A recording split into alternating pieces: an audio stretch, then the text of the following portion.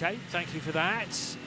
15 hours and 36 minutes to go. We're under caution number 7. Reset of the order in GTD. It's Dominic Farbach and the Lexus car number 15 back in the lead of GTD ahead of the Acura Graham Rahal number 93, the BMW Justin Marks number 96, the Porsche Colin Brown number 54, the Mercedes of Ben Keating in 33 as we go back to green. We certainly do, and the revs will start to rise then as everyone piles their way into turn number 1. All I can see is flashing brake lights, and let's hope that everyone manages to get through now, because again, you would think conditions have changed very slightly from the last time we were racing prior to caution number 7. Threading their way through turns 1 and 2 at the kink at 2A, and then into the International Horseshoe come the GT cars. But there are, what, 4 or 5, maybe 6 prototypes out front, and they're already starting to string out. That may well be the 5 of João Barbosa making ground as well. He was just 1.5 seconds off the back of Renger van der Zande at the line, and the 5 car, I reckon, is making waves on this first lap after the caution. Lap 254 with a little over 15 hours and 30 minutes to go, with the 22 car heading out of the West Horseshoe. Driving that, Brendan Hartley in second position, 3.1 seconds off the back of Ricky Taylor in the Konica Minolta Cadillac DPI. Yeah, so all of a sudden this car is back in the frame, but it doesn't have the pace of the Cadillac in wet or dry, and but I say that as a general rule. But towards the end of his last stint before the caution period, Bruno Senna was turning some fantastic laps in that car and was pretty much matching the pace of the leaders. He found leaps and bounds of time. But you get the impression, Jeremy, that this race, I know they've got a long way to go, it could be one of those races that isn't actually won by the fastest car. You know, we've seen the fragility already. We've seen how little things can happen. You know, the Mike Conway's car following that little incident that Eric Kern had with it. You know, lots of little things can happen. There's still uncertainty over what the weather's going to do for the remainder of the race. So, you know, it's got a lot of fascination in this, despite the fact that the Cadillacs undoubtedly have this performance advantage. What's going to be interesting is to see whether or not, if they do have a problem, they're going to be able to catch it back, catch up again. Yes, indeed. And on that restart lap, Ricky Taylor pulled out nearly 5 seconds over Brendan Hartley. 1 minute 50.4 for the race leader, Ricky Taylor. 1:55 for Brendan Hartley, who had to get past some slower cars. And a little farther back, João Barbosa managed to find a way past Renger van der Zande on that last lap. So João Barbosa in car number 5 has just snuck past van der Zande in number 90 Visit Florida.com car. Yeah, they are both 1 lap down to the leaders. But they are all at the front of the queue, as it were, whereas Brendan Hartley is in amongst the pack. And that's why Jeremy lost all that time. Indeed. I think it's just as a result of being in the pack when the lights went green. 2 hours in total we've now spent under caution. 2 hours and 1 minute 35 seconds to be precise, out of 8 hours and very nearly 8.5 hours of the race. So to be honest, they've done better than I thought they were going to do with cautions. The behaviour has been exemplary for the most part. Yeah, particularly over the last few hours when the conditions have been really tricky, haven't they? Yeah. So yeah, very, very busy lap here for Brendan Hartley. He's having to go high and wide through speedway turns 3 and 4 here. And actually the Dragon Speed car able to sneak through. That's not for position, but the 81 car, which unfortunately for Dragon Speed has had a bit of a nightmare race up until this week, until this point in the proceedings. But Ben Hanley, a real superstar in ELMS last year, and comes from a single-seater background, but he's just slithered his way by there under braking properly, cementing that overtake at least. As I say, not quite for position, but Brendan Hartley could do very little to hold the new Orica 07 back. And also behind Brendan Hartley is the 31 car, Dane Cameron, trying to regain at least one of the laps back on the 22, and showing a bit more pace than the ESM car, as you'd expect really from the Cadillac. So Dane Cameron 7th on the timing screen, tucked in behind Brendan Hartley, who is 2nd, remember, Going a little bit too deep. No, it's okay. Hitting the apex at the west hairpin perfectly, as it turns out, and running out wide there. Careful not to touch the curbs too much. They look like they may be like ice, particularly on the exit of the West Horseshoe, and to drivers left there. Up onto the banking goes the Kiwi once more. Ricky Taylor leading there by 15.4 seconds. As we predicted, the number 10 Cadillac is really opening up this gap after the restart. And Richard Leitz lost quite a bit of time. Number 912 car, he was 5th place in the class in GTLM at the restart. Now down to 9th. So, yeah, he lost 7 or 8 seconds on that last lap. Where is he? He'll be out there somewhere. Who are we looking for? Richard Leitz in car number 912. Okay, 912. Well, there was one of the Porsches very early on that had that issue. No, it stopped. You're quite right. It's just come up with the S sign, or it did briefly. Shay reminds me that it was the 911 car with the sticky transponder, so that's not related to that. But briefly, Paul Truswell, we had an S next to the 912, and now the S has disappeared again. S indicating, by the way, that a car is stopped on the circuit, and Richard Leitz pops back into 6th position now. Okay. So that does sound like it's a transponder glitch, and maybe that Alcamella inserting that car back into the order manually. Really boring stuff, to be honest. Fair enough. Tell it like it is, Jeremy. James Collado is the meat in the sandwich between those two works Porsches. We get a little bit of an update from Shay Adam from the pit lane. Do we have a car in, or just a little bit of news about one of the other runners? No, you just were talking about where the 912 was on track. Go ahead. And I noticed that it was in between the Risi Ferrari and one of the Corvettes. So it is circulating around there. The 911 went by, and then came the Risi Ferrari and Corvette, and then the 912. And Richard was actually making a diving move down the inside of the Corvette. So maybe he gained a position that we don't know about. Yeah, no, it's the positions are the same. It's just that the transponder didn't pick him up on the previous lap around. It did this time, and there's a big long train there. It's a super battle as ever in GTLM. Maybe it was to do with them turning the engine round, putting it in a totally different position, and thought, oh, where do we put the transponder now? It has been on there at certain times, but yeah, the 911 and the 912 apparently now playing up a little bit. But if you're keeping a lap chart maybe at the side of the track, Jeremy's doing it old school style with the handwritten lap chart, and the Porsche's still definitely in the top 7, but just throwing us a bit of a curveball from time to time. Yeah, I tell you, the best lap on that last tour was set by number 85, Stephen Simpson, a 47.9. I don't remember. Oh, well, it was a 47.8 by the leader on the previous lap, but that's a really good lap time there by Stephen Simpson in car number 85. That's a JDC Motorsports entry, and he is running in the 6th position and trying to hold on ahead of Dane Cameron. He's got about 20 seconds advantage on him at the moment. Did Cameron have a slow lap? Yeah, he lost a fair bit of time on that last lap. Certainly a good clean lap for Simpson. Not quite so clean for Dane Cameron, but those two cars, number 85 and number 31, and number 55, with Jonathan Bomarito currently at the wheel of the Mazda. All those 3 cars on the same lap, and they are 5 laps adrift of the race leader. If anything, Bomarito is closer to Dane Cameron than Dane is to Steve Simpson, with that fast lap, as you say, from Simpson on the previous lap, and a slightly slower one from Cameron. Yeah, good point. So out of the bus stop chicane goes the Porsche. Now, is this 911 or 912 that you can hear in the background?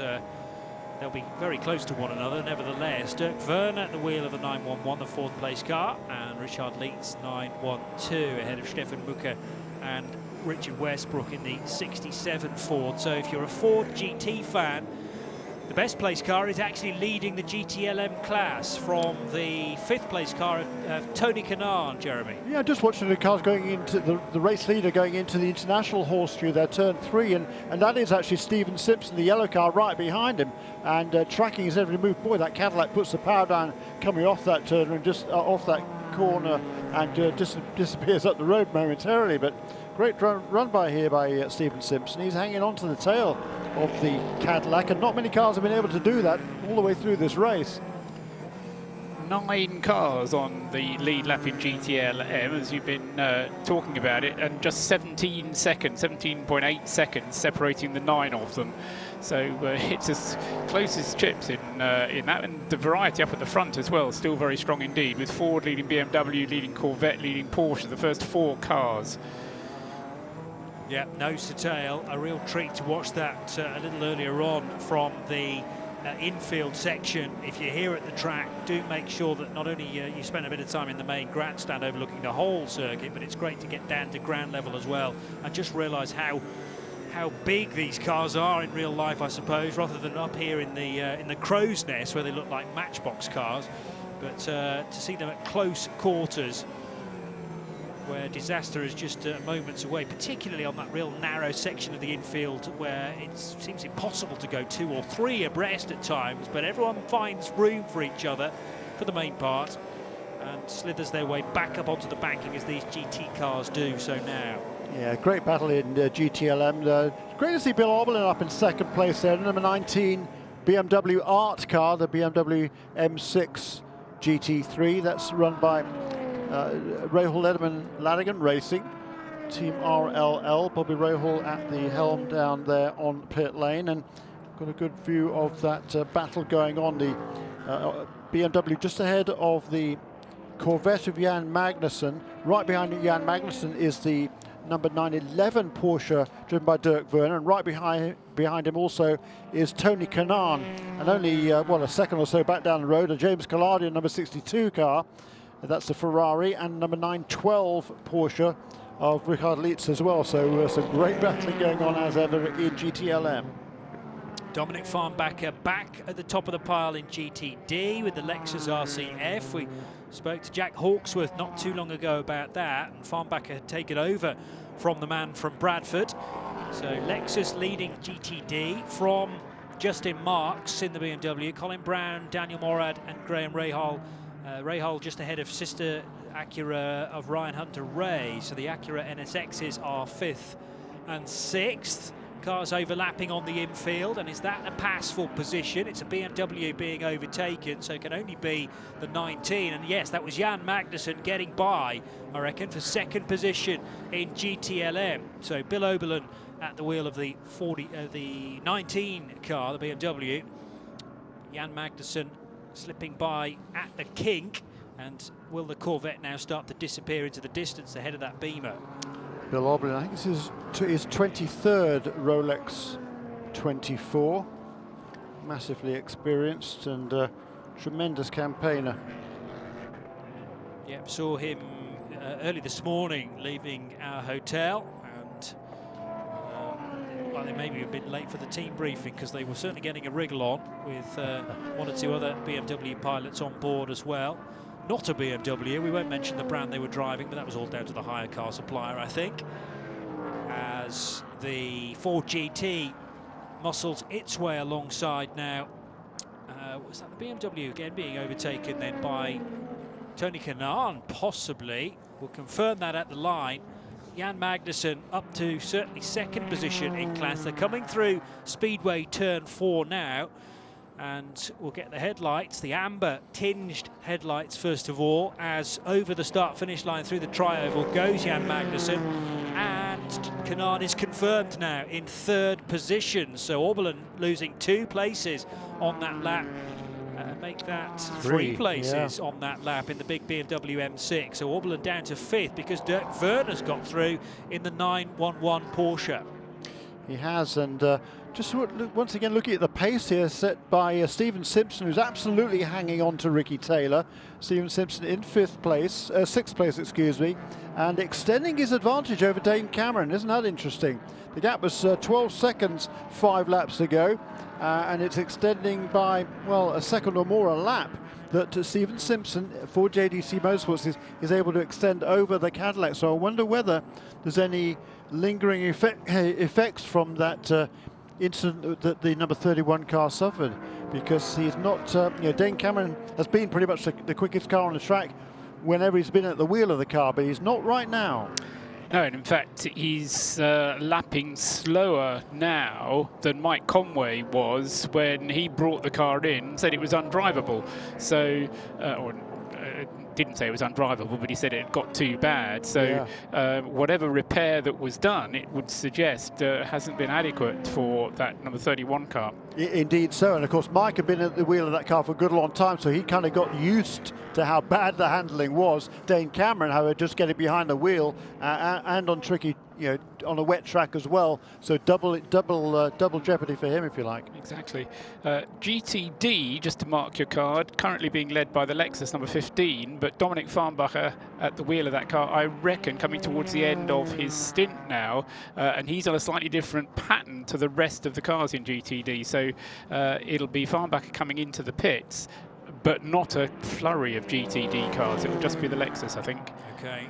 Look out for that. The very smartly turned out Lexus in its electric blue colours. Sadly, there's only one of those left in the race. That's the 15 car leading the class at the moment, but it will shuffle around relatively shortly to see the BMW of Justin Marks back in the lead, the number 96 car. It's IMSA Radio covering the 2017 WeatherTech SportsCar Championship. We're live here at trackside, and the only broadcast crew bringing you live uninterrupted coverage of the full 24 hours here at Daytona International Speedway. You can hear us on XM 204, Sirius 136, and via the FM frequency 107.9 here at the track.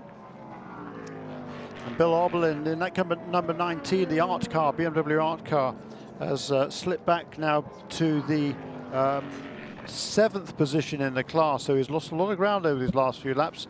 Last lap was pretty slow, and that art car, it's the 19th art car, BMW art car, that's been produced over the years. John Baldessari is the artist responsible for the colour scheme here, and minimalist is how it was described. Yeah, I wouldn't disagree with that. Is that why it's number 19 then? Yes. Because it's the 19th car? Indeed. Right, okay. I was trying to do all sorts of things with with years and things. Yeah, but, 19th art car, that's right.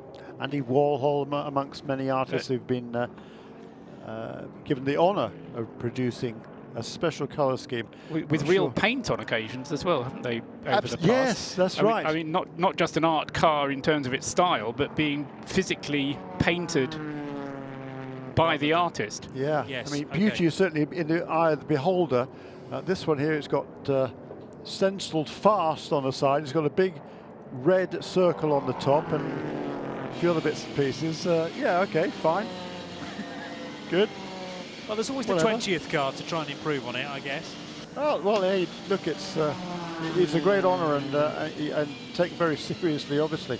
The gap between first and second, the restart, there was just a few, well, no, there was several cars in between the two leaders at the restart, but now that gap has gone out to 32 seconds between Ricky Taylor and Brendan Hartley. Another 1 minute 50.6 that time for our race leader Ricky Taylor. Into the pits is that a Corvette? No, it's a BMW, the Turner BMW, isn't it? From GT. No, yeah, but no, farther back, stationary the already. car that's already stopped. Yes, that's quite right, it's a Corvette. Oh, okay, it's Oliver Gavin. Ollie right. Gavin's yeah, Corvette fine. number 4. That's the car that had the problems early on, back in 10th place, and is 22 laps off the ultimate pace in GTLM. And I speak of the Turner BMW from GTD. Shay Adam is down there watching the stop. Fuel and tires only, and they are actually, no, I say that, and as soon as I do, they pop the engine cover off. A lot of steam coming out. I think that is just from the brakes, though, looking at everything the engine itself is not rattling in any places that it shouldn't be. The engineer on the right-hand side of the car, the passenger side, is checking inside the wheel well to make sure that all is good with the suspension. Ooh, they just gave the signal to push back behind the wall. They're putting the hood back on, turning the engine off. Justin Marks hitting the steering wheel angrily. And yeah, this car will be going back behind the wall. Something wrong with the steering. Okay, thank you for that. This is the 96 BMW that was second. It's dropped to at least 9th, but it goes behind the wall, and it will easily drop outside of the top 10, therefore, of GTD. We'll let you know when that car re-emerges onto pit lane proper. So still no indication when the Lexus out front in GTD is likely to stop. Shea Adam was at the pit stand not too long ago, couldn't see a replacement driver, but that driver may be called at the very last minute, Paul. I would expect it to, yes. The car has been out now, well, it's on its 28th lap of its stint. The previous stint from Jack Hawksworth was exactly 28 laps, so if it doesn't stop, then it's going to need to. Yes, I'm sure they're ticking those laps off, just as you are.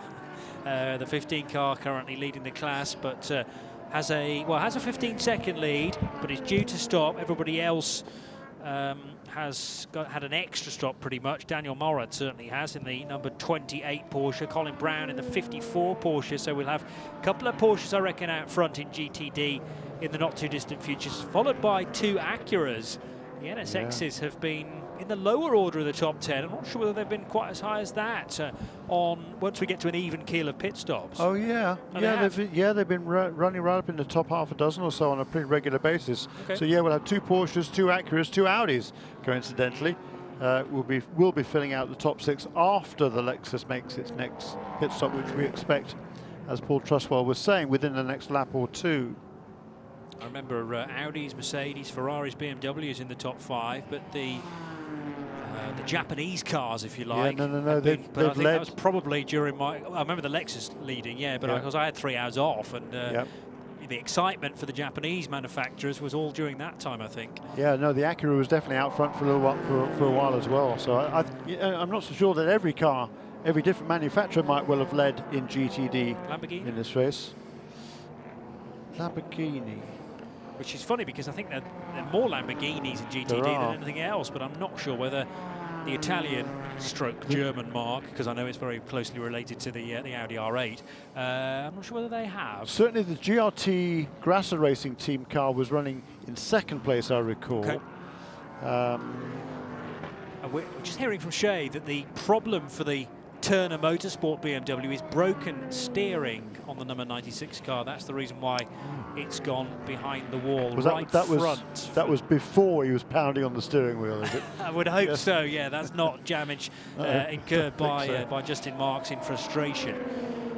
So, yes, hopefully that is I'll say a quick fix, not necessarily an easy fix. Depends how much of the front right steering has failed or broken.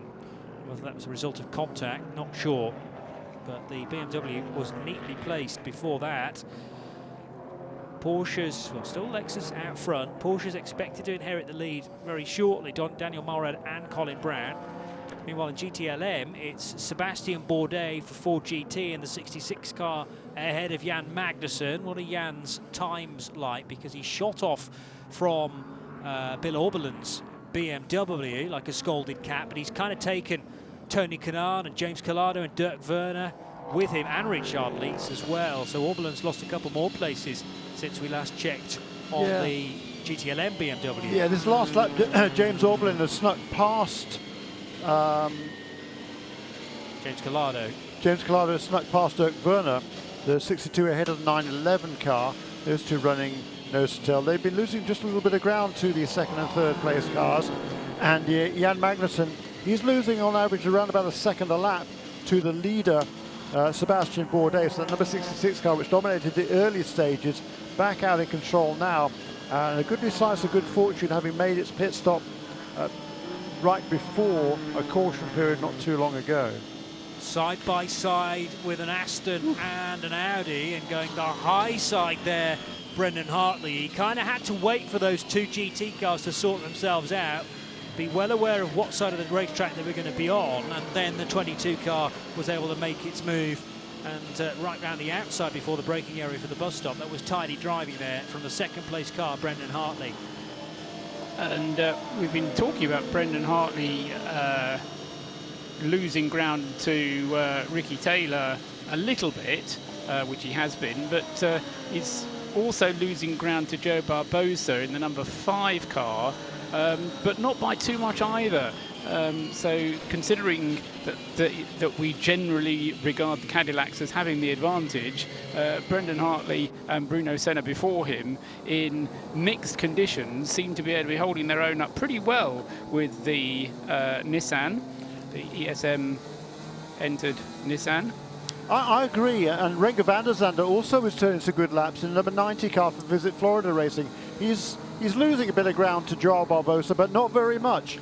The gap has gone up by maybe 2 seconds, but only over the period of the last 6 laps. So that's a good effort by Renger van der Zande. I saw him while I was having some dinner down there at Marin Champlain's a few hours ago, and he was sort of wringing his hands. He said it was a bit of a struggle for them. They were 2 or 3 seconds down a lap, they reckoned, on the Cadillacs at that stage, and indeed the fastest laps in the dry would back up what Renger van der Zande was saying. But now in these conditions, that car is able to match the same sort of pace as the leaders. So yeah, the power disadvantage isn't as great when the track is wet and you're not able to use the power as much. That's exactly right. So the Multimatic Riley Mark 30 chassis that is being run by the VisitFlorida.com team now, coming into its own as tricky conditions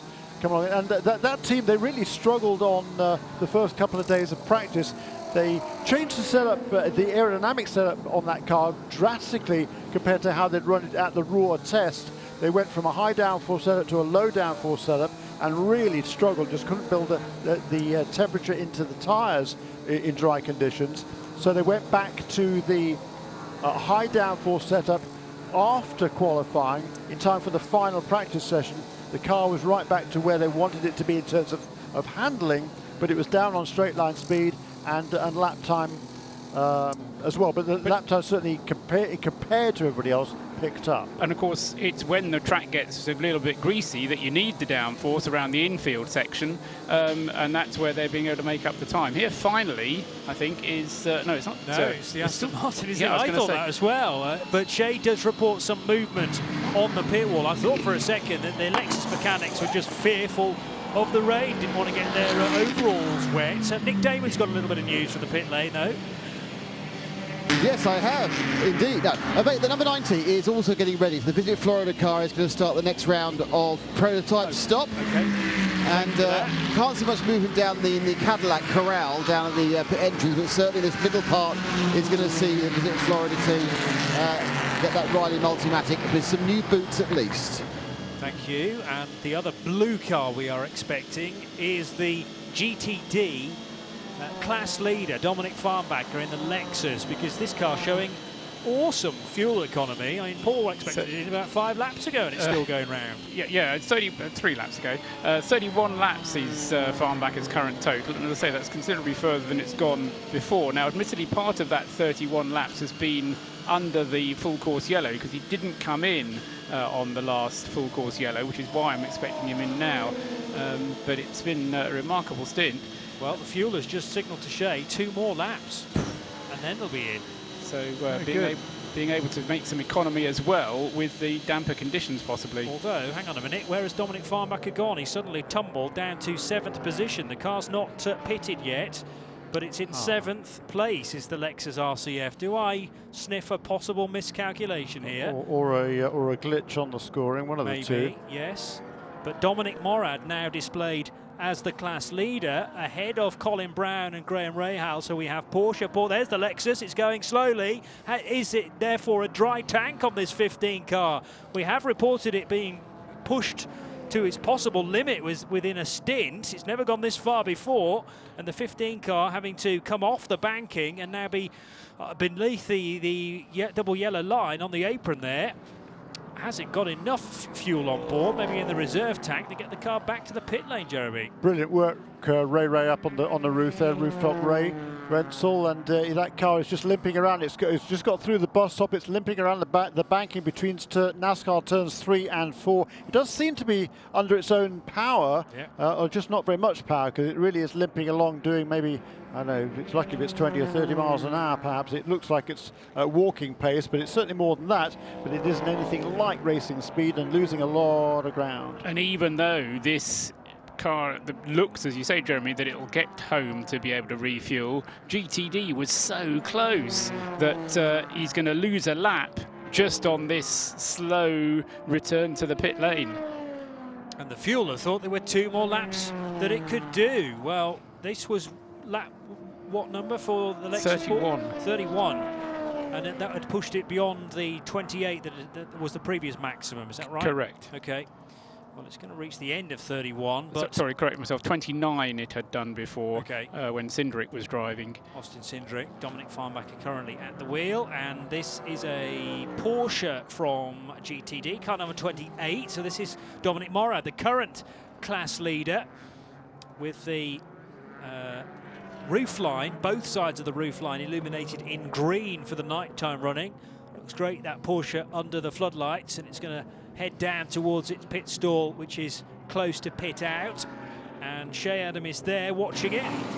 Luckily, there is nothing between myself, the Lexus pit box, and the 28 pit box, so the Allegra crew goes to work. Daniel will be staying behind the wheel of that number 28 Porsche. They are putting new wet tires on the right side of the car first, securing those on as the air guns go in.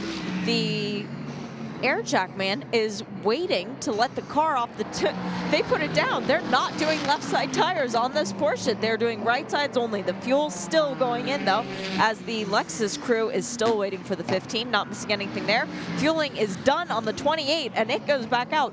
Right sides only for the Porsche. A bit of trickery as the 15 has just made it onto the pit lane, but Johnny, I think it might be a couple of seconds before it gets down to me. Yeah, still only doing about 20 miles per hour, I'd say, as it trundles its way down pit road, having been nursed. Oh, it's got damage. It's a rear right puncture. So there we are talking about the tank being empty.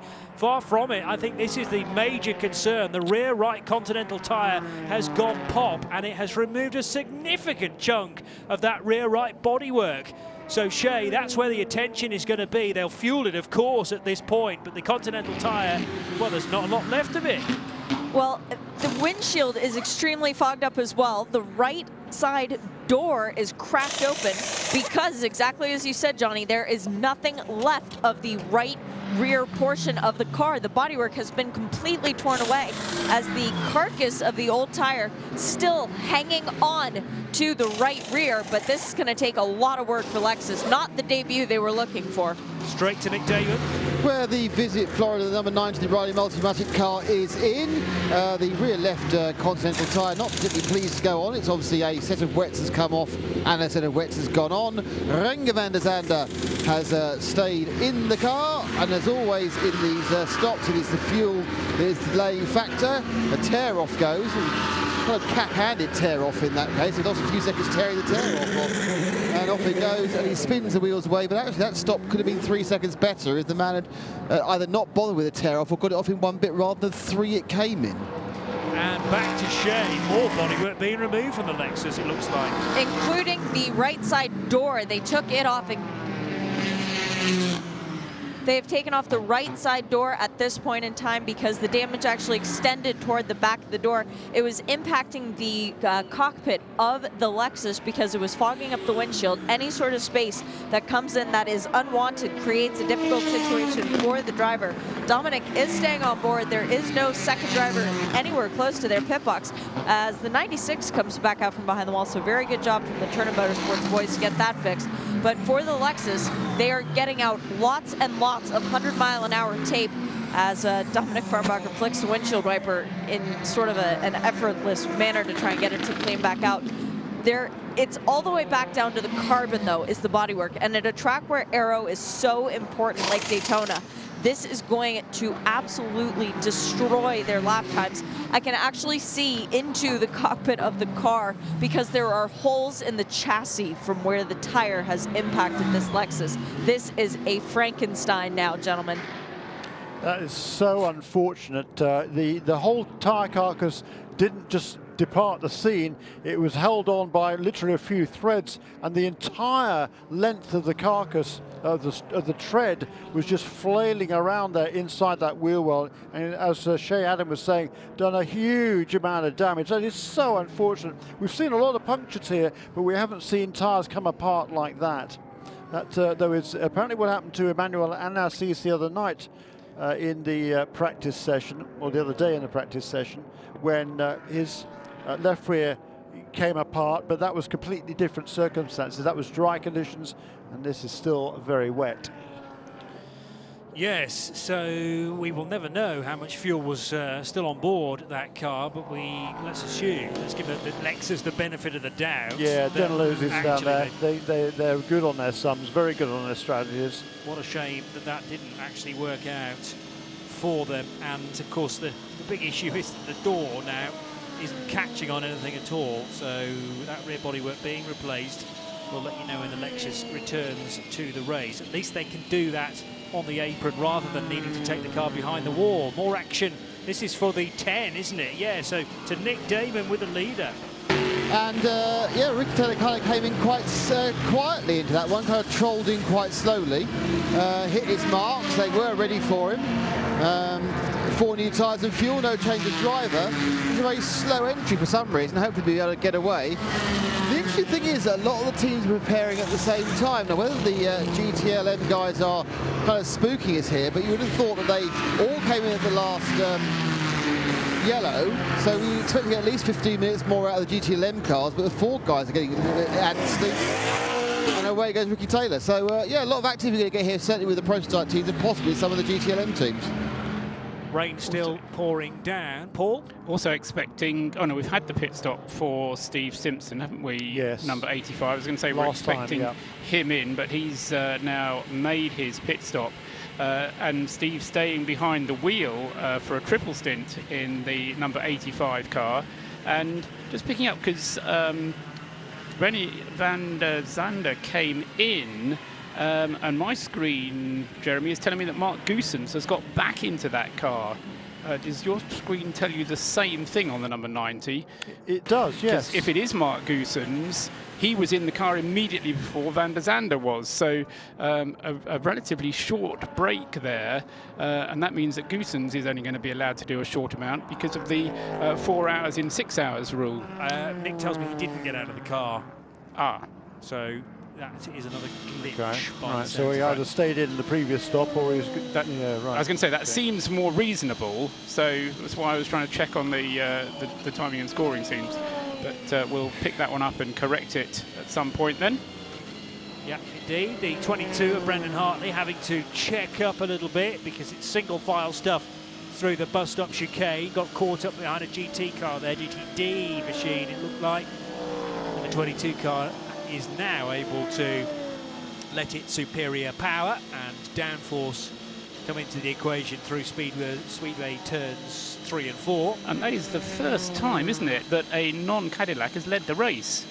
Yeah, I think it is. It's we haven't had a Nissan, we haven't had anything. Well, the Mazda led very, very briefly, didn't it? But not across the start-finish line. I don't think so. No, it didn't come across the start-finish line in the lead, Jeremy. It came into the pits at the end of the lap that it would have led. Right. And because its pit is before the start-finish line, we have a curious situation at Daytona where the start-finish line actually crosses the pit lane halfway down it. But so Brendan Hartley, the first, as I say, non-Cadillac driver to lead the race. Right, okay, well that is crucial with this 3.8 litre turbocharged engine, isn't it, in the ESM car these days. And Brendan Hartley then out front. We've had a little bit of a shuffle round in the pit lane with Shea Adams stepping away for a break and Jim Rolo taking over. We'll hear Jim's dulcet tones very shortly. as into turn 6 goes the number 22 car. He has a wall of GTs right in front of him here, including one of the 4 Ford GTs with the blue lights, the vents illuminated with that day glow blue colouring. Also that multicoloured Mercedes AMG being overtaken as well in GTD. And I'm reminded all the time quite how busy these laps are for a race leading prototype, because no sooner as you've got past a batch of GTs, but in the braking area for the bus stop, there's yet another Mercedes AMG now for Brendan to duck past. Just 10 days, or maybe now 11 days ago, Brendan, of course, was at the wheel of a GT3 Porsche, winning the Dubai 24 Hours with Precoat Herbert Motorsport. Alfred and Robert Renauer, Daniel Alleman, Ralph Bone and Brendan Hartley managing to make it another victory in the 24-hour series in the Middle East. And I think he went home actually to New Zealand briefly, did a little bit of mountain biking, and then came straight to Daytona for more motorsport action. Not only is he an incredibly talented young man, but also just a motorsport enthusiast through and through, willing to be racing any weekend and any type of machinery. Also rather fraught for another one of the prototype cars. This is heading through, this is the 90, I reckon, heading through the, I beg your pardon, it's the 99 car. No, it's the 66 car. I can't read upside down. That's the issue. The Ford GT, the 66, working its way through Speedway turns 1 and 2. Here is Jim Roller then. Welcome to the pit lane once again. Thank you, fellas. I see you haven't fixed the leak in the clouds while I was gone. We're trying. Thanks for nothing there. I've had to break out the rain pants for the first time in about 4 years. And luckily, I've got to use my equipment to keep them up, which is nice. Quick update on a serious note. The 2 car, and that was the 81 car you just heard leaving. 2 car and 81 car have been in. Now it's interesting, the 2 car took the rear deck off, had to look around in the engine and put it back on and send it back out. They didn't really do anything, but they had a quick look-see as to what's going on in there. And what a great race for the Cadillac so far, and it's been, I tell you, what a great presence they have here at this event. Even the folks from Black Cadillac are here, and they wanted a little shout out, so there you go. Job done, I think. Thank you, Jim. We'll be hearing plenty more from you over the next couple of hours. Nick Damon, our other Continental Tire pit lane crew member for this period of the race, and we're only now, what, 23 minutes away from Saturday becoming Sunday here in Eastern Standard Time. We're at Daytona International Speedway, and the race leader is on pit road. The number 22 car then, Brendan Hartley, at the end of lap 274 with a minute and 1 second lead over Ricky Taylor, comes to a halt. And who's got the ESM car, Nick or Jim? That's me, guys. Ahead, Jim, it brings a car to a halt and fuel hoses go in. Going to be just fuel only this trip. Doing a little cleanup work on the windshield, checking the tire pressures. They always do that. They always check things here because tire pressures, cambers, they're quite different here at Daytona because of the banking, and they have to keep a constant eye on that sort of thing to make sure they're getting the proper tire life. So Brendan Hartley, he of the shaggy mane, will be heading back out onto the racetrack shortly in that beautifully turned out black and green Nissan DP car. Yeah, thank you, Jim. And the 31's just been in, Nick Damon. Yeah, and got away under its own steam as well for the first time in a while.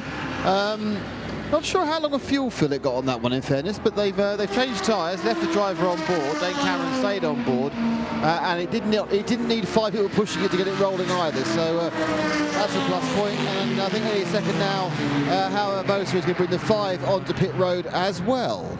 Okay, we'll be back to you very shortly for that. Gentlemen in the commentary booth, what have you got? Yeah, and just reflecting on that pit stop that Nick described for the 31, Dane Cameron staying on board, and apparently just a fuel and tyre stop for them.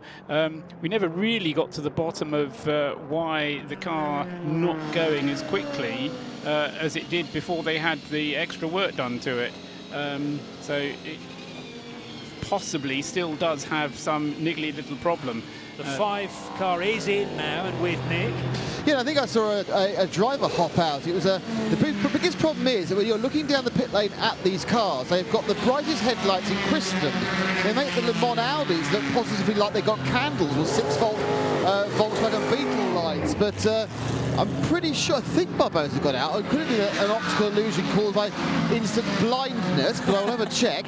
I can't see it. Actually, I might have got that actually wrong. It might be a complete mistake that I have thought someone got out who didn't because I couldn't see anything. Yeah, well, that's understandable. You're starting to see like a mirage now, or optical illusions. Well, we'll get confirmation on that, assuming the driver ID is correct, of course, once Drow or a co-driver pops up on the screen at pit lane out. Jim Roller's got a little bit of news for us. Yeah, the 38 car in search of a Rolex watch has just made a pit stop out of the PC lead. James French behind the wheel of that car. It looked from a distance, guys, like it was fuel and tires only. Okay, thank you for that. Now, the 5 still has João Barbosa at the wheel, according to the screen, and that will mean that he's been in the car for a little while now. Remember, you can't exceed 4 hours in any 6 is the rule, isn't it, Paul? That's right, yes. He's done a stint and a half. Okay. So Albuquerque before him did 4 stints and a bit. So it was a monster stint from Albuquerque before him. So Joe, I'm sure, will want to not necessarily match, but do a good long stint as well. Of course, the advantage of doing a good long stint is that it gives your other drivers a good long rest. Yeah, good point. And often we see that driving stint times are increased during the evening and early morning hours, just to when you bolt 2 of those together, your 3rd or 4th drivers get a decent time to snooze.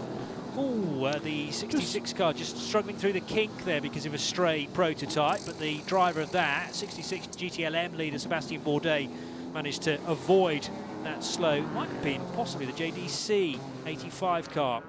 Really, I was just going to make a note about that because it lost a lot of ground relative to number 31 car since or during presumably its pit stop. Paul, can you check how long the pit stop was for number 85 on lap 265? Because before this current round of pit stops, it was leading number 31 car by 26 seconds. And now it's about 15 seconds behind. Yeah, it was. It doesn't really add up because it was a 1 minute 27 second stop for Stephen Simpson, who stayed behind the wheel, and for 31 it was 1 minute 24 seconds. So 3 seconds lost by Stephen Simpson, but I think it must have been some relatively different lap times as well, which make the difference. And of course it can often be in and out laps which make the difference. Jonathan Bomarito, by the way, now on an out lap in the number 55 Mazda. That car is 8th in the prototype class. We have GTLM cars as high up on the screen as 9th place overall, and have had for a little while now.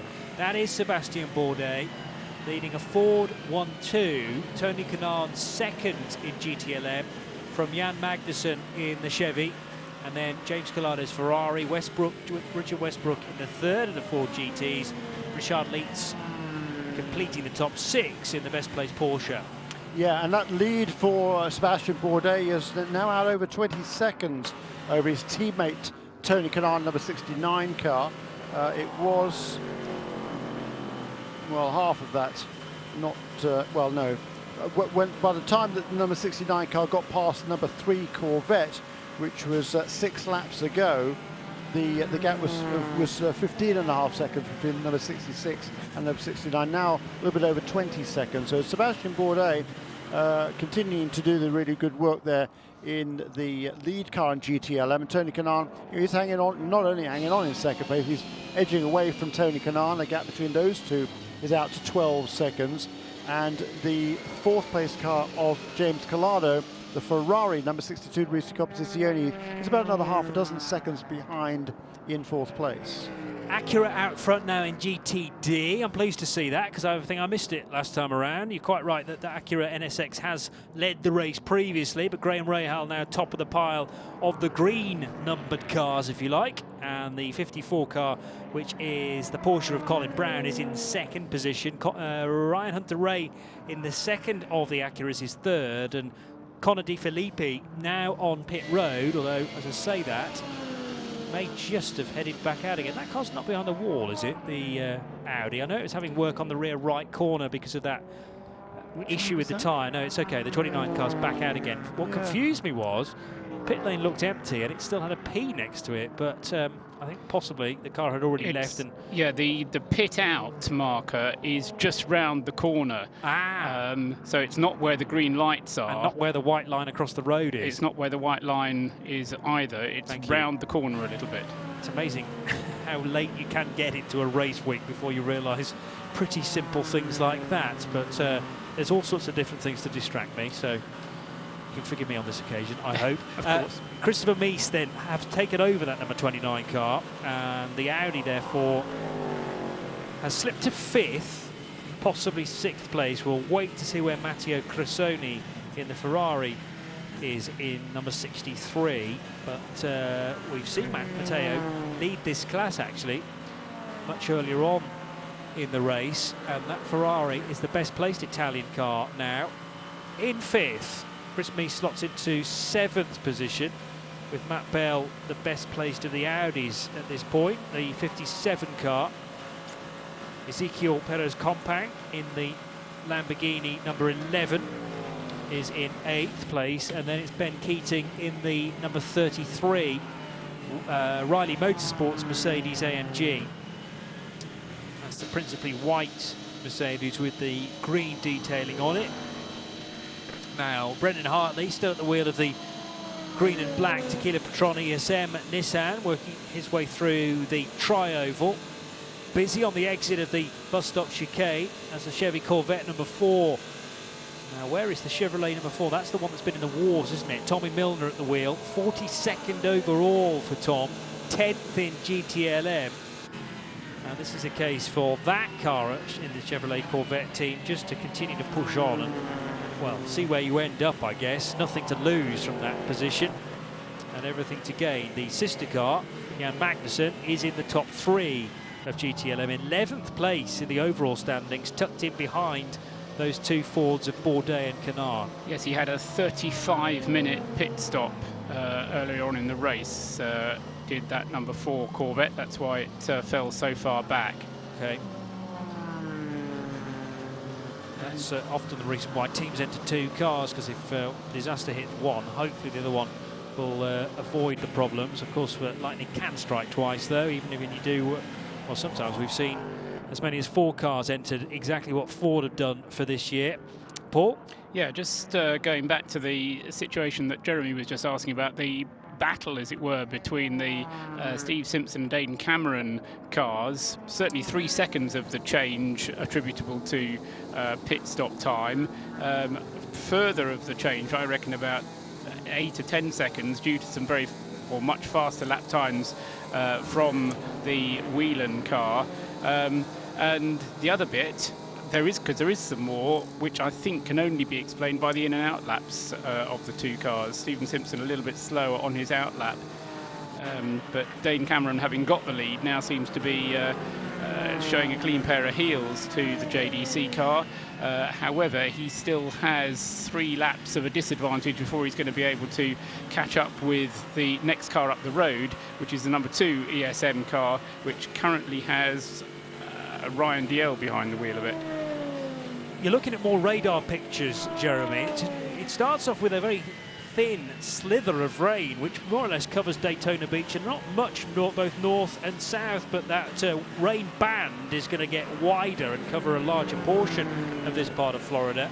Can't see an end in sight to the rain right now, though. No, it looks we're going to have this for quite some time yet. The northern edge of the rain band isn't that far away, up in Palm Coast, which isn't that far away. Yeah. But this whole stretch is now moving pretty much from west to east, and it doesn't look like it's going to stray away from the Daytona Beach area for quite a long time. So That it did say a while ago, for several hours, and it's keeping true to its word, unfortunately. I don't think the conditions are going to ease up too much anytime soon. No, indeed so.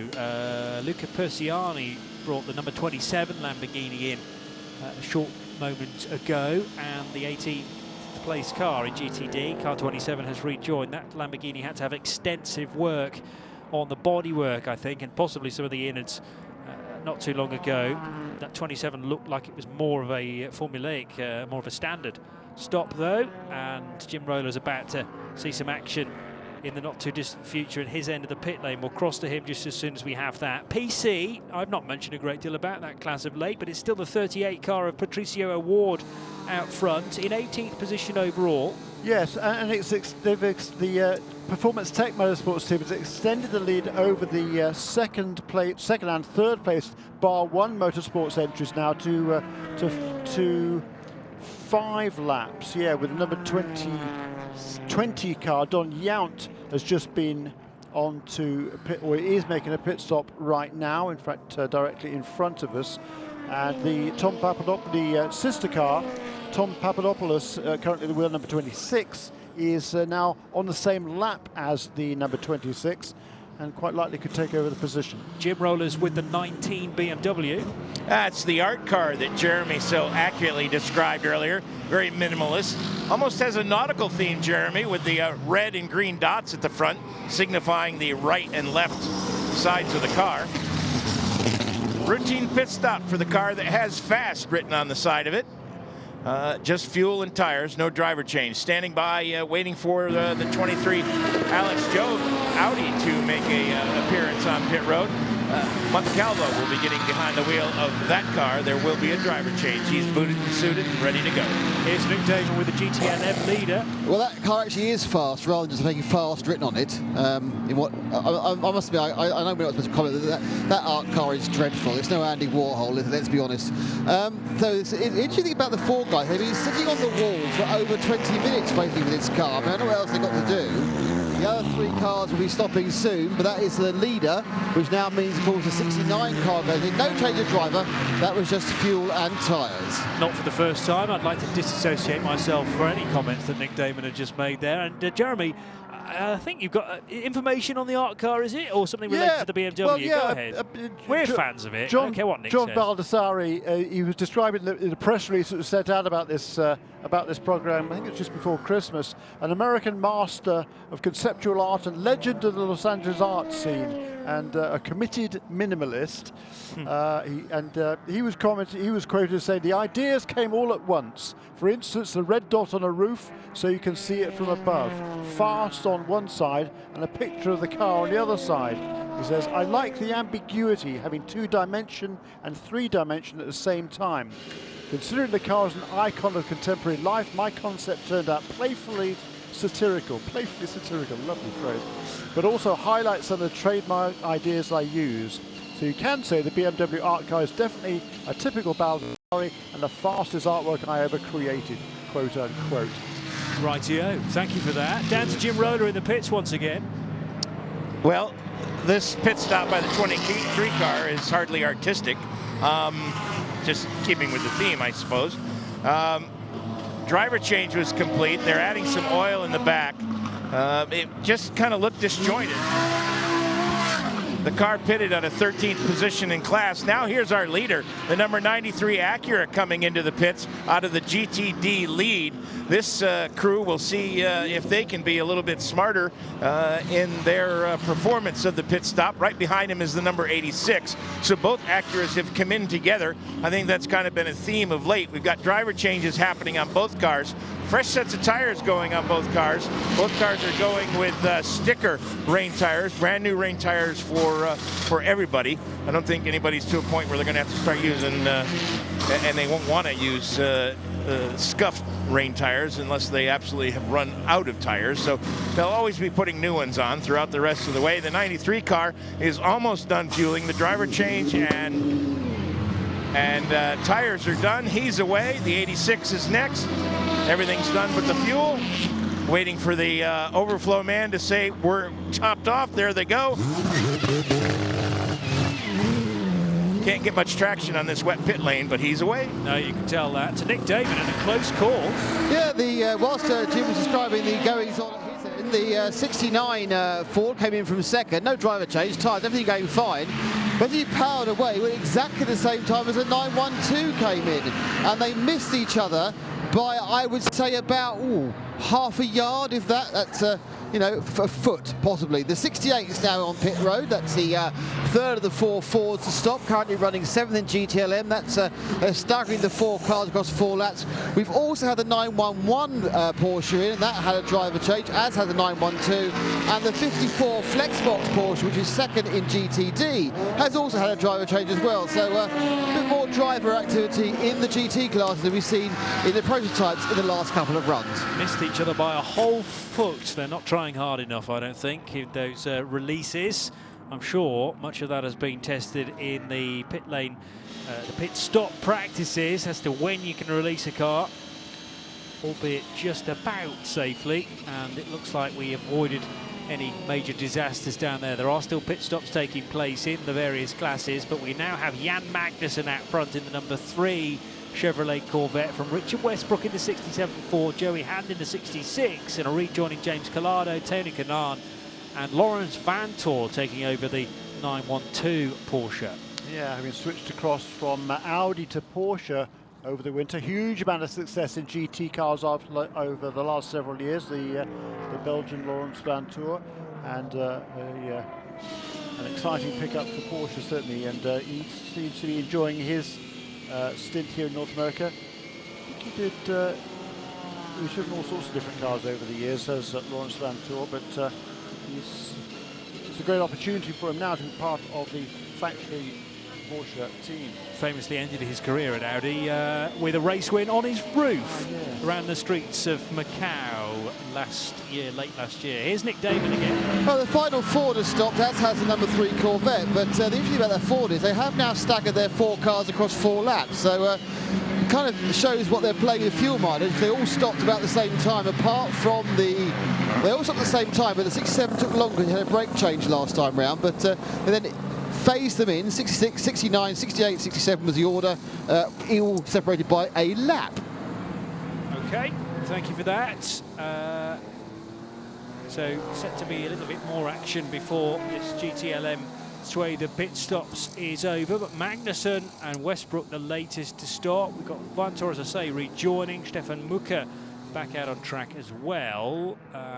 The 50 car has appeared on pit road. That's from the GTD class though, and Gunnar Jeanette is the driver of the WeatherTech backed Mercedes AMG from Riley Motorsports. Rain still pounding down, so no question about it. Wet weather Continental tyres going on that car. And that car was up in the top 3 for quite a long time, and just after Cooper McNeil took the wheel of that car, I don't know, an hour or so ago, they had a problem with the right rear, I think it was, wasn't it? And he was straight back into the pits with a pretty lengthy stop. That dropped them a couple of laps off the lead in GTD. To Jim Roller once more. The 96 Turner BMW has made its call on pit road. Driver change, fuel and tires. This was the car. Yes, go ahead. Thank you, Jim. We'll come back to you if we can. Nick Damon, though, what have you got? I'm with Dirk Muller out the 911. Dirk, how is the brand new Porsche handling in these wet conditions? In the beginning of the stint with the new tires, it was pretty good. But, you know, since we changed the tires now for this season, we have to readapt a bit with its less grip, definitely. And right now, with the track being dry in the banking pretty much, but still damp in most of the part on the infield, it becomes really, really slippery and greasy. So towards the end, I was fighting a lot with mainly with the car and the tires, but you know, it's good maybe to train the reflexes a bit. Is the fact that the banking is dry, is that damaging the tyres, or can they survive that bit of dryness before they get nice and wet again in the infield? Yeah, the tyres still look good when they come off the car, but I think they get quite some temperature, and that's why they are sliding quite a lot, because now you don't have enough water to cool them down, so they're constantly in a high temperature range. But you know, the Michelin tires still stay consistent, from the tire wear and how they look. It's still good, but it was quite difficult with the track conditions right now. Turkey, thank you very much. And apologies to Jim Roller, I cut you off in your prime there. No apologies necessary. I certainly hope our dear listeners would rather listen to a real driver than me prattle on about stuff. The Turner Motorsports stop was flawless. Klingman got behind the wheel of the car. Now, he's looking for a little redemption in this race. You may recall at Petit, he had a very bad outing. In fact, just kind of stormed away from the team after causing the team quite a bit of grief out on the racetrack and kind of walked out. So I was surprised to see him back, and he's hoping to get a little redemption in the 55th running of the Rolex 24. Yes, indeed. So we'll keep our eyes peeled for that car. 96 back out again after more problems for the Turner Motorsport back machine. So homing in on another half an hour completed, but crucially for us, we're going to head from one day into the next in less than a minute's time, because the witching hour is approaching, and Jeremy Shaw, I think, maybe stepping away, about to hand over to Graham Goodwin of dailysportscar.com. You've got Johnny Palmer for the next half an hour or so, and it'll be John Hindhaugh from midnight 30 through till 4:30 here on IMSA Radio, bringing you live and uninterrupted coverage of the 55th running of the Rolex 24. We're on XM 204, we're on Sirius 136, and on the FM frequency 107.9, scanner frequency 454 even, and of course on IMSA Radio on the World Wide Web.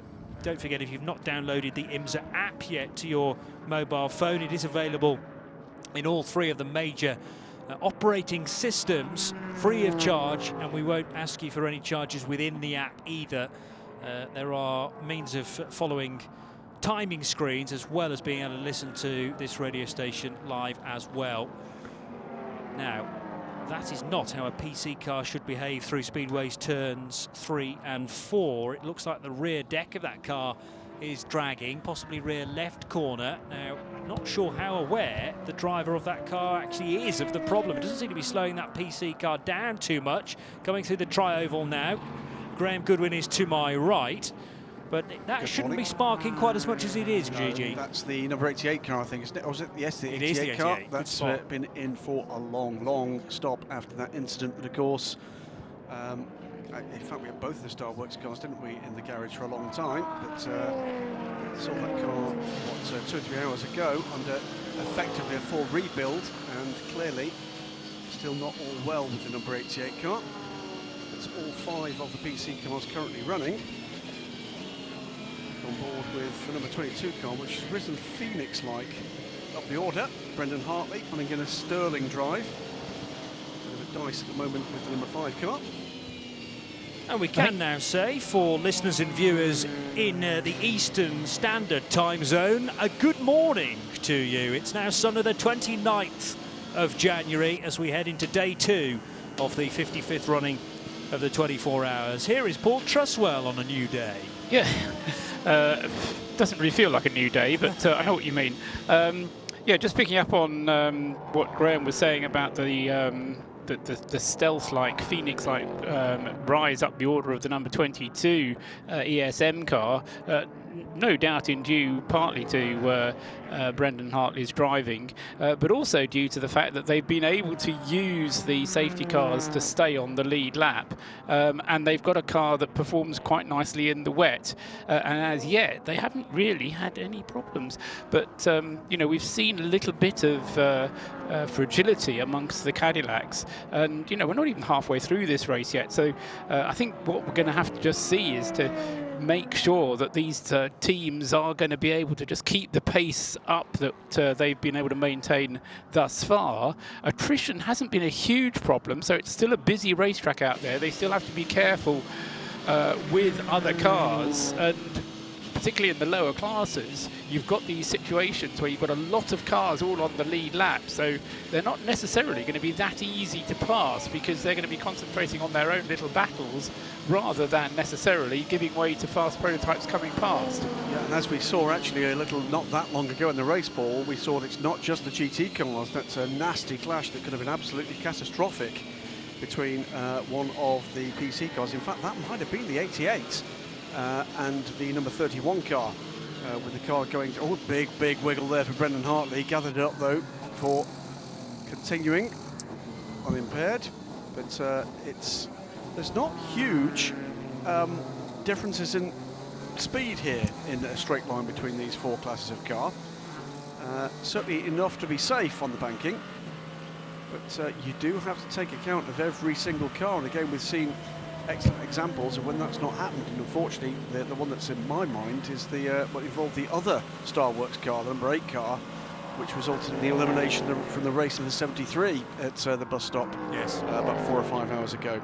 Yeah, Matt McMurray, wasn't it, driving the 73 at the time, and assaulted, I think it's fair to say, at the chicane. Will have been oblivious to the fact that that PC car was kind of out of control with John Falb at the wheel, and got steered into the tyre wall and then hit again by the prototype.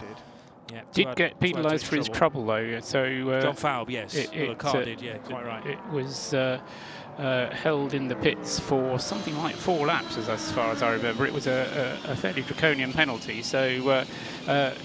Indication to drivers and teams that they do have to take their responsibilities seriously out there. Correctly so. Conditions certainly not getting any better out there. I can report that it's still extremely cold. That's not something anybody, actually listeners who's in the infield, needs telling. Hope you're actually wrapped up warm and have a warming beverage of some description. Yeah. Something on the barbecue. I mean, in terms of the impact on lap times, I mean, we're cuddle up in the warm here, but I mentioned earlier on internally that we were losing about 10 seconds per lap. That's gone out to about 14 seconds, 15 seconds per lap now. So that a kind of physical demonstration of how conditions have worsened with the lap times. I mean, Ricky Taylor doing a great job in the Wayne Taylor car, number 10, and he is the fastest car out there at the moment by a stretch. Even Brendan Hartley can't keep up with him, and Joe Barbosa as well, just dropping away a little bit from Brendan Hartley. So, but overall, as I say, those lap times, 12 to 15 seconds slower than they were when we had dry conditions at the start of the race. Now, I'm looking at the 88 car on pit road at the moment. I don't know if one of the boys is down there with the car, but the team clearly have seen the same pictures we have. Conor Daly's got out of the car. There's been a driver change for the 88, and they were looking at the rear, and I suspect the rear diffuser of that car, which certainly something was dragging along at the rear of the car, and diffuser for me would seem to be the obvious choice there. Yeah, Nick is there watching this stop. This car is what we best described as pre-owned, but not very pre-loved. Pre-crashed, perhaps, and if you look at it, there's vast swathes of the parts of the bodywork that should be there that aren't. The cutout on the rear right is not a cutout, it's just a missing hole, and they're trying to balance various parts of it, but basically it's had a big old smash beforehand, a couple of incidents, and effectively the car is not very well. I think you can see Conor Daly meandering around the back. I think we just go a quick word and see it just looks horrible. It's handling horribly as well. Where's he gone? He's stuck around. Hang on. Sorry, excuse me, sir. Conor, quick word. You brought the car in. It's looking aesthetically in a sorry state. Is it handling okay though? Honestly, man, I've never driven in conditions like that in my life. We were out there on the first set of wets that I went out on, and it was okay that they sort of came up to temperature. But then as soon as the rears went away, I mean, as soon as you come up on the banking, I mean, it's like a frozen track. So I thought, you know, new tires would help us, but I think it's so difficult to generate heat that once we did, the traction was slightly better, but then the fronts are gone. You lose all the heat in the front. So, I mean, I've literally never driven in more sketchy conditions, and it's not even raining. So it's just the track is so cold and there's no sun that it's so difficult to generate any heat. So is there anything you can do, just in case of putting the pressures up, or will that have other effects? I don't really know yet. I mean, I haven't got to try any higher pressures or anything. But gosh, I told the other guys, I was like, man, this is like really difficult. So you're going to be really earning your money today if you just keep the thing going straight. That's got to get yourself warmed up, and they're still looking at the back. It's a frozen track. Perhaps they'll let it go. It was beautifully described, wasn't it, by Nick Day? But I should say, by the way, Nick, incorrectly describing it's pre-crash. It's actually post-crashed and post-repair post-crash. And now, yeah, you're right. That rear bodywork looks like it's had a shark attack more than anything else. But the StarWorks crew working hard to turn that car around. I'm sure we'll see the 88 back on track. Yeah, yeah. There should be a hole on the top of the wheel as a means for water to escape and also to make sure the car stays on the ground if it has a crash. Is that right? Even the PC cars of 09 have those holes cut out. It reduces the pressure, the air pressure underneath if the car gets airborne. So it basically increases the angle and the speed at which a car will flip. Yes. So that's a kind of square cutout, or an oblong-shaped cutout. But the problem is that the extra bit where you can see the whole of the side of the Continental tyre shouldn't be there. It's basically an advertising feature for Continental. I think that's what it is. It becomes so, yes. Absolutely. Quite right. It should be written into the regulations for any single tyre supplier, but it's certainly not helping the game for Connor and his replacement aboard the 88. But what was interesting is Connor saying it's not raining. Yeah. There is a little bit of rain in the air, but it's not what I would call heavy rain. It's the number 28 car. You're quite right. There is a fair bit of rain still coming down. It's interesting, isn't it, when you're in the driver's cockpit, and that is an open cockpit as well. But I suppose you're razzing around here so fast, it's actually pretty difficult to work out whether it is still raining or not. But a very cold track, still very greasy track. And these cars, once they've found their way to wet tyres, which was a number of hours ago now, should be able to cope with this level of moisture on the track. But what it doesn't have a chance to do really is it's drying out on the turns, as we were hearing from a driver earlier on, because of that 43-degree banking through speedway turns 1, 2, 3 and 4. The rain runs off the track nicely, but the infield section remains damp. And I think part of the problem, and as far as I know, there is only one spec of Continental wet tyre. There's no intermediate available to them. But the problem will be that this tyre is going to be designed to work just as well in a hot Florida rainstorm as it is on a cold Florida winter night. So as we just heard there from Connor, getting the temperature into the tyre is going to be crucial to get it to work properly and to squeegee away the water and therefore make it grip better. So very challenging times for the drivers out there. So all credit to all of them, I say. Renger van der Zande in from 4th position in the 90 car. Nick Davies there. And I'm watching him with like a hawk, and he's definitely staying in. So whatever it says in the timing, it's still him in the car. You're not being blinded by those headlights again, no, because I'm behind this one, so I'm all right. Genuinely, it is so bright. Also, it is still raining and it's blooming cold. So this is a triple that van der Zande is going to be going on to. However, he's only done 21 laps on this one, as compared to what Mark Goossens was doing, which was 22 laps. But it may just be slightly precautionary, and it is possible as well, and we've seen this before, where the fact that there's no grip means you get more wheel spin, which means that rather than actually using less fuel in the wet, you actually use more fuel in the wet because you're spending half your time spinning the wheels and going nowhere, which just uses up the fuel more quickly. It's like sticking at a traffic light and revving the engine. Doesn't get you anywhere. So van der Zande in after 21 laps. Ricky Taylor in the lead car is on his current 22nd lap of this stint, so he will be in fairly shortly, to be followed, I suspect, by Steve Simpson. Steve Simpson should be handing that car over because he's done a triple stint already in the number 85 JDC car, the Orica number 85. Jim Roller's just watched a pit stop for the Dragon Speed car, number 81. Yeah, 81 was in routine, driver change, fuel and tires, but I think Loic Duval got in the car, and if that's who it is, or really no matter who it is, I would be having a word with the crew on the radio, because nobody cleaned the windshield. And you know how, I don't know if you've ever driven and you've run out of windshield wiper fluid, and the window's got that film and everything. Well, the wipers were going back and forth, and it was just smearing everything. I don't know how he can see out of anything out of that car. Okay, well, this could be an interesting stint for Loic Duval then, certainly the start of it. Graham? We also saw, actually, just before the pit stop for Renger van der Zande, from the lead in GTD. The Allegra Motorsports Porsche had worked its way through to the lead on pit stop rotation. And driver change for that. Daniel Morad out of the car. Jesse Lazare into the car. 28 car now runs fourth on track. And that's another car that's had, Paul, a stealthy run back up the field.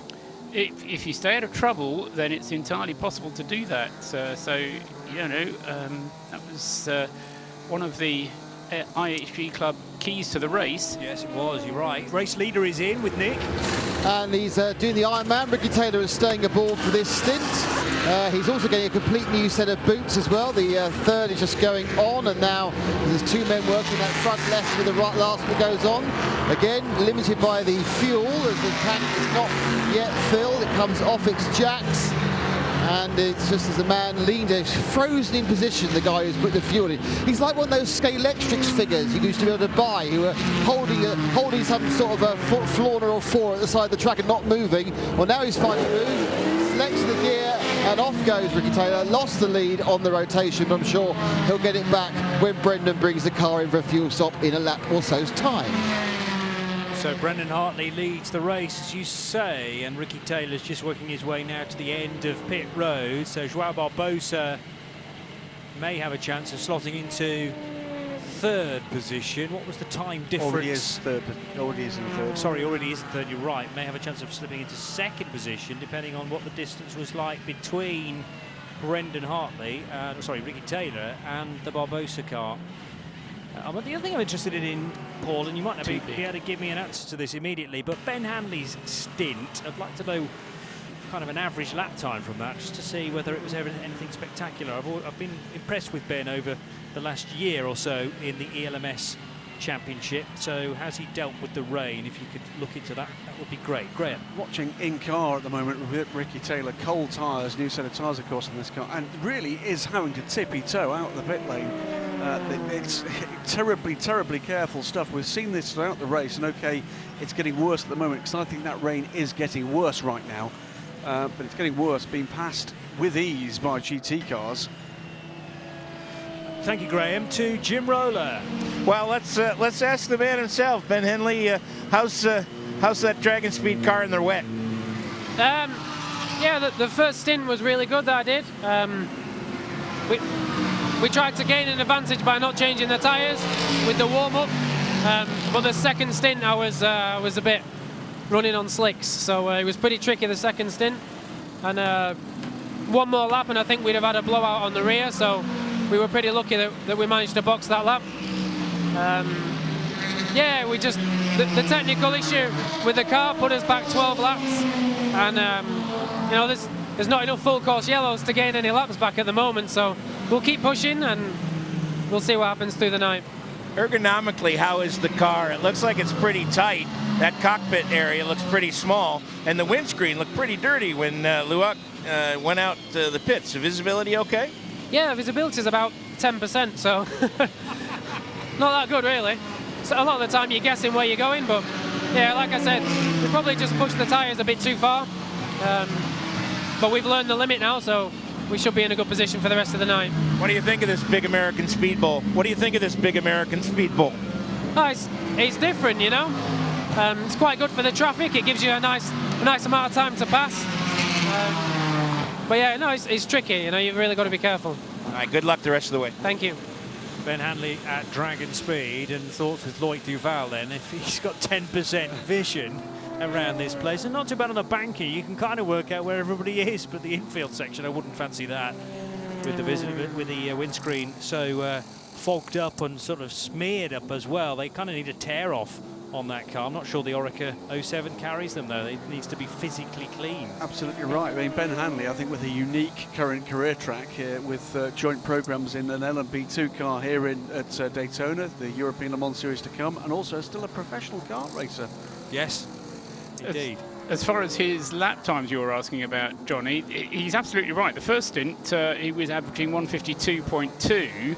And that compares with Lapierre, who was doing a 50 and then a 51. Prior to that, in fact, Lapierre was doing 53, so he was certainly on the pace of Nicolas Lapierre. But the second stint, as he said, he had to shorten it. down to 18 laps instead of 24, and he was out in the 55s. So an indication there of some of the gambles that you take when you say, well, let's leave the tyres on, and they just do wear out that much more quickly. And I suspect part of that is when they're running at full rotation speed is around the banking, and you can't be dodging around trying to find a wet line because there isn't one. You're on a slope. So it was a risk probably not worth taking, because he'll have lost something in the region, I would say, of a good half a minute in that second stint. Yeah. To Nick Damon with news on the 88 PC car. I know it's actually left the pits with Alex Popow aboard. When it finally trundled off after being knocked back into shape, the mechanics had to pick up loads of bits of metal that had fallen out. So it's there, it's going, it's all right, but not sure how well. And also number 4 Corvette, the one that's been delayed, is a long way behind, has had a normal service, but no driver change. Graham. On to pit lane for the number 2, and we got a quick shot from in-car from one of the prototypes of the banking, a moment for the number 62, Risi Competizione Ferrari. Just clearly very tricky to get the power down and keep the car, well, in a curving line, but a straight line and on track. It's getting tricky, really very tricky out there. We'd heard a little earlier from Conor Daly, didn't we, just how it almost felt like a frozen track. Yeah. It looks that way from those in-car shots at the moment. Just before Paul makes a comment, here's Jim about the number 2 making a stop. 2-car makes a routine stop, no driver change, just fuel and tires.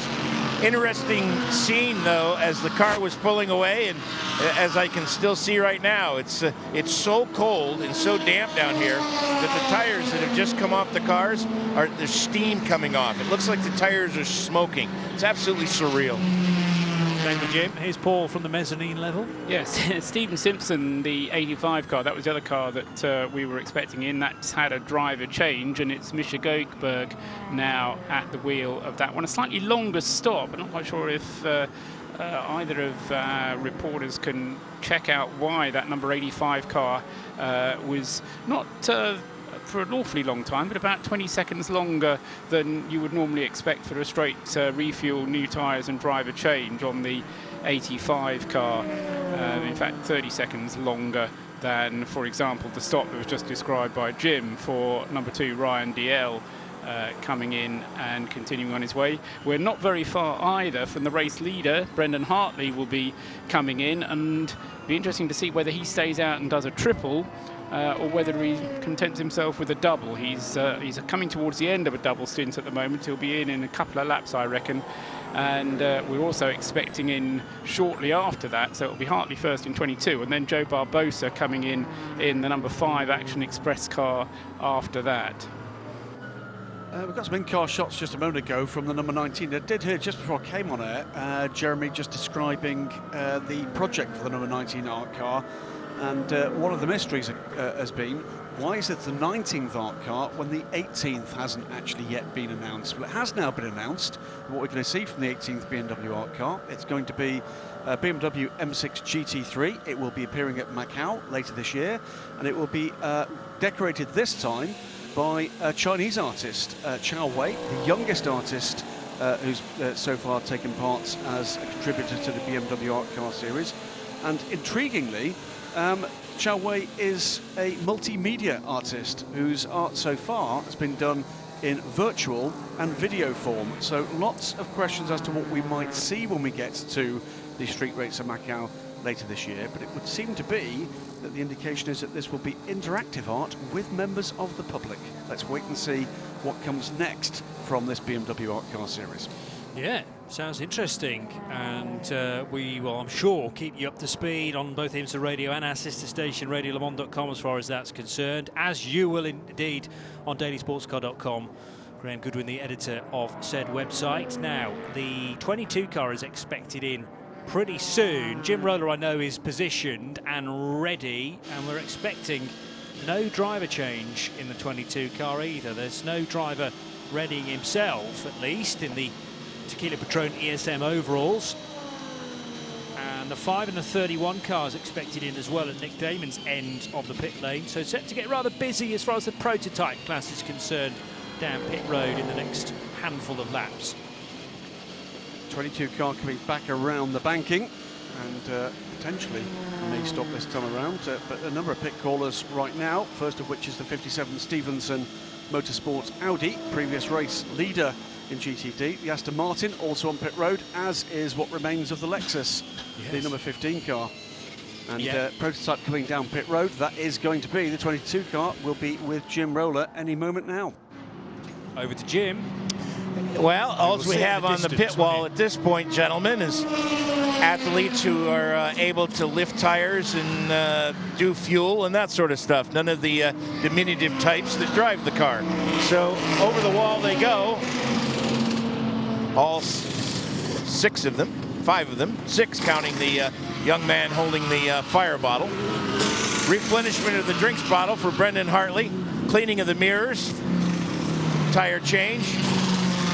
All 4 tires being changed, and just like on his sister car, plenty of steam and smoke coming off these tires that have just come off the cars. He's down off the jacks. As soon as the fueling is done, you'll hear this Nismo light up.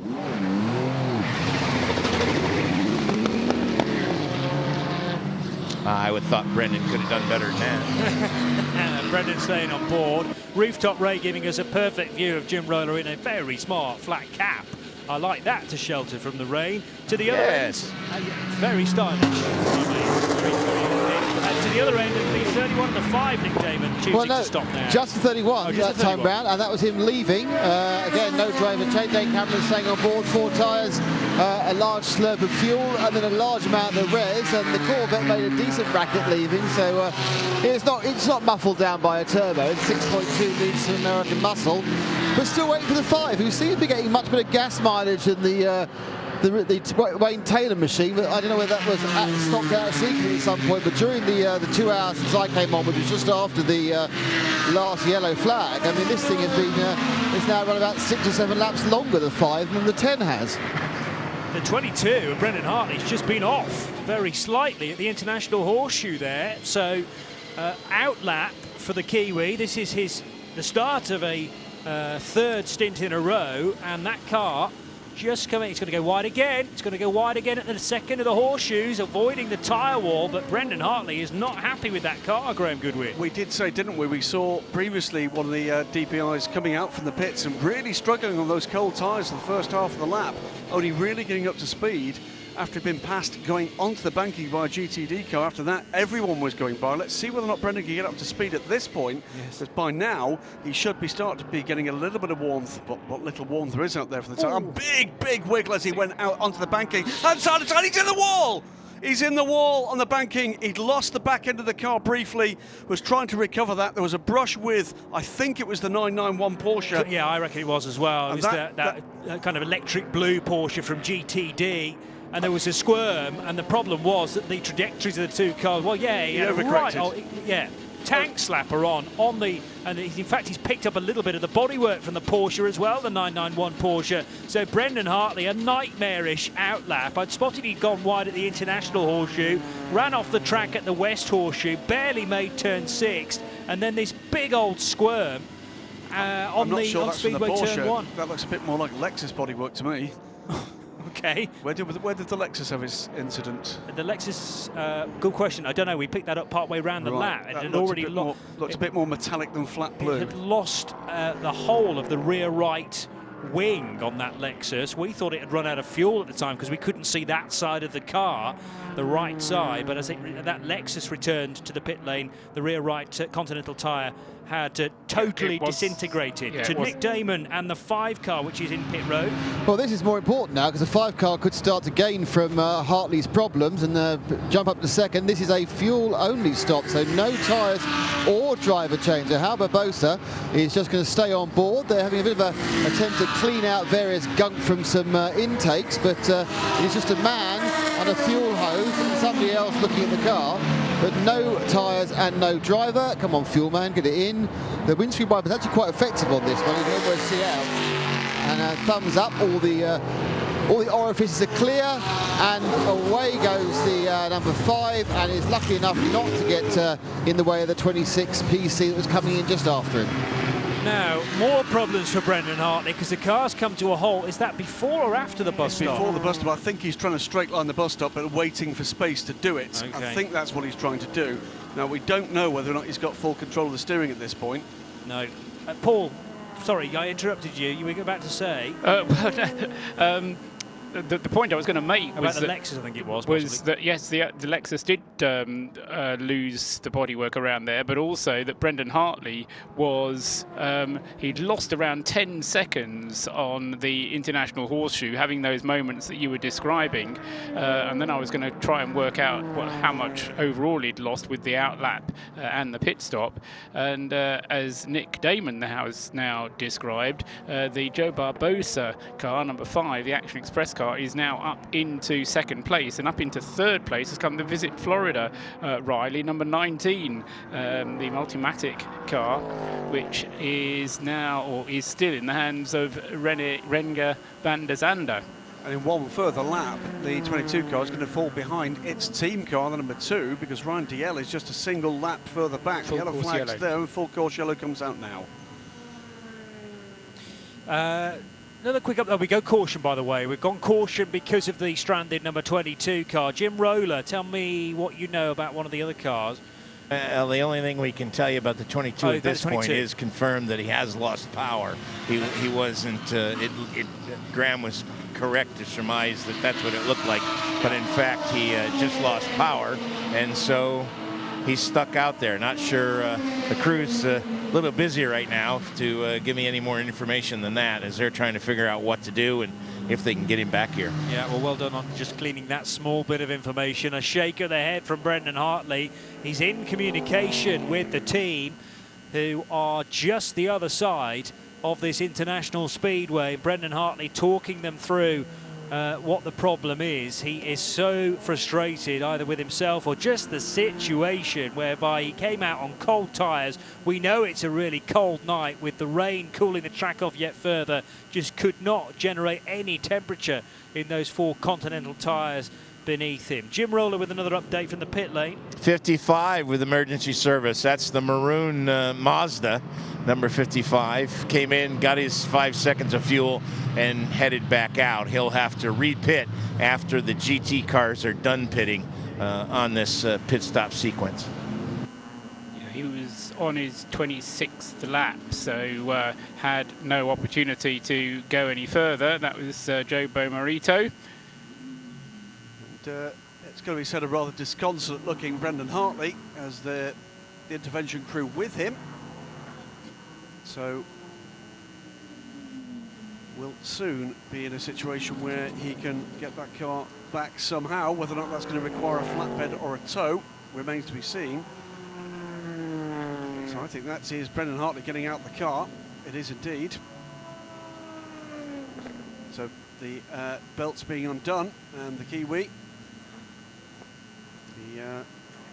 I was about to say, and I'm glad I didn't say it before we saw what happened there, that Brendan Hartley, the one man in the race that stood with an opportunity for 2 24-hour races in the month of January, wins in the month of January, because he's had 2 firsts. Did you actually say that? I didn't say it. I didn't say it. So it's not your fault? It's not my fault. Hashtag not Graham's no, fault. so he, obviously winning the 24 Hours of Dubai, his first race in a Porsche GT car, his second ever race in a GT car, and of course, as with everybody else who's aboard a DPI, first race in a DPI as well, though he does have previous LMP2 experience. But yes, that car in trouble, and it happened. It was almost an incident. It was predicting itself three corners before. You could see it coming. You are absolutely right. We'd seen the number 10 car struggling to actually get any kind of grip from the new tyres after that previous pit stop, and we'd been commenting on that he'd been tippy-toeing around. It was the same for Brendan, though more so. And Johnny described the car being off at the West Horseshoe, then the International Hairpin, and then, real drama, as he got onto the banking, tried to get the power down, back stepped out, and he recovered from that, as he corrected from that. Well, whether or not you could describe it as a slight overcorrection, certainly there was a clash with the 991 Porsche that pitched the 22 car into the outside wall hard.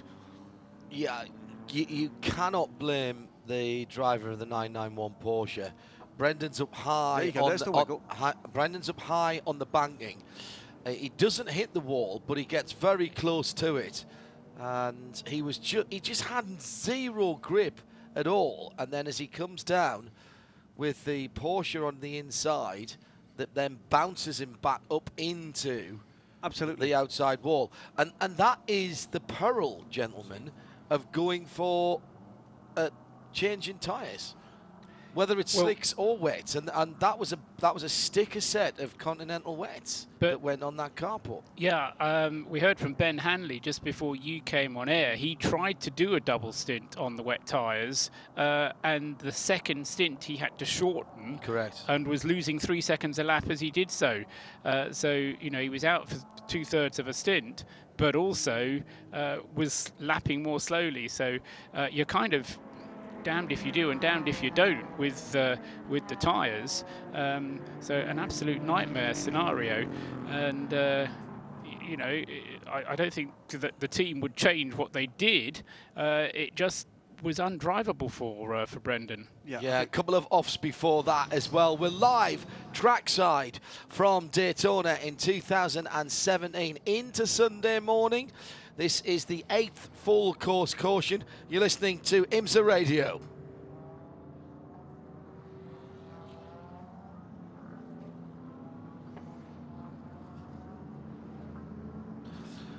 Let's get down to Jim Roller in the pit lane as we're in this full course caution. Just what the teams are up against in terms of temperature, Jim. Well, as we've been talking, the temperatures have fallen quite a bit. It's been raining for 2 or 3 hours now, if not more. Track temps right now, wondering why Brendan Hartley and some of these other cars are having trouble getting up to speed. Track temp right now is 52 degrees. You can't get heat in tires at 52 degrees, especially when the racetrack is wet. It'll be very treacherous for these guys, and they're going to have to be very careful when they leave the pits, as Brendan just learned the hard way. And the issue with that is even the heat that you've got in the tyres, if you've got any, but that's going to bleed away as you stand still.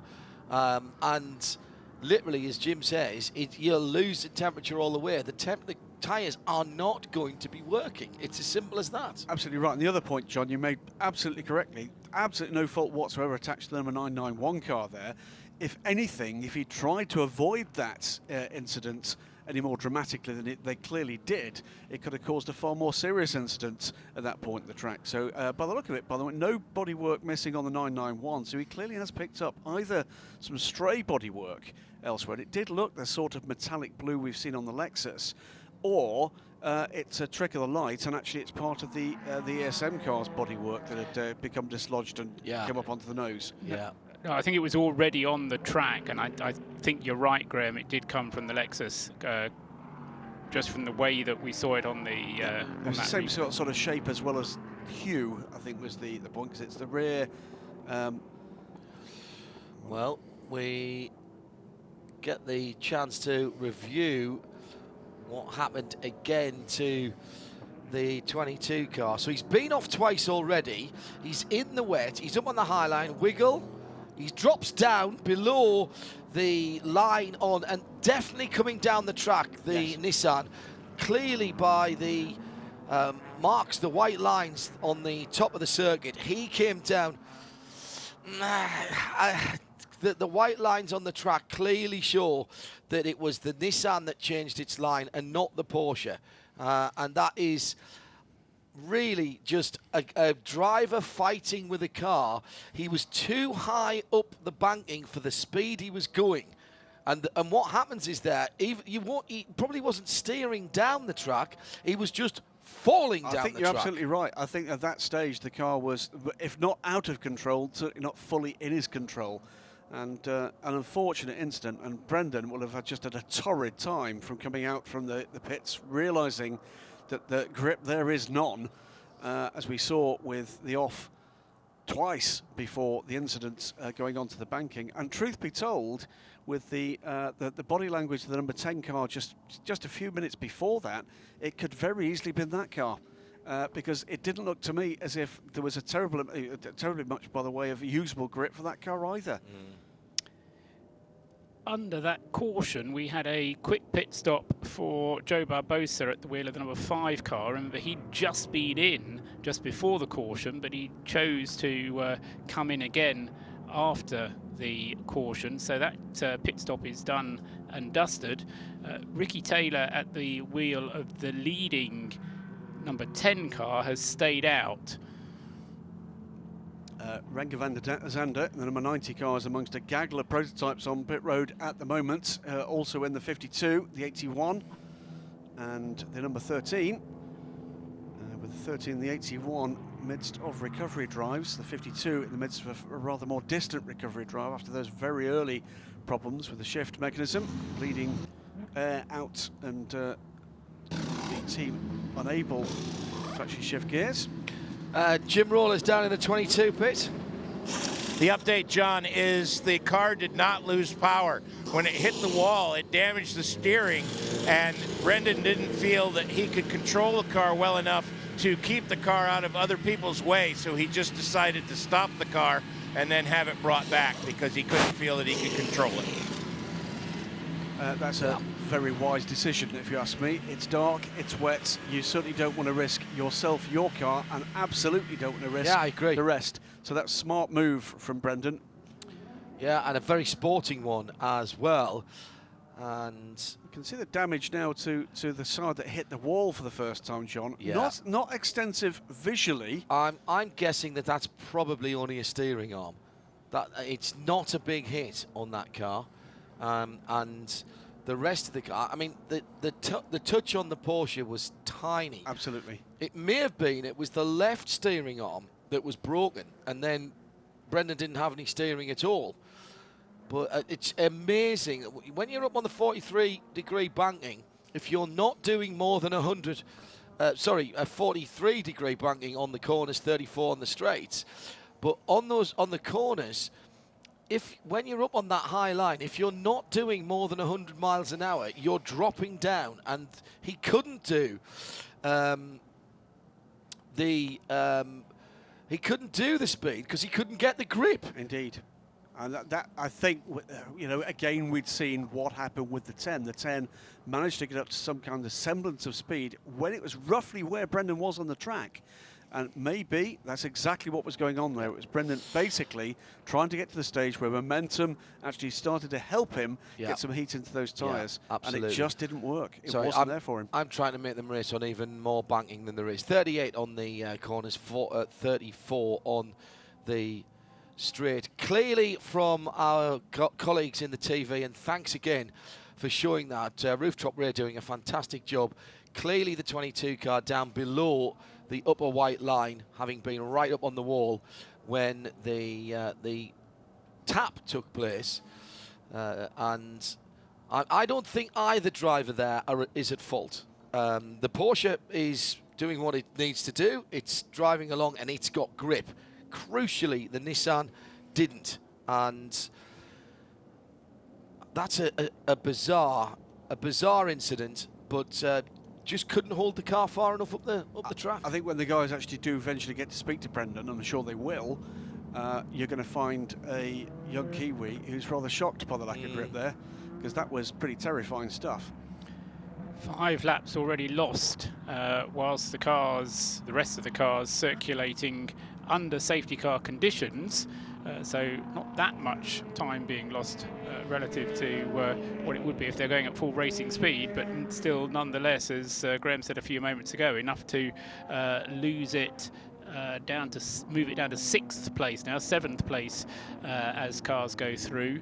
And as I say, no sign of that car going back out yet, although if the damage is light, then it might not be a hugely long stop for the 22 car. GT stops are underway now with well, almost a pit lane full of GT cars, and I think just about every car, indeed every car in the GT field, bar the number 4 Corvette, on pit road at the moment, with the exception of course of the already retired 24 BMW.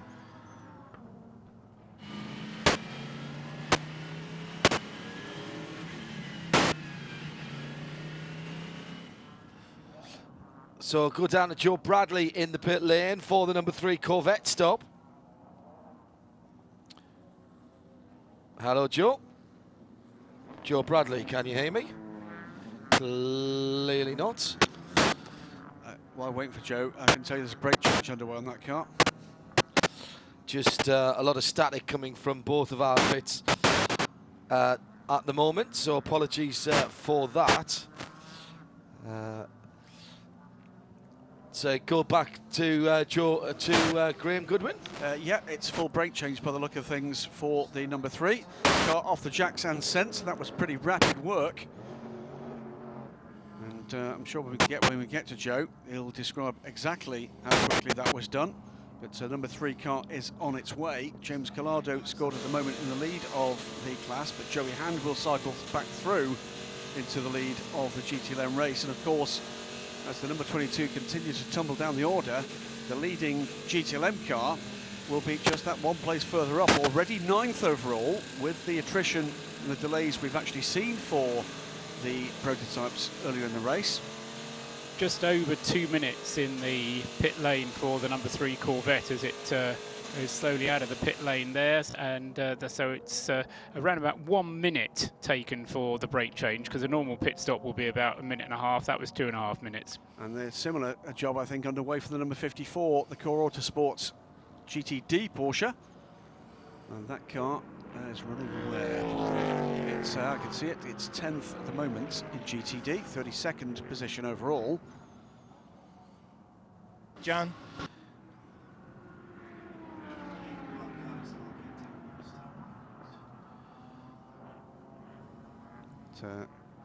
Again, rapid work. This car pitted just a little after the GTLM cars. So the core team going to work. Brake change to the 54 and set. And that was how long, Paul, once we see the end of this pit stop? For the 54, we'll have to wait until he comes out. He's done 3.5 minutes in the pits already. So it'll be slightly longer, probably about twice the length for the Corvette. As the leaders come through behind the safety car. This should be the last lap behind the safety car. Next time around we should get a green flag. Now, did that car get through with the green light? Because it's terribly close to the safety car, Paul. The 54 car as he comes out. I think he was okay.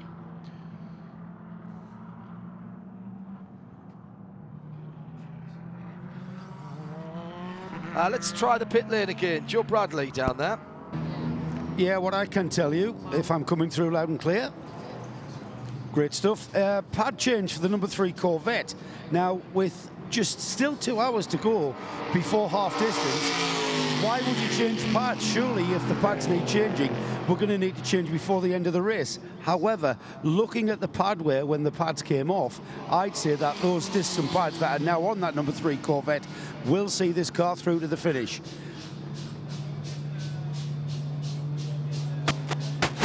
Well, John, I'm trying to work my way to the infield care center to see if I can get a word with Brendan Hartley. I stopped by the car, and you're absolutely...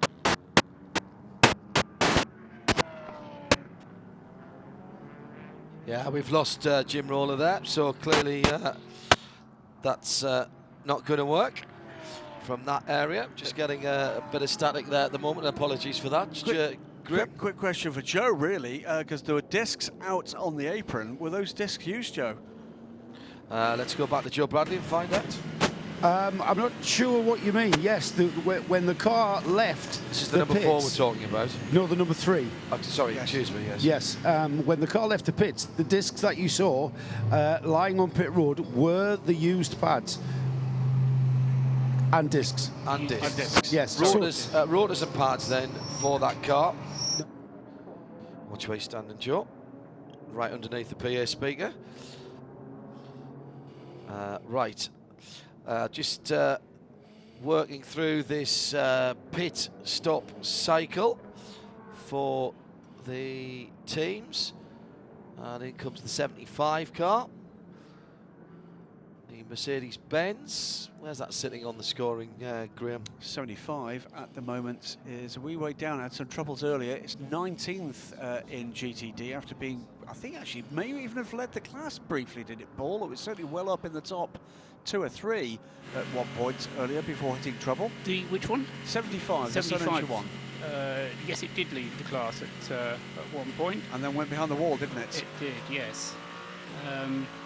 Just looking at the cars as they come up to cross the line, this time with green flag, and we now have the race leader with a lap of an advantage on the pursuing cars. So those cars that are chasing, the number 5 car in second place with Joe Barbosa at the wheel, he is in second place, he is behind the race leader, but he is now a full lap behind because Ricky Taylor did not pit during that full course yellow, whereas Joe Barbosa did. So for the first time in the race, we have a single car on the lead lap, and the Visit Florida car, which is still Ren van der Zande in third place, is right on Joe Barbosa's tail, just 4 seconds behind as they cross the line as the green flag flew.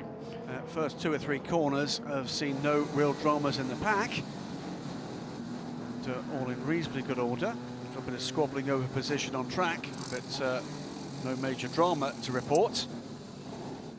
Yeah, these opening moments always a worry. Yeah, 3 degrees of banking on the backstretch, 18 on the tri-oval, and 31 degrees in the corners. I knew there was a 3 in there somewhere. Never did trigonometry at school. So is that degrees Fahrenheit or Celsius? Well, that's a very good point, Paul. I measured very differently, of course. I just, as I said, never did the trigonometry at school. It just didn't strike a chord with me. Audi, by the way, the 57 Stevenson car leading GTD, although the Acuras both still well up here. The world debut for those cars this weekend at the Daytona International Speedway. The Michael Shank run Acura NSX GT3s have led more than once. And currently the lead car, number 93 Acura, is running second. It's Matt Bell aboard the 57 Stevenson car, leading the 93 Acura in the hands of Andy Lally. And then it's a second Audi, it's the Monte Pasquale Motorsport 29 car running third. But we're on board now with which car? Is that the 66? It is, isn't it? That's the lead car in GTLM. Joey Hand going up, by the way. Which doesn't help anybody on the radio, Graham. It's the GTS, number 66 Ford GT.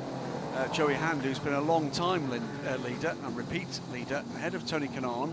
Just 1.5 seconds the gap as the race went green. Oh, spin right in front of the car. A full 360 for the 26, the third place in the reduced PC class. And does that make it PC light? There was Tom Papadopoulos who was in that car, the black, white and blue with the purple roll hoops. That was just coming out of turn 2 and 3, heading towards the International Horseshoe.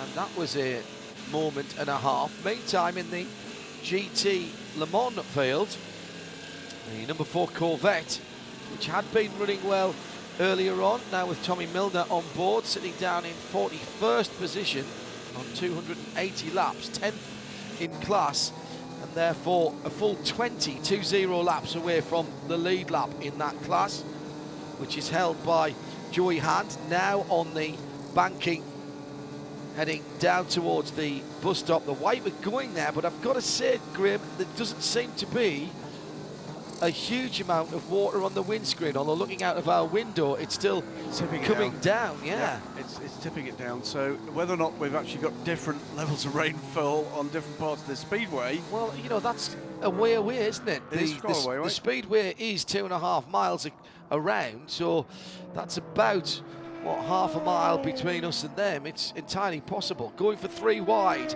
on the banking, and almost 4 wide as one of the remaining prototype challenge cars joins in there as well. It looks like the 88 car of Alex Popov, who's well down, but staying out there, and rightly so, because with only 3 cars ahead of him, still with a chance of something out of this. Got to be said that the 38 car with Pat O'Ward at the wheel in 16th position. He's on 300 laps, and that is a far better showing than I was expecting from the PC cars, although 8 GTLMs ahead of it now. Doing well through the traffic at the moment, by the way, is Fred Makovic. Well, because the last time I actually looked at that timing and scoring, which seemed like half a lap ago, in third position was the number 62 British Competizione car, the Ferrari 488 GTLM of Giancarlo Fisichella, but now up to third is Fred Makovic in the number 911. We do know, don't we, that rear-engined Porsche 911 RSRs do well in the wet, but it seems that mid-engine ones do as well. Well, the guys were saying when I spoke to them that they thought it might be even better, scarily enough. 93 Acura, Andy Lally on board, getting mugged by a couple of cars, including the number 3 Corvette as he goes round turn 6 and up on the banking. Jan Magnussen in 9th position. The 93 car has led the class, currently in 2nd position by about a second, and it's Matt Bell in the 57 Stevenson Audi who leads the category. He's not that far up the road, actually, from the Acura. In fact, he is within striking distance. The question is, at the moment on these restarts, just how do you pick yourself way through with windscreens that are badly marked up, and it seems that the tear-off strips that these guys on, either have used them all or they're saving a lot of them for later. The 93 car actually with a better view than most as he closes in on the back of the number 75 Mercedes-Benz, which, as Boris said, Boris has been well up in the top 10 as well, as Andy Lally drafts around the outside coming into the tri-oval as the banking levels out, but going round the top side of both of them. That's a 55 car. That's the... that's back running again, is it? Right. Yep, that's... well up, 6th place Jonathan now. Bomarito, 25.5 seconds behind Dane Cameron in the Cadillacs. For those just joining, Graham, what happened to the 31 car to drop it down so far? 31 car actually had trouble as I was making my way back to the press room. Paul, I don't know if you can recall exactly what the issue of 31. I think it had 2 separate issues from memory. Yeah, it had problems in that it couldn't start, and they were trying to sort out the restart, but Eric Curran had contact with the PC car going up, very close actually to where we just saw the problem for the ESM car, Brendan Hartley. He also had contact with the wall, which initially they could deal with. Mike Conway dealt with it, but he described how the wheel bearings were not working as they should have done. They lost 11 minutes or five and a half laps whilst repairs were done. Since then, the car hasn't been lapping as quickly though, even giving due regard for the conditions. Dane Cameron hasn't been able to lap as quickly as the cars around him, which makes us think that there is still some kind of damage on that 31 car. Unless we forget, that's the car that holds the fastest lap of the race. Yes, and that's likely to for a wee while. Yeah, Marshall Pruitt reminding me from the pit lane. Thank you, MP, man from Racer.com. Right front suspension problems on that car. The car was wandering around too much. Mike Conway reporting that in that situation. Just to correct you, Graham, doesn't hold the fastest lap of the race, because the fastest lap of the race is now in the hands of number 5 car. Yes, they traded it a couple of times. 269, yeah. We had a sudden flurry of fast laps just before 8 o'clock this evening when the rain came down. Yes, it was while that early drizzle, wasn't it? Remarkably, there was spits and spots on the cameras.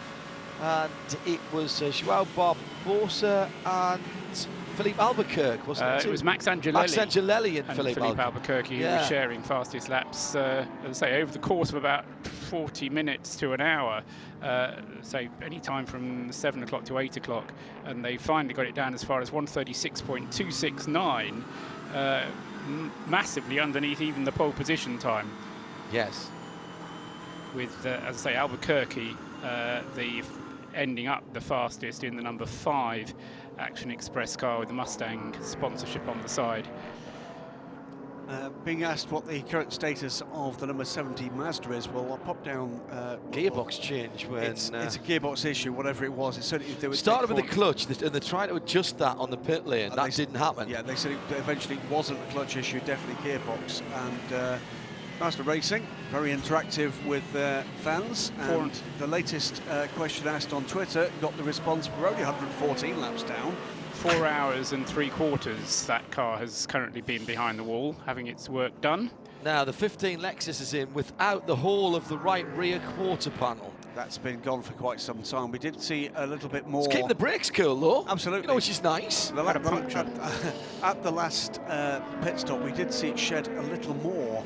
I think it was actually just some trim as the car pulled away. I'm just, you know, I'm not suggesting this at all, but brand new set of Continentals going on. You can see the little sort of hairy bits on the tyres, and the ones that are coming off are red hot and steaming.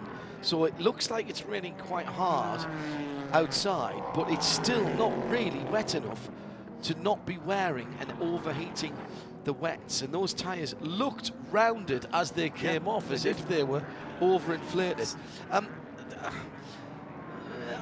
It can't be wet enough that that car is throwing up too much spray, otherwise our very observant officials would have noticed that. But an exposed wheel like that? It reminds me, John, of some Rolex 24-hour at Daytona races of old, when cars were circulated with all sorts of Heath Robinson type moments. I can remember one car having lost the entire front bodywork, including the hood of the car, and the front lighting was done by literally gaffer taping 2 torches on top of the engine block. We have seen torches gaffer taped onto cars at Le Mans in the past. Remember the J-Lock? Was it the J-Lock? That was, but that, in fairness, that was to illuminate the number. The numbers on the doors, not yes, for the primary illumination. No. I accept that. That car is not in the mix. It's in 15th position. We've got 13 and a half hours to go. It did lead. Yes. Yeah. I think we've had just about every manufacturer now. In fact, with Lexus having led, I think just about everybody has led in that category. Certainly Lamborghini hasn't. Oh, has it not? That was the one that we tracked back. Well done, Paul. Thank you for that. 13 and a half hours. I bet they've got another right rear wheel arch fender bit. I mean, it probably is 4 screws to bolt it on, and more sliding onto the high banks from the number 11 Lamborghini and the BMW number, that's the 84 car. That's is the it 96 not? car. Is it the 96 car, right? Okay. So that is one of the Turner cars. The only Turner car. Yeah. So a late deal Jens coming together. Klingman behind the wheel of that. Yeah. That car has been right up the sharp end as well, of course. We have had 7 different manufacturers in the top 7. And we had that for quite a while early on. And Klingman being very impatient and trying to go over the top of Mirko Bortolotti, who is in 6th position in class. Klingman trying to make up some positions here. Well, he's trying to unlap himself from that car. Yeah, exactly so. Trying to get some position back, track position back, should I say. And showing his impatience there, and perhaps a bit of inexperience, goes round the outside on the transition down into the first corner area. Klingman is a quick driver, and he's now in behind the 63, which is Alessandro Balzan, and that the car that the Mirko Bortolotti is actually battling with at the moment. But he was very, very close there to putting his nose in where he didn't need to be on the banking. And we've seen Klingman's impetuousness in the past, haven't we? Afraid so. With his teammate at Petit Le Mans, and then the quite remarkable stomping off when the car was perfectly able to be driven to the finish, and to a decent finish at that. He's actually in the middle at the moment. It was a 4-car battle in GTD for 4th position. Jeff Siegel in the 2nd of the Acuras, with the 93 car now leading the class. Jeff Siegel in the 2nd, the number 86 car runs 4th, ahead of Alessandro Balzan, Mirko Bortolotti and Adam Christodoulou. Put all those 3 together, you get loads of points in Scrabble, and they're separated by under 3 seconds for those 4 cars. And here's part of that battle. There goes Klingman away. That is Balzan, and Balzan fighting off Bortolotti. Rooftop Ray on top of his form this evening. Had his birthday a few days ago. 23, 24? Yeah, he'll take either of those. Or probably both, added together. Both together. Yeah, indeed so. Off the inside goes Bortolotti. That's nice. That's a position. And indeed, Alessandro Balzan managed to turn the car in. Then comes Christopher at the bus stop. That's three involved in that battle. Jeff Siegel, though, and the last lap with Jens Klingman's involvement, that has managed to pull out 3 seconds on this group. And Christodoulou's in the pits. That's not Christodoulou. Is that the 50 Mercedes car? Is in the pits, so that must be it's Thomas Jaeger. Thomas Jaeger coming through the field, and Jesse Lazare should be in there as well. So no, that was a glitch on the timing monitor, Graham. You're absolutely right. There was a blue P next to it, and right, there was. The 33 does go around not one but both of those cars. So the white Mercedes-Benz with the green stripe. Wow. And Adam Christodoulou on an absolute tear then is now up to 4th position, having made up 2 spots round the outside there in very quick succession. Well, Nürburgring 24-hour winner, looking 24-hour race, another 24-hour classic to his CV, and do it. That was a cracking lap from Adam Christodoulou, set that up beautifully. Aggressive, but absolutely safe there. And pulling away from Bortolotti. So it's Acura from 2 Audis, Matt Bell from Christopher Mee, 2nd and 3rd in GTD, then Jeff Siegel. So it's Acura, Audi, Acura. More rain to come, Graham, and lots of it. Yeah, spreading right over the northern part of Florida, all the way down south past Titusville and towards Palm Bay, and further up than our radar is showing at the moment, past the very beautiful St. Augustine, which holds the honour of being the longest continually inhabited settlement on the coast, I think. We're going along to another one of those next week, John. Which is? Bathurst. Yes. Was it the first inland settlement in Australia? You may well be correct there. I'm sure our Aussie cousins will tell us on Twitter. And another awesome piece of racing tarmac in very different ways to what we have here. Absolutely. On the 3.5 miles of Daytona. Bit of internecine Corvette passing going on at the moment, the 4 and the 3. 4 just a little further off the pace than I think it would like to be, with the number 3 car of Jan Magnussen just a couple of seconds behind Billy Johnson in Ford. Give you the rundown, we haven't done that for a wee while. It was due a couple of minutes ago. So Ricky Taylor leads by a full lap on Joao Barbosa in the number 5. So that's 10 from 5 for 2 Cadillacs. Then the 90 of Renger van der Zande, the Multimatic Riley chassis with the Gibson engine. That's one of the global LMP2 cars. Ryan DL is the best of the ESM Nismo powered prototypes. Then the 3rd Cadillac of Dane Cameron, the 31. And they are laps apart, and indeed laps down on the cars ahead. Although there's just 6 seconds between Joao Barbosa and Renger van der Zande. In GTLM, Ford 66 from Ford 69, with Tony Kanaan just 3.8 seconds behind his teammate. Fred Mako in the 911 is another 6 seconds further back, and the 912 is Laurent Vantour, who is 11.5 seconds behind his teammate. Then 7/10 back is Ryan Briscoe in the 67. That's getting interesting. 6/10 behind him, Giancarlo Fisichella. So that's a very close battle then between 912, 67, 62, and Billy Johnson's only another 5 seconds further back in the 68. Ford being closed down on slightly by Jan Magnussen in the 3. So really that's 4th, 5th, 6th, 7th and 8th, all within a slight whoopsie and a drop of the wheel on the grass apart, aren't they? To be honest, in fact, to be honest, the 11 seconds that Laurent Vantour is behind Fred Makovicky.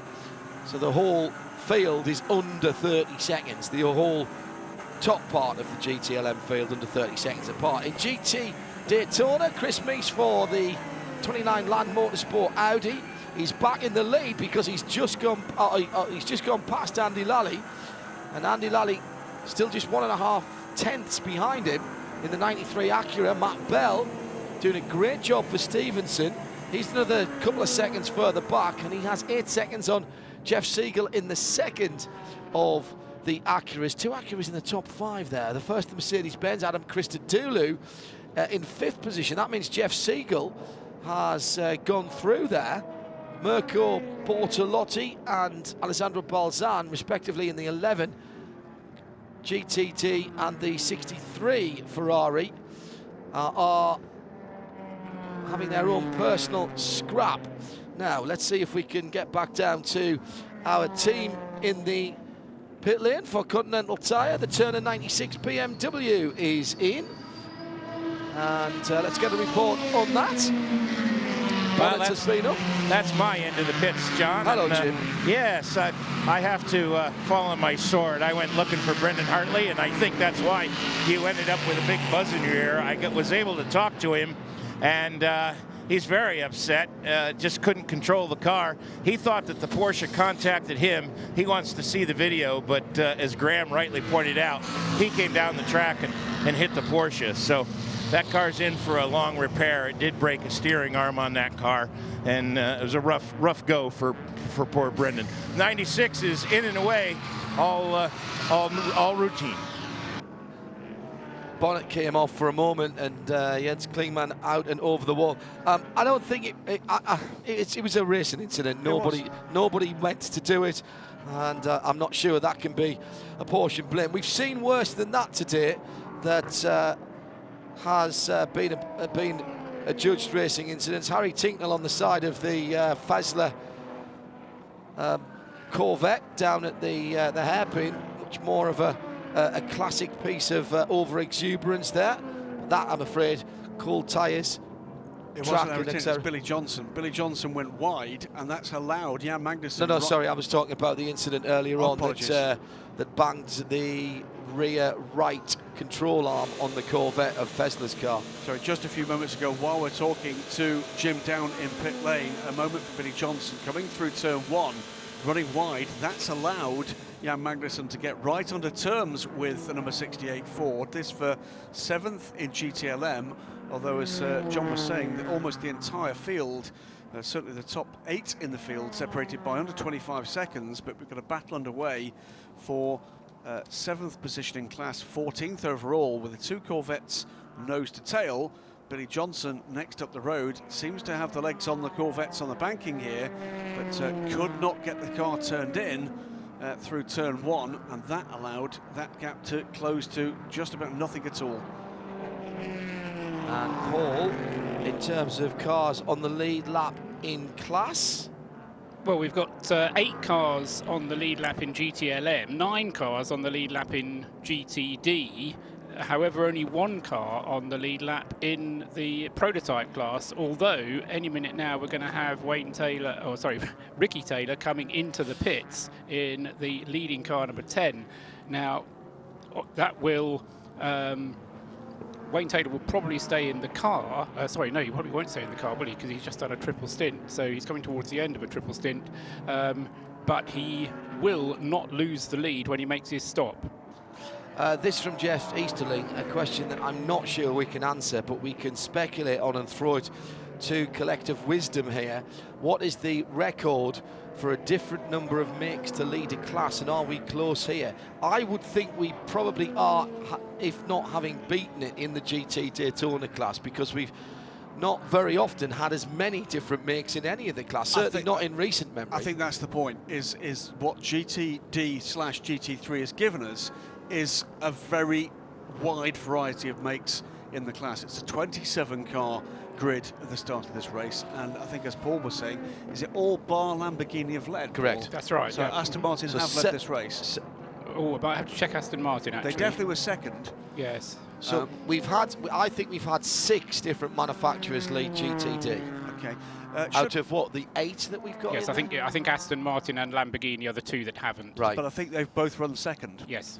Right, so that's pretty extraordinary. It's every make has run at least second, and 6 of them have run first. We've got a great battle underway at the moment, gentlemen, for first position through the Sector 2 last time around. Under a 1/10 of a second was the gap. A little bit of traffic on the banking to complete the lap saw João Barbosa pull away a little, but he's now, I think he might well be in the lane. But the 90 car is through to second position. Right. So 3 seconds between João Bob. Sorry, that was so João's lost it in traffic.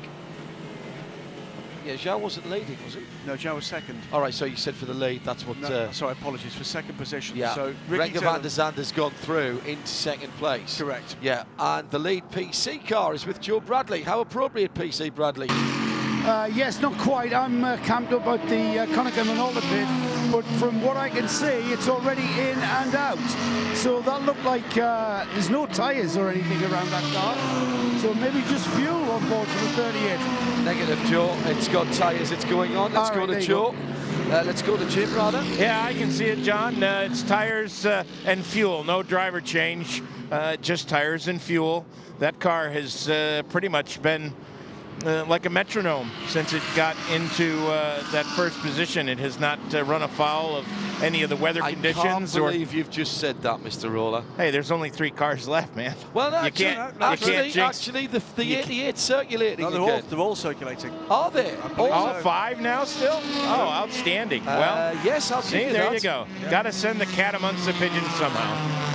Thanks, guys. Now, the 8 and the 88 have both had lengthy pit stops, both for post-contact, but all 5 of those PC Oricas are still, well, holding up their end very well indeed in what will be, well, it is the swan song of the Rolex 24 Hours at Daytona for these cars. They will be seen again, I'm sure, on the bankings, because a fair number of those cars now, of course, with HSR for the historic racing. Somebody asked me about that when we were talking about whether they would be eligible for the Pro Tour series that the 24H guys, the IAS guys, run. They said yes, but how many of them are there around the world? There was at least 20 built originally, because there was a single make series in Europe before they came over here. I stand to be corrected, and there's people, I'm sure, on the collective on Twitter that will collect. I think we had probably about 12 of those cars running in that one make series.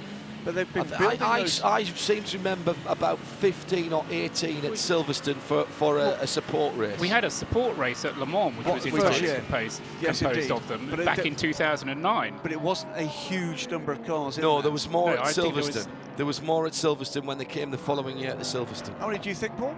I would have said 20. Really? I think there was 20. I think there was 20 built. Well, beyond that, originally, and that's not including any extra chassis or tubes that have been built since as replacements, and there there's have been a been lot teams more over built here since, because they were still building replacement chassis until about 2 or 3 years ago. And I can certainly remember at least one team in the USA who are no longer with us, as we got the number 2 Nissan DPI on pit road with Scott Sharp about to get aboard, I believe buying 3 or 4 of those cars full stock at one point. Right. Jim Roller is watching the slightly inelegant entry of Scott Sharp. That door opening on that ESM car is not generous, Jim. I think you and I would struggle mightily, wouldn't we? Oh my God, you'd need to Vaseline me up to get into one of these things. That's not a picture I need even this time of the night. Don't even go there. Some things you can't unsee. Ergonomically, these cars are very, very tight. Ryan DL got out, Scott Sharp got in, and Scott's not a big guy. Ryan's actually a little bit bigger than Scott is, so he was coming out of there like a champagne cork, I think. Let me see if I can get a word with the Scotsman. See if we can call him over here. Going to do a quick debrief. Yeah, our lead car, the number 10, that's the Konica Minolta car, is brought in. Max Angelelli is going to take over from the... Max Angelelli's now taking over the helm of that car. New new wets. I'm going to have a look at the tyres that have come off, and if I can describe them, yes, we've got steam coming from them, but there's still plenty of tread on there. Steam coming off them tells me that there is temperature in the tyres. Whether that's enough temperature, well, that's up to the driver to let us know. But this car just about done now. It's being refueled still, so the refueling taking a longer amount of time than the tyres. And Joe, what was going on with the wrench in the right-hand side, just behind the driver's door, little inspection panel there? Any idea? No, but I can ask. I think it's an oil level check. Yeah, it's actually where they can put oil in. They put a little nipple in earlier. They took that panel off earlier, put a little nipple in, so during the night they would be able to top up the oil little quicker, guys. We were witness to that earlier. Ryan Dial is out of the number 2 car, and Ryan, the Scots like to say there's no such thing as bad weather, just inappropriate clothing. How are you adapting out there? Our car's pretty good actually in the rain. We're down a little bit of horsepower here since the start, by a little, a lot. So we're just doing our best. We're trying to have good stops, and the car's really good in the infield. It's just a shame we have some kind of weird ground one that isn't allowed us to use all the boosts. So we'll keep plugging away, see what happens. Now your poor teammate Brendan Hartley ran afoul of traffic and everything else. How hard is it with these conditions and these cold track temperatures to get some heat into these tires? It's impossible. Even 5-6 laps into stickers, it's still, with it being this cold, and we run such a hard continental because of the banking here. So it's not easy. Scott asked before I got out of the car for some advice, and I said be terrified. So once you get past the first couple of laps, it's actually okay. It's pretty fun through the infield, but same for everybody. You see guys coming out of the pits, you think they've got something broken, they're going so slow, but when you actually have to have your turn doing that, you understand why. Is there like levels? Be careful, be scared, be terrified, is that? I think terrified's as high as you can go for me. Well, good luck the rest of the way. Get some rest, stay dry. Thank you, gentlemen, down there in the pit lane. Paul pointing out a decent point. The air temperature being so cold is also one of the reasons you'll get steam coming off the tyres, because of the difference between the temperature on the treads of those wets and the coldness of the air, a bit like when you sort of steam yourself. Track temp at the moment, 8 degrees Celsius.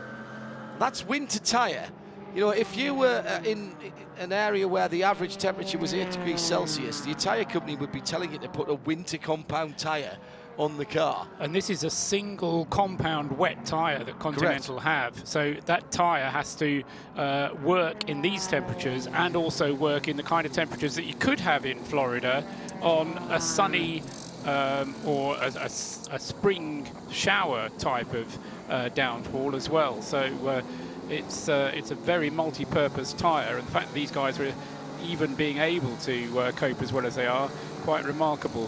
3 cars now on the lead lap following that pit stop, with Max Angelelli taking over the number 10 car. But Joe Barbosa not so very far away from his next routine pit stop. And then Van der Zande will be in about 3 laps after that, I think. Remarkable difference, by the way, guys, between the visibility we're seeing from onboard cameras from the GT cars and the prototypes. Now, we've got pretty sharply curved windscreens on these LMP2 and these DPI cars, but the in-car shots are stark by comparison. Yeah. It's HD quality vision for the GT cars. It's cataract quality, I'm afraid. Oh, it's awful. It's absolutely terrible. I wonder if that's because the wipers are more efficient on the shape of the windscreen. I think it's exactly it. That they have, because you get such a small swept area as well on the prototypes. Pretty much everybody with these rear cameras now that spot the targets coming in and give you a big arrow on which side it is, and Adam Christodoulou getting that at the moment as the work continues on the number 22 Nismo powered machine. Yeah, Ray looking for anything he can find out there, isn't he? He's just found a corner of that Nissan. He's been on it like a rat on a chip. He has. That buzz that you can hear, apologies, that is the onboard camera on the Nissan, and apologies for that, I didn't get to the fader quick enough there. A little crowd just watching the guys going about their work at ESM at the moment with that distinctive Nissan styling on the front end of that car. The Nissan entering a new era of competition in terms of prototype as an engine supplier to not only ESM but also to Collis. The CLM has at the moment being prepped to receive the 3-litre 60-degree V6 that did grace the front end of the front-wheel drive LMP1 car. GTR LM. The GTR LM. I wonder if ever there's been a manufacturer that supplied 4 different customer engines in the same era for LMP cars, for prototype cars, because we've got the LMP3 V8, which is an entirely different V8 from the LMP2 V8 that still runs in Asia. Yes. Which you've then got the GT3, the twin-turbo V6 engine. Which is what ESM are using. And then on top of that, you've got the twin-turbo V6 that's in the Collis car, which is a completely different engine again. Yeah, and a different capacity as well. So 4 different Nissan customer engines in 4 very different LMP cars, all currently in competition. And they're all different. I know that the 3-litre and the 3.8 have nothing in common because they're one is based on the production block, the 3.8 out of the GTR. The 3-litre is a bespoke racing engine that I believe Nissan made in concert with Cosworth. Yes. And what about the 2 other ones? Are they different block architecture as well? It is the, let me get this right, it's the VK50 for the LMP3. Right, which is, now that is derived from a stock block as well, It's a stock block, they're all stock block engines, and I'm trying to think of except the designation 3-litre, yes. for the LMP2 car. It's certainly not a 5-litre engine. It's a 5-litre engine in the LMP3. I think it's a 4.5-litre in the LMP2, the 2016 spec car, but 4 different engines. Right, amazing. Amazing stuff from Nissan and Nismo.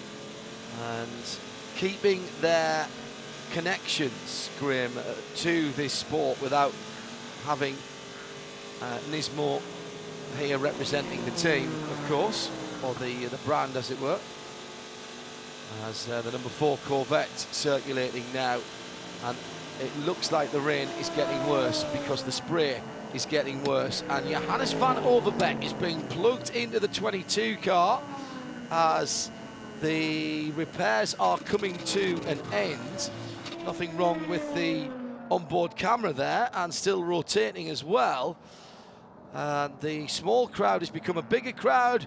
The 3.8 Nismo engine is fired, and that car is coming back out, having dropped down the field. It was a contender. It's dropped down to 38th position, having completed 299 laps. The leaders on lap 325, and the leaders now all on the same lap and within 20 seconds of each other. But with the leaders, or Van der Zande in the Visit Florida car and Joe Barbosa in the Mustang Sampling Action Express car, both That's the 90 and the 5. The 90 and the 5, sorry, yep. Both due into the pits within the next, well, in the Barbosa's case, in the next 2 laps, and in Van der Zande's case, probably the next 5 laps. In the meantime, Dane Cameron has visited the pits in the 31, the red and white Cadillac. That is a very good looking car. And Jim Roller's there. Just completed. No, sorry. No, it's me. Sorry, Joe. Yeah, the car's already out, having been serviced in. Cameron has handed over the car. Who's got in the car, Kyle? Who took over from Dane? Who took over from Dane? Eric Curran took over from Dane in the 31 Cadillac. Excellent. We'll get a word with Dane. He's keeping his helmet on quite a Keeps his while. hair dry. Yes, absolutely. You wouldn't in these conditions. When he gets his helmet off, we'll get a word. It's a recovery drive for the 13, remember? For the 31, yeah. 31, sorry. Absolutely. 55 in as well. Thank you, Joe. And that is in Jim Roller's area of expertise. Jim? Driver change is almost complete. I think it's Spencer Pickett that got into the car. Spencer and Bomarito that got out. So we'll get a confirmation from that as soon as he trips the scoring line. The tire change is done, fuel is done. They did a very good job of cleaning his windshield, and this car does have some tear-offs on it. So that's interesting. It's the only of the new breed of prototypes I've seen that has what looks like tear-offs on the windscreen. Thank you very much, Jim. Graham threw it out to the collective, and none other than the mighty Jodo, Chris Jordan, presumably listening in Hong Kong at the moment. Chris gives us this information with the about the Nismo engine, prototype engines. The LMP3 is the VK50 V8, which presumably is a 5-litre. It's a 5-litre, 420 horsepower engine. The LMP2 engine still being used in Asian Le Mans Series VK45 V8, presumably 4.5 litre. Which, rather bizarrely, is a more powerful but less capacious version of the same basic architecture. The DPI engine is the VR38 V6, a 3.8 twin turbo. Correct. Pushing out lots of horsepower. 1,000,001. That is also was in the Renault RS01 at well over 500 horsepower. 550. And the LMP1 engine, which is going in the back of the Collis car, will be the VRX 30A 3-litre V6 with the 60-degree angle. Gazillion 2 horsepower for that. Do we actually know how much horsepower that puts out? If as a competitive LMP1 engine, it's going to be at least 700 horsepower. At least? 700. Wow, okay. Let's go down to Dane Cameron with Joe Bradley. Let's go, chance. Dane just slipping on the overshoes over his. It's a long time since I've seen those rubber over boots. Dane, can I ask you, bit of a recovery drive now for you guys? Is that kind of the pressure off? You can just kind of go for it now.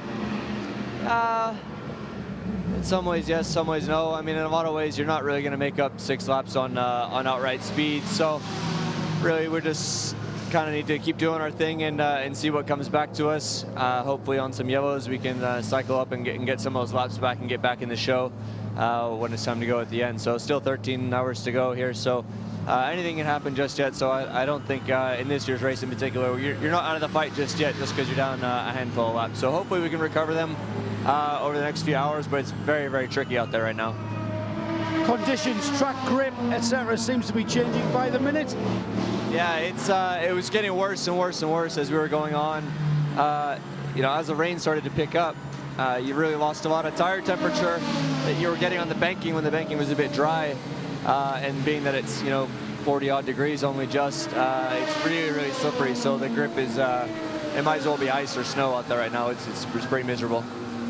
Thanks, Dane. Dane Cameron there in the Whelen car. That's on a recovery drive. Jonathan Bomarito just out of the number 55. What's the grip levels like out there for you guys? It seems like everybody is just driving terrified, as Ryan Dial said. Yeah, pretty much. That right at the end of my stint I just got out, it seems like was the worst of the rain so far tonight. It's tough. Visibility is really hard. Cars sliding around everywhere. When you come out of turn 6 onto the banking, that's the toughest spot for me. Really treacherous area, but it's the same for everybody. We just have to survive and get through the night and the wet. Hopefully, as the sun comes up, the track dries, and it'll make the racing a little less stressful. How do you like this new Mazda? It's beautiful. I think everybody, all the fans and everybody really loves it. We have work to do still, but the guys have been putting in just countless hours. I'm a little biased, but I think it's the prettiest car out there for sure. So that always helps. All right, good luck. Get some rest. Thank you. Well, you might have a few people gainsaying the prettiness. It's difficult. I think the Cadillac is perhaps a little more purposeful. The Nissan is, or the ESM car with the Nissan engine is certainly also very different looking. You can't tell them apart. Impactful. Impactful. Is that a word? Absolutely is. I should also say, we're actually talking to one of the Mazda guys down in the garage earlier, finding out about the gearbox woes of the number 70 car. I can't remember in my time ever on the BBC.com website ever seeing a sports car on the front page, but when they launched that RT24P, that car featured on the front page of the BBC website. That says something about the aesthetics, doesn't it? Yes, it just does. Drawing attention, particularly for anybody listening trackside at the moment, to the lead battle in GTLM. We have 3 cars at the moment. Fred Makiewicz still leading the class in the number 911 Porsche. Joey Ham, though, less than a second behind, and 0.2 of a second behind him, Laurens van Teur, the debuting Porsche factory driver, in what I still can't believe is his first ever North American race. It's extraordinary. And the three leading cars currently less than a second apart. So we've got the 2 Porsches with the Ford in between. Oh, spin! And that was the 52. That's the 52 car. 52 car, yes. Sorry, got a little bit excited there because I saw a white prototype and just wondered if it was one of the Action Express cars. But it's well, that's interesting. Shown as it's 11th in class, of course. Because Jose Gutierrez on his outlap. It's the same again. On cold tyres. Absolutely. And he can't even get up to the pace of a GT. Exactly the same. He can't stay on the track. He's off at the horseshoe at the far end of the track. This is a carbon copy of what happened to Brendan Hartley. He can't get enough speed up for the aero to work, and therefore, without any mechanical grip, he's not going quick enough to generate the aero, which doesn't give him any heat in the tyres. It's an absolute vicious circle through turn 6 now. Let's keep an eye on this, Graham. Ironically, as the 22 car comes by him. Now, that is extraordinary. He's been passed by everything as if he's got a problem. He stays low on the banking and is trying to get up to speed. I bet he's just getting loads of wheel spin and loads of understeer. He literally could not keep the car on the track there, even though he was going slowly. Now he's building up speed, coming out of Speedway turn 2. He'll brake quite hard, trying to get some heat from the brake rotors through the wheels into the tyres, and there's not even any red glow yet from the brakes as he turns into the bus stop and just about keeps it on the track. Does he? No, he doesn't. He's gone off in the middle part, and he's going to try and haul it back to the right-hand side and almost picks up the PC car. I think that was the 26 Trent Hinman that was going by him. Wow, this is so tricky on the outlap for Jose Gutierrez. And on the banking, he can gather momentum, but there's just no grip, no turn. No. This must well, be the just banking helps, of course. It it holds him down there, and then you can build up the speed to get the downforce to work. He's going to have to give best to one of the Audis coming through. That's a GTD car, and he should be quicker than that. And now he's got the nightmare of getting stopped for turns 1 and 2. And again, as he tiptoes through the first corner, he's nowhere near the racing line. He's barely keeping it on the track, and this is really just survival out there, Graham, in the first couple of laps. It's exactly what we've seen on a number of occasions with cars coming up the pits on absolutely stone cold tyres. Yeah. And this time goes right across the track. Keeps it onto the track this time. Takes the wide line out. It's taken by another of the GTD cars, and embarks on a second attempt to get some heat into those tyres. A question here, and again, I'm just putting this out there for discussion, and I know the guys in race control are listening. Is it not a safety concern? I know that we don't have tyre warmers for cost implications, but is this not a safety concern when a car is taking 2 laps and is an absolute liability out on the circuit to get heat into the tyres? It's part of the skill, don't get me wrong, I'm not saying yes or no, I'm just throwing it out there. There's going to be a sticky on the wall again, isn't there? But I think the answer is you've got to ask the question. I'm asking the question. I'm just putting it out there, and I'm not saying right or wrong. They're readying the tranquilizer gun right now, John. I'll give my own opinion, and it is only an opinion, John, but these conditions are so unusual. That is very true, Paul. That you wouldn't necessarily enable the regulation for tyre warmers and the expense, just for the sake of such unusual conditions. International Horseshoe, just out of sight behind the barrier, I think a car has just gone off. Oh, okay. In fact, there you see it, it's just coming back on again now. It's on the grass. It's a prototype. Because it's got the flashing red lights at the back. It is the 85 JDC Miller Motorsports car sitting in 7th in class. In 7th position overall as well on 323 laps. It's been a torrid time for that Orica chassis as the rain is coming down harder. By the way, before we leave the Nissan engine, what about the VK56DE, which I have driven the road-going version of that, a 5.6 engine in a Nissan Patrol that I took up from Bathurst to the northern coast. And drove entirely sensibly all the time. Actually, I did.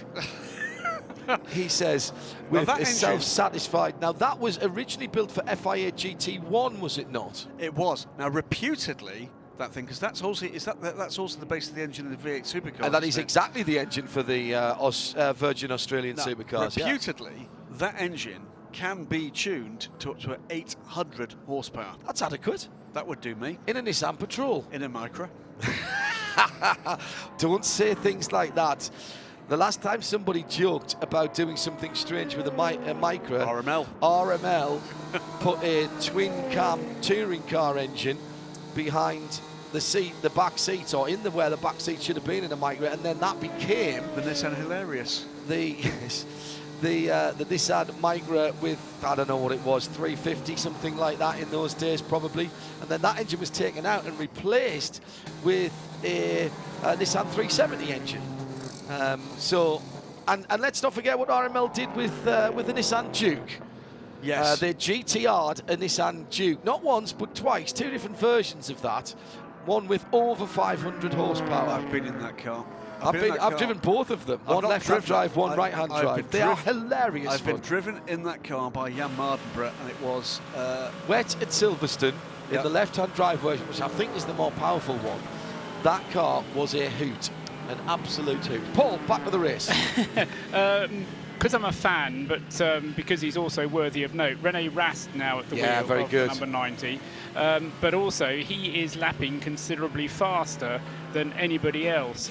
In particular, Christian Fittipaldi, who is really taking some time to get to grips with the number 5 Action Express car, which has only just come out, of course. But he has lapping really quite slowly in comparison to René Rast, and I mean 7 or 8 seconds a lap more slowly. But Rast is also lapping a couple of seconds faster than Max Angelelli, as a result of which he is still on the same lap as Angelelli. Now, before those cars made their pit stops, which admittedly were out of sequence, Ricky Taylor had a lap on the field, remember, but it was a 20-second longer pit stop for Taylor to hand over to Angelelli. And now Rast is going more quickly, and so we now have the 10 and the 90 cars on the same lap. And a change for second position, Paul, in the GT LM category as the Porsche of Laurent Vantour. I still can't get used to seeing Porsche and Vantour like that, but he has gone through, and Joey Hand has dropped down into 3rd position in the 66 Ford. And that is the first time we've had a Porsche 1-2 in GT11, I'm sure of that. Yeah, it's Fred Macko, 911 and 912. That 912 has been rising steadily since I came on, just over an hour ago, as we head towards 20 minutes to 2 in the morning. I really wish I hadn't looked at that there, because I was feeling okay. And the 911 dives into the pits from the lead in class. And Joe Bradley is waiting for it to come to a halt next to him. I am, and I'm right behind their tyre guys who've jumped across the wall. New tyres going on to the 911, currently showing in 5th place in the class. Michelin tyres for this car, who seem not to be struggling too much to get the wet tyres up to temperature in these very cold and wet conditions. And a driver change also, as well as refuel and fresh rubber. We'll get a word with the driver who got out, and they're already done. It's Fred Macko out, and that's the car already pulling away. And you know what, it's the parent in me. I'm really concerned with these guys getting out of these cars. They are soaking wet with sweat, and the ambient temperature is so cold, they immediately will chill down. Right, let's watch Patrick Pele on his way out while Joe tries to grab Fred Mako. Getting up to speed. Bit of a wiggle just to make sure everything's fastened on. He's coming out round the pit out. Still in first gear. Starting to accelerate now, feeling for the grip. Easy to put it into the wall here. Short shift into second. Now out of the pit lane and joins the track. Now, as the white line disappears on his right-hand side, back down to second position. That pit wall goes, pit lane line goes a very long way down. He traces the centre of the road, taking it easy. Now, in fairness, in a GT car, you're relying more on mechanical grip than you are. Well, he's very committed through the kink, though, in fourth gear. Now down to third, down to second for the hairpin, and all the way down to first, and he's getting a little bit of push there as the team car, the 912, comes in and locks up right next to the timing pylons before he's timed into the pit lane. Weather getting worse and the rain coming down. The point I was going to make about the Michelin shod cars, Graham, is it's not really a fair comparison because the GTLM cars rely far more on mechanical grip than the prototypes do. Joe Bradley is still down at the Porsche GT team pit. Joseph? And we've been joined by the sister car, the 912, who I believe is the class leader. Has inherited the class lead? It inherited the class lead. It's showing the number one. But whilst that car is being serviced, we get a chance to talk to Fred Makovic, who's just gotten out of the 911. Fred, do you prefer full wet conditions or the damper conditions we saw earlier? Which is best? Yeah, I think so. The car is, yeah, for sure, we have a better speed. As soon as it's full wet condition, we need a spray to cool down the tire. We just struggle a little bit at the end because by the rain, we drop a lot of pressure and it was tricky because we could not keep enough temperature in the tire. But in general, I mean, we, if we are safe in this condition, for sure we are better. I noticed that the tire doesn't look barely worn. There's still lots of tread. Is that significant? I mean, for sure, if you have a look, I think so the track temperature is 7-8 degrees with the water. I mean, it's difficult to keep the temperature, but as soon as it starts to be damp, we have a lot of movement and you struggle to opposite side to don't put too much temperature in the tires. That's why it's difficult to find a good compromise. Thank you, Fred. And the 67 Ford has been off the track, damage to the rear body, the flat part of the rear wing. The steers are still there, but the rear wing has gone. That's Ryan Briscoe behind the wheel of that car, and it has gone straight back to the Ford Chip Ganassi Racing garage. And the team got the message very quickly what the damage was, because no sooner had the car driven into the garage, there was a mechanic appeared stage right carrying one of those rear clips at more than a canter. But I fear the damage to that car goes further forward than that's going to fix. So that car's been off somewhere. We didn't see where. We don't know whether or not there's debris on circuit. No sign of yellow flags anywhere to indicate that. So it looks like he's gone well off and off enough to not cause debris on the circuit, John. We continue. Sorry, Paul, go ahead. Yeah, I was just going to say, he was due into the pits anyway. Yes, he was. On this lap or his next lap. So it's Ryan Briscoe at the wheel of the 67 Ford. The 66 and 69 cars currently leading the class, and they're due in again within a lap or two. Which should mean the Porsche cycle back through to the lead. Or Giancarlo Fisichella, of course, needs to stop as well in the Ferrari. They're pretty much all on the same schedule, yeah. But the Porsches seemingly to be able to make hay while it rains rather than when the sun shines. Very good. Paul, when, and as we may be getting, look on one of the other cameras, just keeping an eye at your site, John, of another monitor, but of that incident. Paul, when did we see the kind of the balance shift from the 66 to the 69, he says, as he loses the lead? Only on this last lap. 2 laps ago, the 69 took over the took over the lead of the class, but of course at the time the Porsche was leading the class. But as the Porsche came into the pits, that was when the 69 car overtook the 66. And something's just gone wrong for the 69, because that's just dropped 5 seconds in the first sector and has lost the lead again. So and a big spin out of The hairpin. This is the International Horseshoe, the first of the two infield hairpins. There's a car right across the inside portion of the circuit, and it's not any car, it is the Rebellion, the 13 grip, pick up by Rooftop Ray. Thank you, Ray.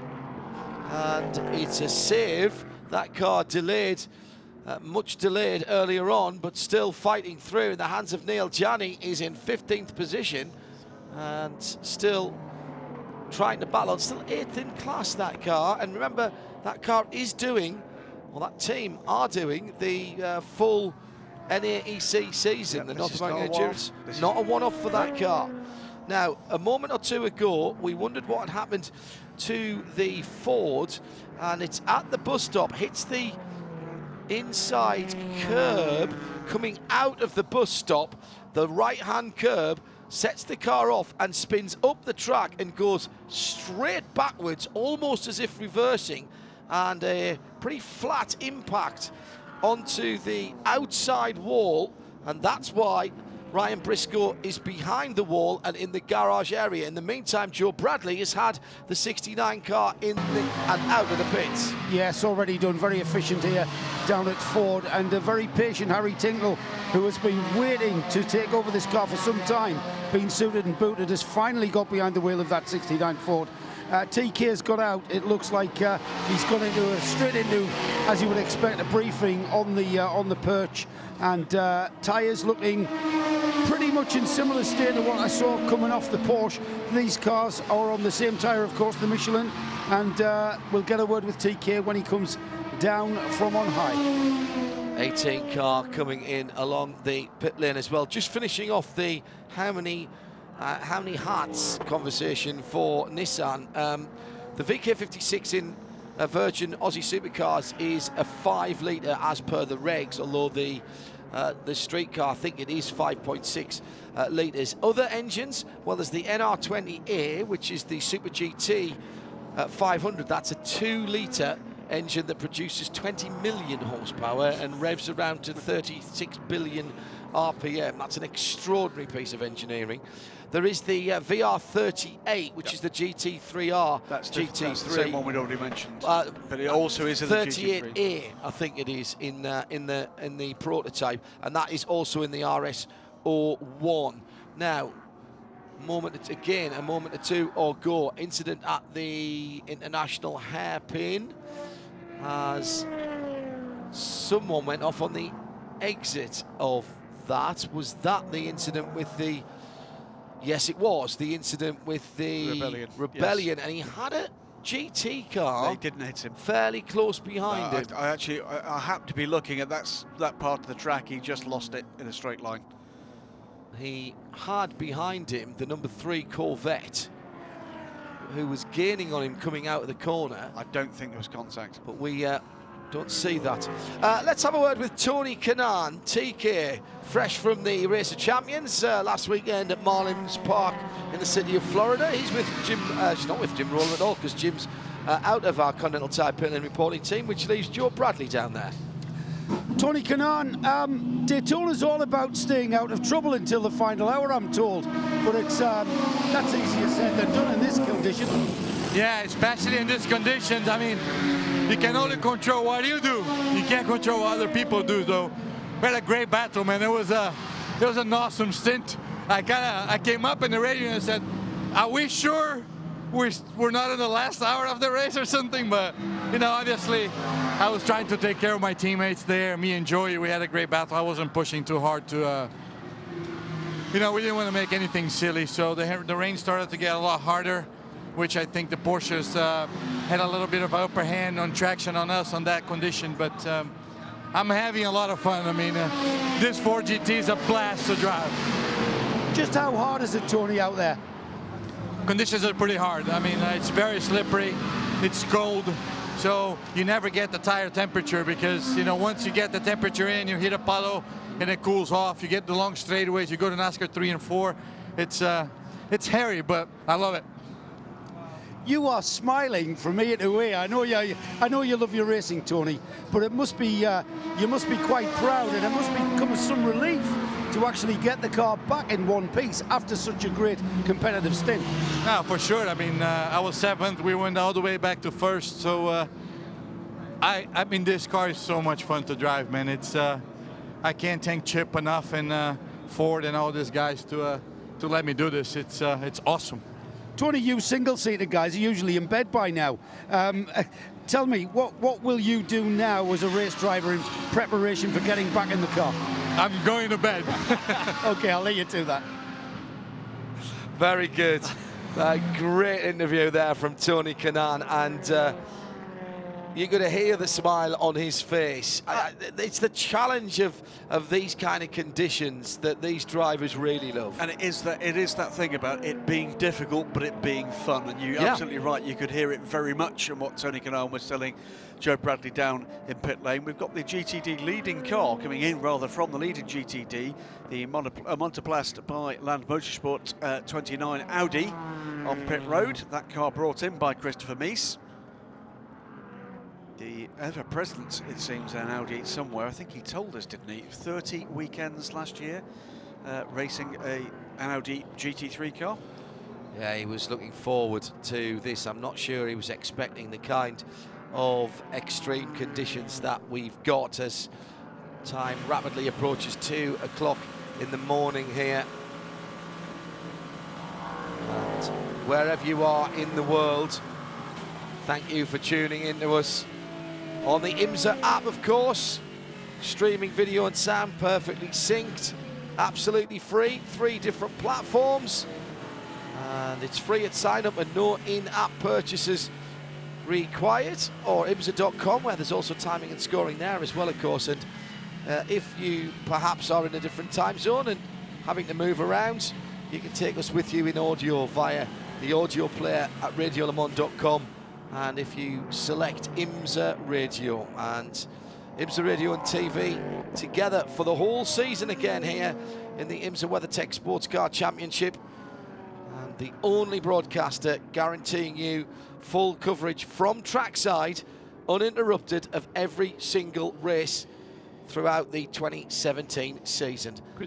Max Angelelli working his way through traffic, and how he could see out the front screen, I'm not sure. Paul Truswell. Yeah, Christopher Mies just having that pit stop in the Lant Audi. Struggling to get up to speed again, Paul, as we see those cars coming out the pits.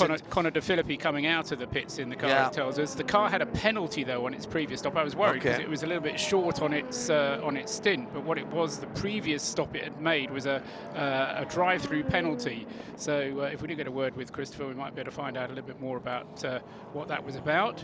Graham? I think we're beginning to get to the point where parts of this track are marginal, because we're getting cars going off at almost every corner at the moment. Well, I did see one of the LMPC cars again running wide at the Horseshoe, and one of the P2 cars ran way wide at turn 1, and the rain is heavier than it's been for a little wee while. I think the issue is when people get in, if they haven't been in for a while, and some of these teams run, you know, 3-4 drivers, and they've been doubling drivers, they might not have been in for a while, the conditions are not what they're expecting, and they're on tyres that are not optimum, then you are going to get a few drops. It's as simple as that. I don't think it's really any worse than we've seen earlier on. The rain has been consistently falling for how long now, Paul? Since 7 o'clock, 7:30. Hang on, let me just check that. I know you will have made a note of it somewhere. 6 hours into the race, so 8:30. Yeah, 8:30. So we've had now, what, 6 hours of rain? Yeah. And the prospects, according to the weather forecast, for rain to continue for at least another hour and a half. Sorry.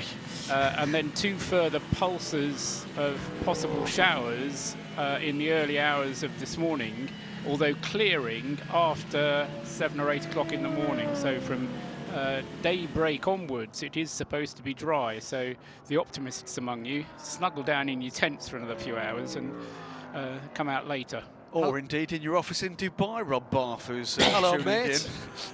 in. Yeah, Rob Barth in the Dragon Racing office in Dubai. He says it sounds very slippery. It is very You would love it. He sounds very concerned, doesn't he? Yeah, you would love it out here, Dubai. Rob.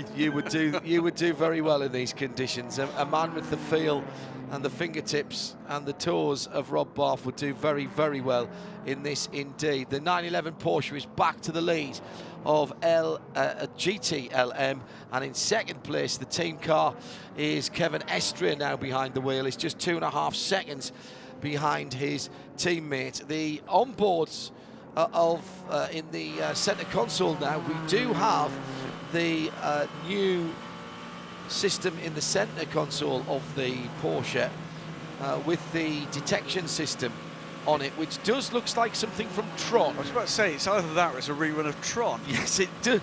It isn't a rearward-facing camera at all. You would think that's where it would be, but it is in fact just a matrix of green lines on a black background that shows targets being acquired and coming towards you. It really you almost would have a reticle on it that you could just deploy your countermeasures as they were coming up behind you. It reminds me of that little display in Star Wars when they took out the Death Star, to be honest with you. No, that's exactly what you're right, absolutely, on the X-Fighters. Absolutely right. That is exactly what it looks like, Graham. Also, the other change I've noticed for GT LM cars, and the Porsche is the first one I've noticed it on. I've noticed on GT3 cars before, but the new Porsche 911 RSR is the first one I've noticed it on here, is it hasn't got a full steering wheel anymore. It used to be a technical requirement that you had a full steering wheel that traced a circle, and now that's clearly not the case, because he's got a sort of a Batmobile style wing steering wheel that is not the full circle. It's been said of me many times that I'm not the full anything, frankly. I mentioned Rob Barth a little while ago, and we've been talking a little bit about Nissan's engines, but Rob, of course, big part of that Nissan story for GT Academy. In fact, Rob and Barth, two words which strike fear into the hearts of GT Academy people as the chief driving instructor. And there's a hilarious piece of YouTube video of Rob instructing someone who I think accurately guarantee did not make the final. Brake. You've seen that one. But his foot was still on the throttle. I think he braked. You know, all of that money that Rob spent on therapy for that has now been wasted. Absolutely. Because his hair brought it back pure to white overnight, you know. He grew a good beard, though. He did. It all fell out of his head and came out of his chin.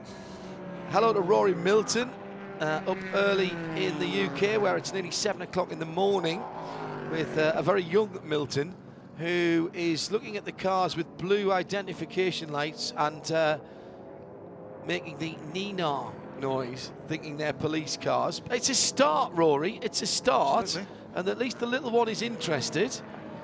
You haven't given the name there of small Milton Jr., but good to know that you're up and about and listening and watching as this really intense concentration for the drivers continues. 12.5 hours still to go, coming round to half distance with Max Angelelli leading, having completed 342 laps. Now, the onboard camera that we have on the number 10 Cadillac, the DPI VR, is visibility there, is on the wrong side for the wiper, but even with that said, there's not a lot to be seen out of the front windows. Into the pit lane comes the number 3 Corvette, driven by Antonio Garcia in 7th position in GTLM. Let's run down the P-Class cars. Rene Rast in 2nd place for the number 90. That Corvette's gone straight through. Did that not stop there? I don't think it stopped. Right, so Paul will tell me when it goes out. It was a super quick stop if it did, because I didn't notice it parked up to my left. Didn't stop, says Ray. Thank you, Ray. A little shake on the camera there. Through the power of international sign language. Drive-through penalty for Garcia. Yeah, we'll find out about that in a wee moment. Right, so let's run through the prototypes. 1:14 between first and second. The DPI leading is the Cadillac number 10. 2nd place, the LMP2 Global Spec car, is for the number 90 team, and that, of course, is the Multimatic chassis. Rennie Rast on board that car. Christian Fittipaldi. They are both on the same lap, John, those two. 1:42, I think, between them. Flashed up for a moment. Yeah, but it's only those two that are on the lead lap. Christian Fittipaldi has completed 341 laps in the third place number 5 Action Express car. In fourth, it's Scott Sharp, who is just coming round to complete his 341st lap. No, his 340th lap. So he's a lap behind Christian Fittipaldi. Correct. In fourth position in the ESM number 2. And so in terms of chassis then, we have Dallara, then we have Multimatic, then we have Dallara again for the second Cadillac. The Nissan uses, remind me, Graham, the Ligier chassis, thank you, mental block there. Then another Dallara in the shape of the, literally in the shape of the Cadillac number 31 from Action Express. Another couple of laps further back for Eric Curran from Scott Sharp. Then the Mazda, the 55, which is 14 seconds behind in 6th place. Which is the Multimatic. Which is the Multimatic chassis. And then the Orica. And then the Orica. So all 4 of the chassis are represented in that top 7. And big wiggle there for the 85 car ahead of the, what are we aboard there? That's the Porsche. That's the 911. That was the 911 passing the 85 car. It's worth keeping an eye on Spencer Pigot actually in the Mazda, John, as you were just running down the order there, because he is closing on Eric Curran in the number 31 Whelan Action Express. He's closing, and last time at a rate of knots. Exactly. Took 3 or 4 seconds out of Eric Curran last time. Spencer Pigot reveling in these conditions, just 10.5 seconds now, and the 55 car on the banking and looking better now than it has done all race, Paul, in terms of pace. Indeed, yes. Spencer's certainly getting to grips with these conditions, and he's taken 30 seconds out of Eric Curran on this stint, which has been for about half an hour now. And Rory Milton has come back to me, and small Milton is Elodie. What a lovely name. 18 months old, watching on via IMSA.com.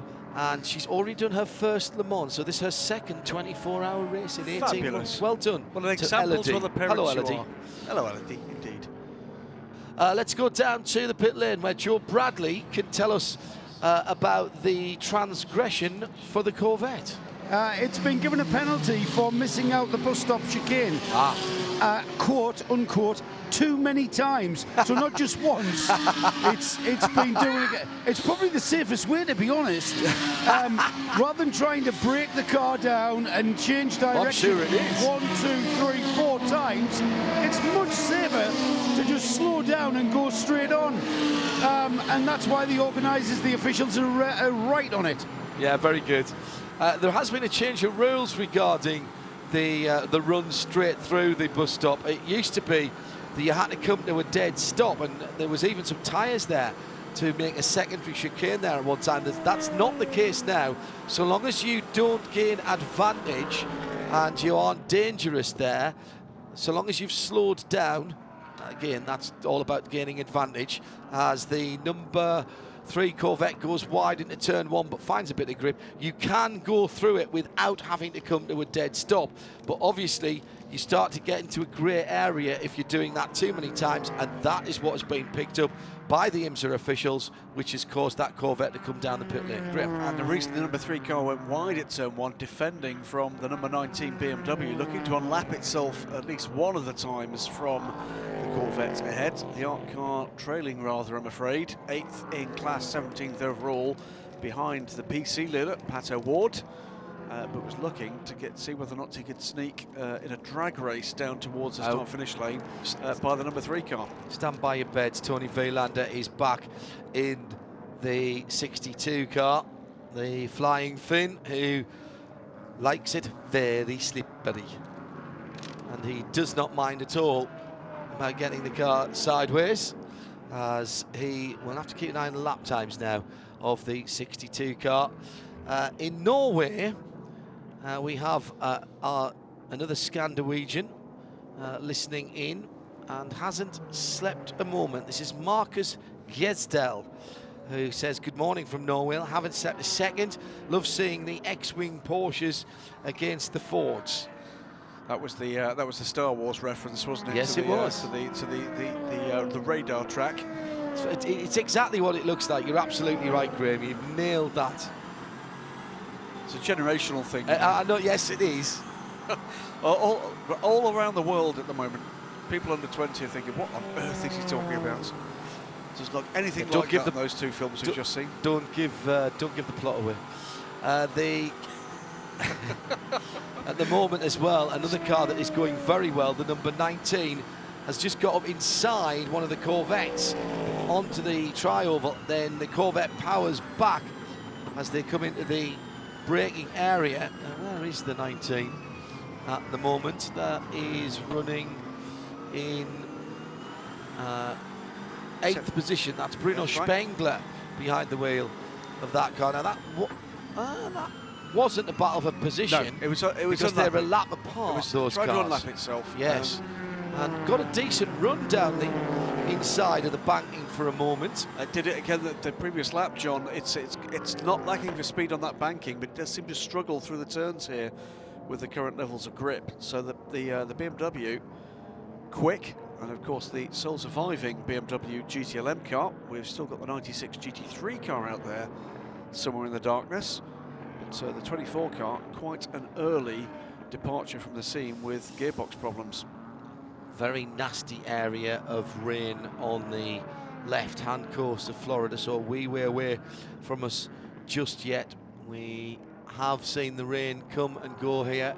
As I look up into the lights that are above us, mounted on the top of the brand new stadium section here, the rain is falling persistently. Thank you to Marcus for his tweets coming into at IMSA Radio, please. Hashtag Rolex24, Rolex24. In 3rd position in GTLM, Joey Hand is trying to chase down from the Ford's point of view the pesky Porsches. Patrick Peely and Kevin Estre, they did the little rain dance. They're just 2 seconds apart, and then 18 seconds further back is Joey Hand. The 66 car's consistently been the best of the Porsches, Graham, and at one stage we did have the Porsches in the top 4 positions in GTLM with their numbers absolutely in numerical order. Fords. What did I say? You're blinded by the current 1-2-ness of the Porsche. I am indeed. You're absolutely right. The 66, 67, 68 and 69. The Fords, I am terribly sorry, it is late, were in positions 1 to 4. And Dave, in fact, I mentioned that it was because I felt the force of Dave Engelman as he came in behind me. Dave, if you want to go up onto our mezzanine level, we'll have a quick chat with you.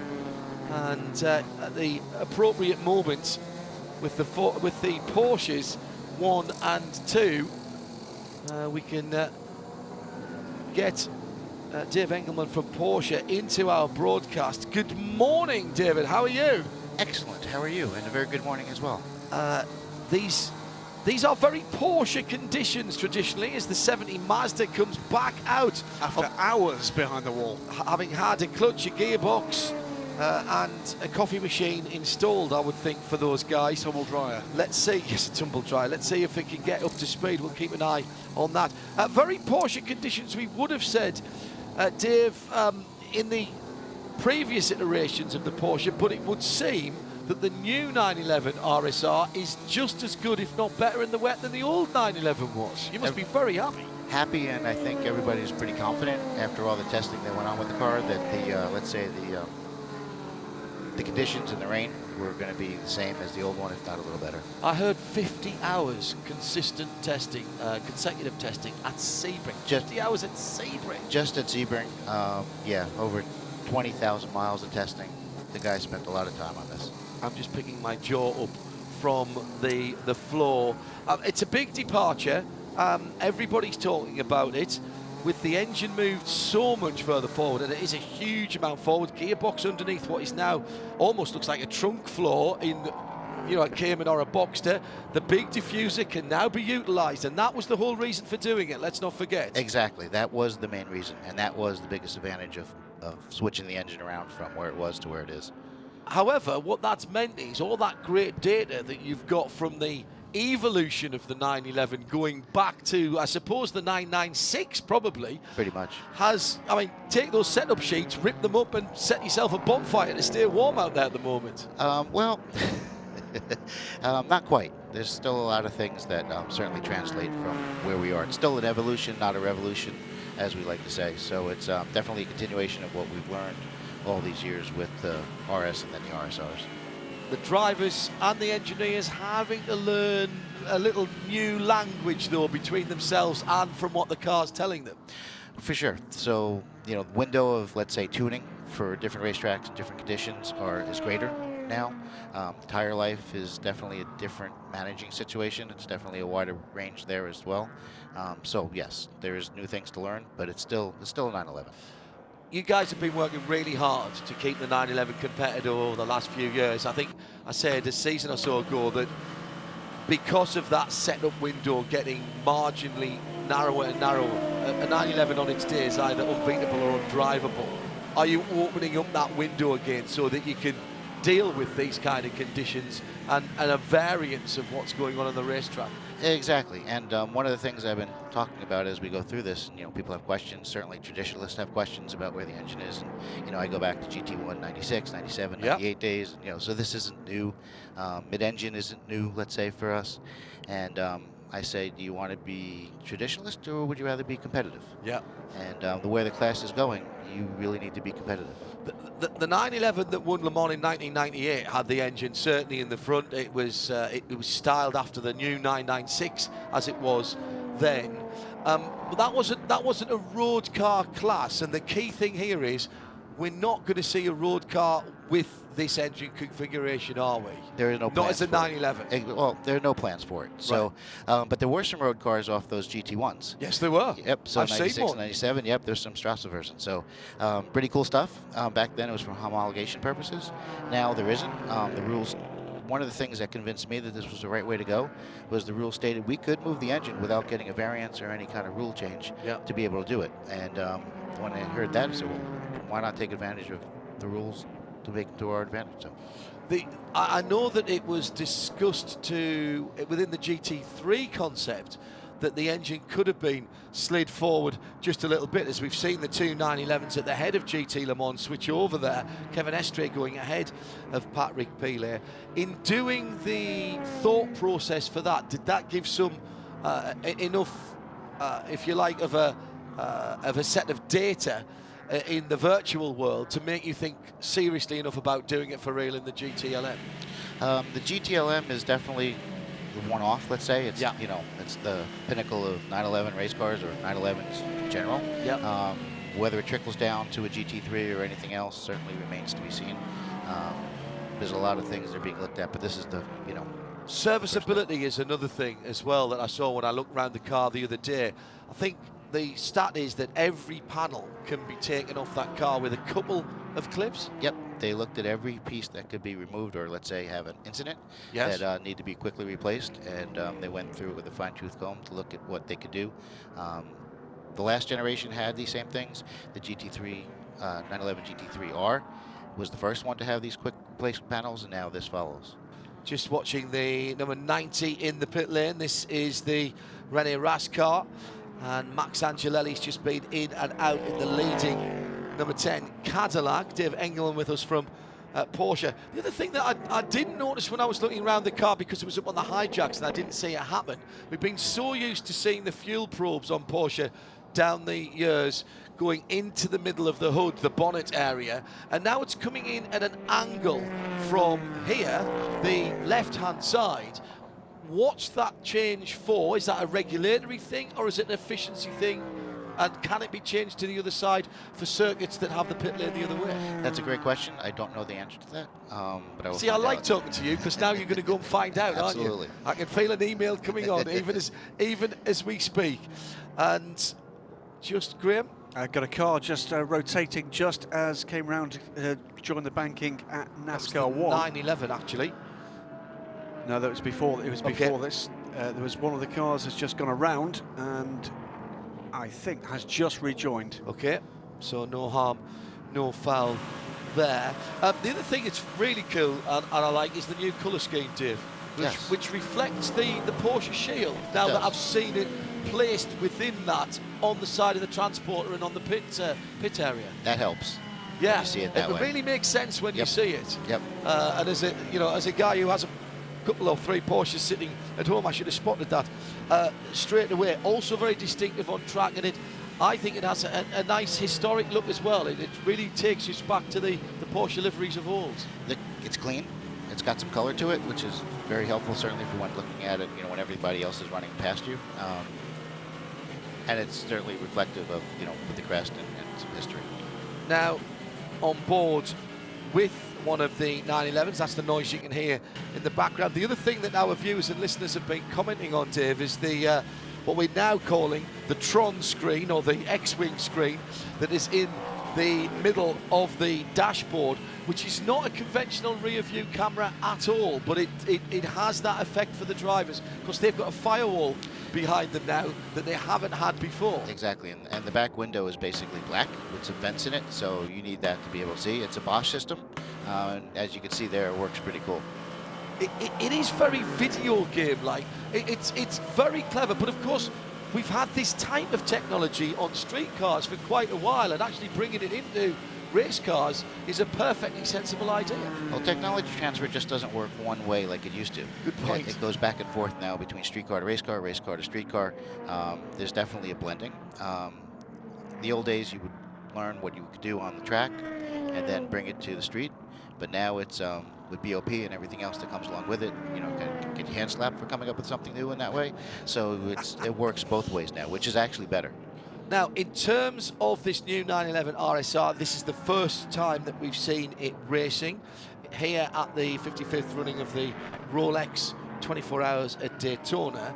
These two cars will do the season here for the newly named Porsche GT team. Two more cars into WEC, yes. Same spec? Same spec. Almost identical.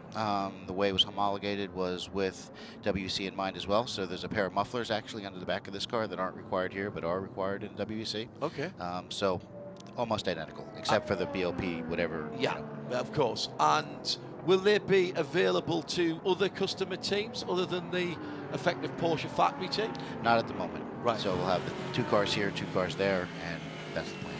And for Le Mans, what do we know? As far as I know, 2 cars at Le Mans. All right. These will not go over. We'll find that out in, I guess, it's about coming up. end of this week, isn't it? Yeah. So when we get the announcement of that. Brave new times for Porsche on the track. On the street, record year in terms of car sales around the world, and particularly here in North America. I was very encouraged to see the variety of cars in the Porsche Corral, including open, come one, come all, no stuffiness about the new Boxsters or Caymans or even the SUVs. Everybody's welcome and everybody comes. We are a family, and certainly there isn't anything that gets shown. New Panamera just being launched over here? It's being launched. It'll go on sale in March here in the United States, but sales are just beginning now, and the media activities have begun. I was actually in South Africa last week with the launch of the new hybrid. And that car is extraordinary. And there we are really seeing technology transfer. The 919 helping to prove control systems for hybrid with gasoline-powered engines. Absolutely. Whether it be braking system, software that controls that, software that controls where the hybrid comes in and the gasoline stops, or it all kind of goes back and forth. Obviously, with the V4 and the 919 isn't exactly like indeed not twin turbo V6 that's in a Panamera, but the concepts are very similar. I think our audience understands that the technology and the software is just as important as the hardware. Corvette Spin a moment or two ago coming out of the bus stop, and that was the number 4 car, the delayed car. Tommy Milner finding out just how hard it is out there. Dave, before I let you go, a story that was broken here on IMSA Radio on Thursday night during the nighttime practice was that the former Angel starting pitcher CJ Wilson is starting a second career, new start line is the hashtag, as a race car driver, and he's choosing to do it in the hyper-competitive Porsche GT3 Cup USA by Yokohama. That's great news for me because I get to commentate on him, and that means I can rib him like mad if he does anything wrong. That's also an absolute underlining of how important that series is to aspiring race drivers. Absolutely. So the whole ladder system that now begins with the Cayman GT4 Club Sport and the MR, and now it's working up. It's perfect. And any step of the way that you want to come in on that ladder, it's open for you. And he wants to run in Le Mans. I mean, how exciting is it to have somebody like CJ join us? So the attention that it'll bring from, let's say, outside our sports car world and motorsports world. So it's nothing but good news. Porsche have been quick to embrace people who have a real passion for motorsport, but have that broader appeal. Patrick Dempsey is a perfect example. And Patrick, as we've said many times before, Patrick is a racing driver who does a bit of acting to fund his racing, which I think he quite likes, actually. But you guys have been sometimes quite irreverent about how you've used that, and we've all had a laugh at Patrick and Pat Long's expense. How important do you think it is to be able to look at that and be able to get it out there, but also not to be too serious about it? Not taking yourself too seriously is one of the things that we work on. Obviously it's very serious, and it's serious on the track for your results. I was going to say go across there by a couple hundred yards, and very serious. But the grand picture of what we do here is we're having fun. Absolutely. Look at what all of this is, and if you don't look at it that way, you're not in it for the long haul. Because certainly the big guy has a sense of humor about things that you don't necessarily have all the control over. Yeah, that is very true. And a final word for the people who, it seems I have this conversation with a lot of people down through the years, and now as somebody who's got a front-engined 4-cylinder Porsche, a rear-engined air-cooled car, and a mid-engined flat 6 car, everybody says, oh, that's not a proper Porsche every time something comes out. And yet, if you look back at history, you're talking about mid-engine Porsches racing. What about the 9146? Of course. The Brumos cars from not too far away from here. There's every iteration of the 911. People say we've ruined the 911 or we've ruined the company. And now it's the same thing. The Boxster's 20 years old, and we're going through, Oh my God, the Boxster's 20 years old. Yep. And now with of course it is, because it was 990 shared with the 996, didn't it, when it came out? Amazing, I forgot that. Yep. So, it's hard to believe, but it is. And now with the flat 4s, the turbocharged flat 4s instead of the flat 6s that are in them, same kind of comments. But ultimately, when people drive them and people spend a little time in them, all that goes away, and it's just a better car than the last generation. I was fortunate enough to take a 3-litre 911 Carrera 4S down to the Nürburgring for the WEC last year, and anybody who thinks that isn't a proper Porsche, I would just urge them to go and take a test drive. An extraordinary machinery, all the performance you could ever want, and at European motorway speeds, 36, 37 miles to the gallon, with that built-in coasting mode that it's got. Extraordinary. And just because you've got performance doesn't mean you don't have to think about the efficiency side of things. Oh, well, that's what we've always been about anyway, always doing more with less. And as times change, as EPA rules change, as European emissions rules change, you always have to get better, otherwise you become a dinosaur and you go away. And that's not in our business plan. This GTLM class looking very, very competitive indeed. GT Daytona are represented in that as well. You've been around this racing scene in the US for quite a long time. Have you ever seen as many manufacturers as this represented at this circuit, or indeed in this type of racing before? It's wonderful, isn't it?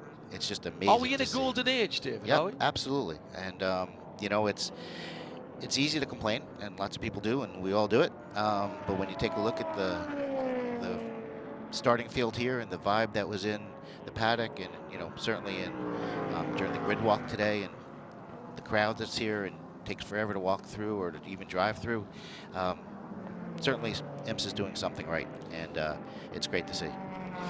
David, thanks for being with us. Oh, thank you. The good work. Will you pass on our best to everyone down there, and the fans, I'm sure, are enjoying this big Porsche Corral. It's almost worth having a look just around the Porsche Corral, because I think there's some really nice pieces in there this year. Even in the rain. Oh, well, Porsches are meant to be used, David, Absolutely. aren't they? Yep. Absolutely right. Dave Engelman, who's joined us up on the mezzanine level tonight from Porsche North America. Always nice to have it. This has become a bit of a tradition, Dave, coming in the middle of the night. Dave, thanks for being with us. Thank you very much.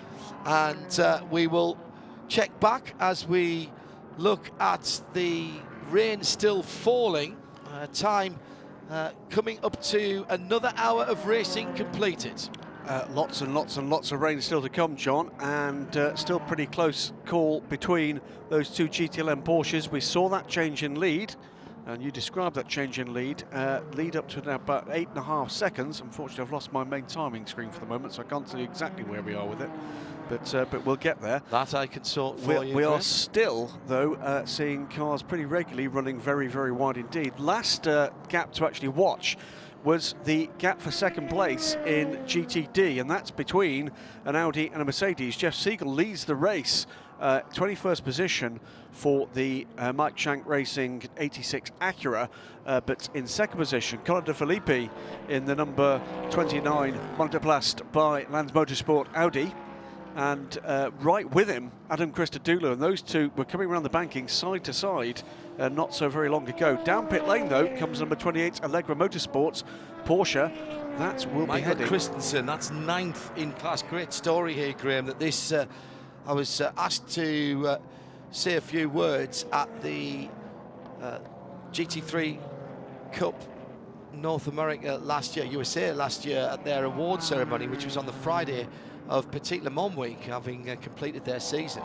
And Carlos de Quesada got up, man who was behind Allegra Motorsports, and threw down a challenge to Jens Walther of Porsche Motorsport here in the US and said, if you can get me one of those new GT3 Porsches, I'll put an entry in for the guys who've just won the championship and some of the other drivers.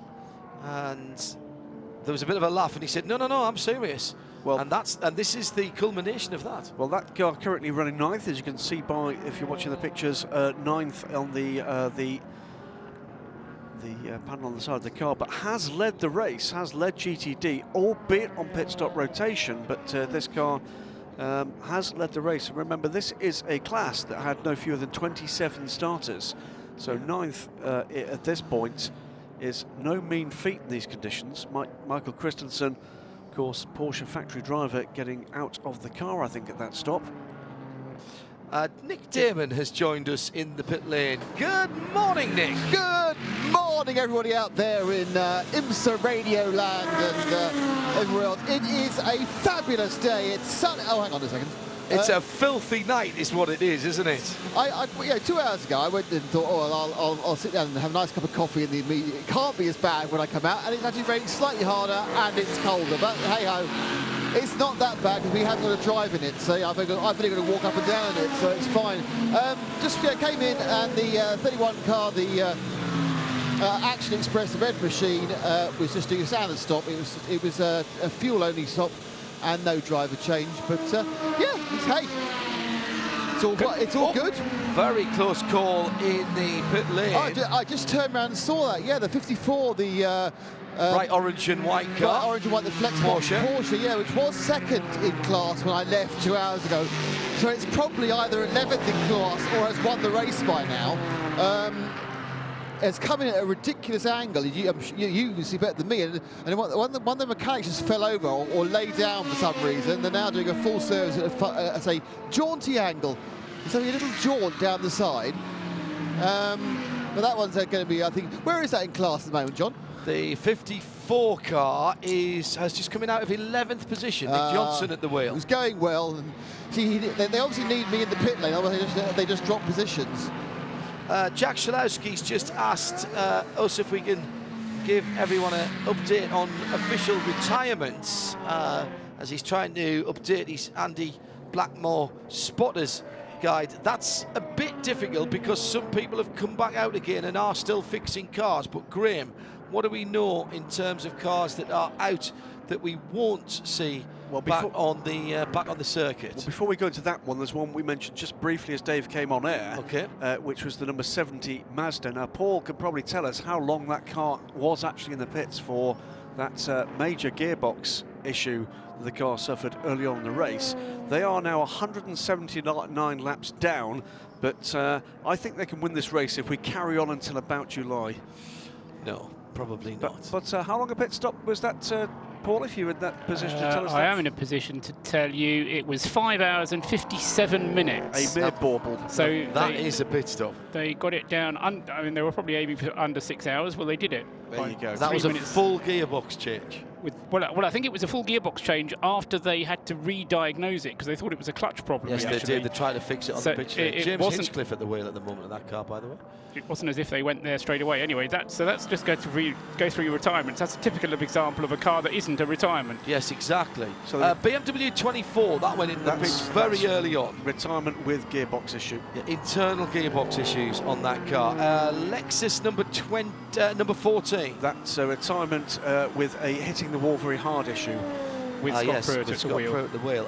59 was the Porsche. Lost an oil line and thereafter the engine on the Montai Porsche. Lamborghini number 16. That has had multiple problems. Two crashes, both of which caused safety cars. Correct. There was the crash. Jerome Moll was one of them, wasn't International Hairpin, correct? Yeah. West Hairpin. West Hairpin, apologies, and then at the bus stop. The second incident. The 73 Porsche, Matt McMurray, was mugged by the number 8 Star Wars car. That was at the bus stop. That was about 5:30 Triple last hit night. for poor Matt McMurray, and that car had been a leading car in GTD a little earlier. Ferrari 51. That is a retirement with a misfire. Those are the only announced retirements. We have walking wounded, don't we? Now, ahead of that, we do have a number of walking wounded, but I think Porsche, Ford number 67 is still being worked on. That was the car that came in just a little wee while ago, or what's probably rather longer than a little wee while ago now, and that car with rear end damage after a not dissimilar incident to the one that eventually accounted for the 16. Yes, true. Perhaps one of the most surprising things, bearing in mind the number of incidents we've seen for Lamborghinis, is we've not seen more Lamborghinis retire, because we have had a remarkable number of incidents for the Huracans in this race. I think more or less every one of them has had a significant incident, including the pit lane fire for the Dream Racing car. Oh yes, I'd forgotten about that. We've had a substantial run off track from Francois Perrodo in the EB Motors car, and that car I think has been off the track 3 or 4 times. We've had puncture. In fact, I think we had. Did we not have a suspension breakage for the 61? The 61 GRT Russell Racing Team car. The 21 Conrad car has been behind the wall. It's been a catalogue of woe for the Huracan runners. But still, we saw this, didn't we, in Dubai, Graham, where the GT3 Huracans were rather upstaged by the Super Trofeo cars. And you know, it's we've seen these things run fast and reliably. Here last year, John dominated. Okay, there was a controversy post-race about the restrictors, but actually they were their own worst enemies, because I think it was in front of you and I at about this time of the morning, running 1-2, they came together, took each other out, and ended up at the pit lane exit. What happened to the 15 Lexus, the other Lexus? That's been in the pits for a wee while as well. An incident I didn't see. Oh, it lost its rear. Had a puncture. Right. Very violent puncture, and that's what threw the right rear bodywork off, which was then later collected by Brendan Hartley on the apron coming out of NASCAR Turn 2. Now that is another of the cars. Now is that the car? The number 22 car, of course, had another long stop after Brendan's woes on cold tyres, but it's been back out for some little time in the hands of Johannes van Overbeek now. So there is the list of retirements. You're listening to IMSA Radio, live from trackside at Daytona for the 55th running of the Rolex 24 Hours.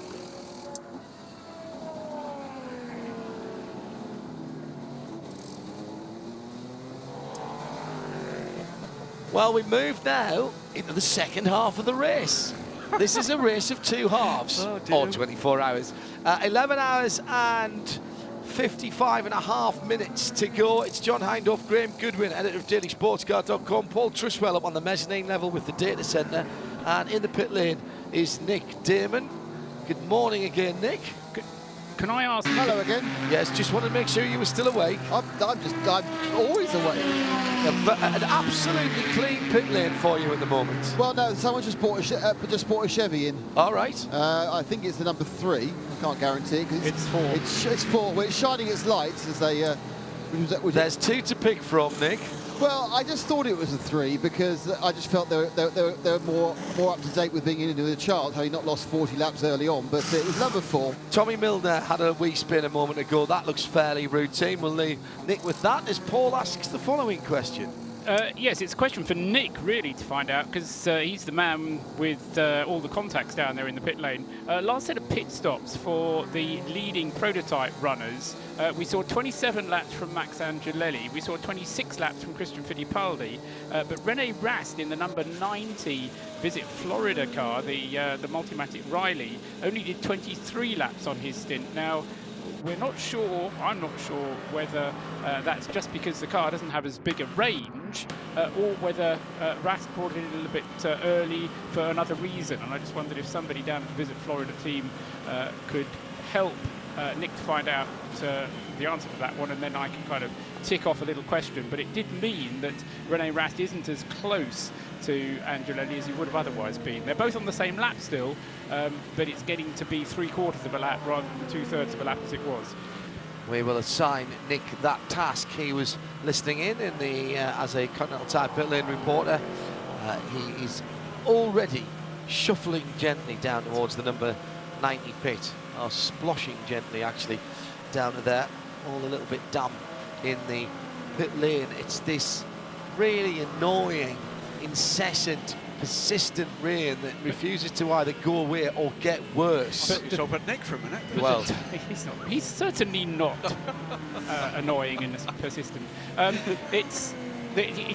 I hesitate to say this, but I think the conditions are improving a little bit insofar as Rene Rast is now being able to lap comfortably under 2 minutes, where on average, whereas on the previous stint that I was raving about, because he was going faster than anybody else, even though he was going faster than anybody else, he was still around the 2 minute mark, and he's now about 2 seconds a lap quicker. We're still around about 15 seconds outside what's a competitive dry time, but we are improving a little bit. Rain, I can tell you, is still falling. Oh no, it's still falling. Max Angelelli still with the vision issues from the front of the leading Cadillac, the number 10, the black car. It does seem as though that is struggling more than most in terms of its vision. On board the 22 car, recovering after being in the wall, it's Johannes van Overbeek who took that car out. He was installed in the garage and has been in then since the car came out. They've got a bit better view from the front end of the 22 machine. But still, that windscreen wiper, the windshield wiper on the 22 is very useful as a semaphore flag at night, really, isn't it? It's not really doing anything. Yes.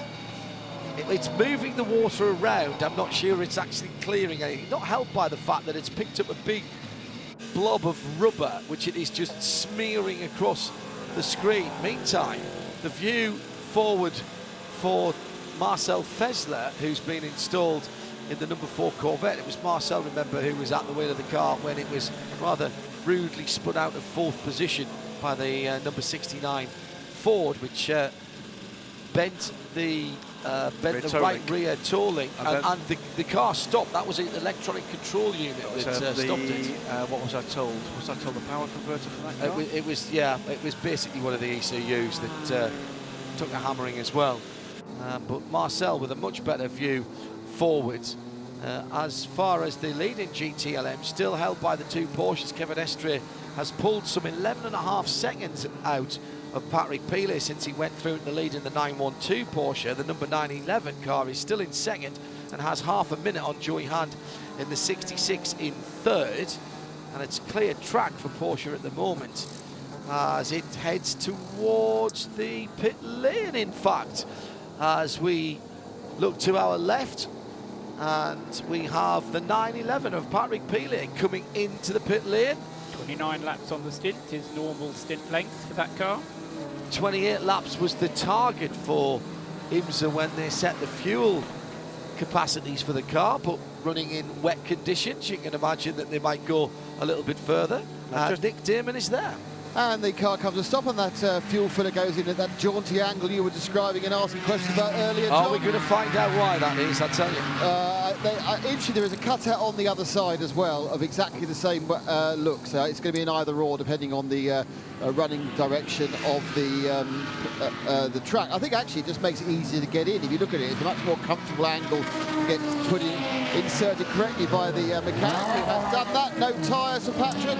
And within a lap or so, I think we're going to see the 912 of Kevin Estre in as well. So they will cede the lead between them of the GTLM until the rest of the cars shuffle through on this current pit stop cycle. Was going to say, we were slightly confused as to which Porsche in-car camera we were looking at a little earlier on the monitors we've got. It's easy for the one we've got at the moment because it's got Porsche 911 written across the side, but what you're looking for are the shade bands. It's the white shade band for the 911, it's the black shade band for the 912. Correct, absolutely right. Patrick Peeler, that was a seamless stop there from the Porsche team. That was very quick. It'll be about 3 laps that Joey Hand will lead the race for after Kevin Estre has done his stop. But it's been a very impressive stint this from Estre, and just by the fact that he was lapping that much more quickly, you described it a moment ago, John, than Patrick Peeler. Not only did he get past Peeler on the stint, but he also pulled away.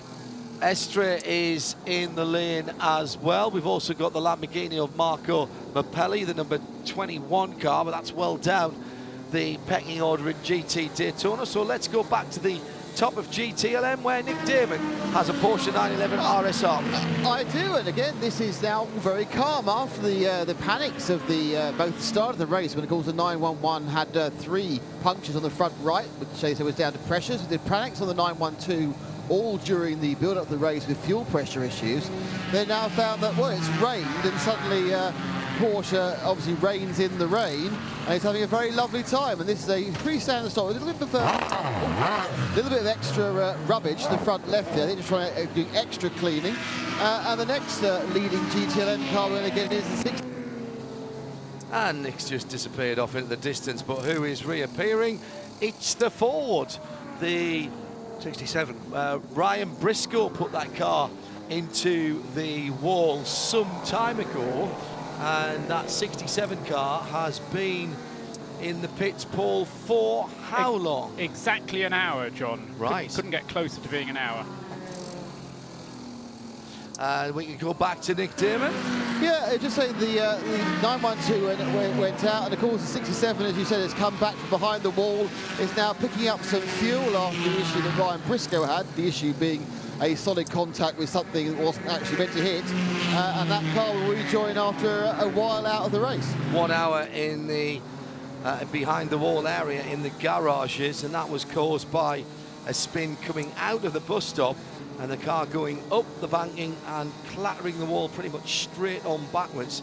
Didn't see what happened to the rear wing on that car, but I presume it's over there somewhere.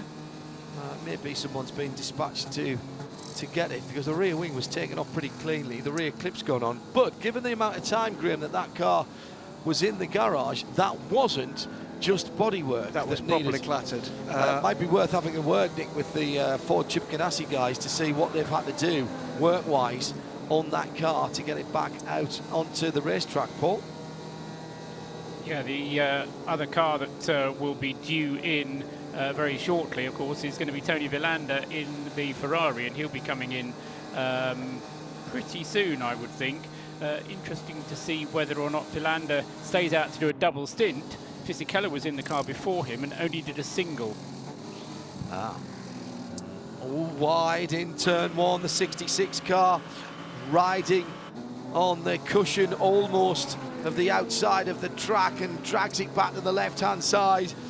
And that is Joey Hand playing with fire there, Graham. Just a quick hello, actually, to young William, who's listening with his dad, Houty, in Ireland. Yeah. And listening and watching. So good to have you with us, young man. Yes, watching us across the water. A very Irish soft morning here. Very getting softer by the moment.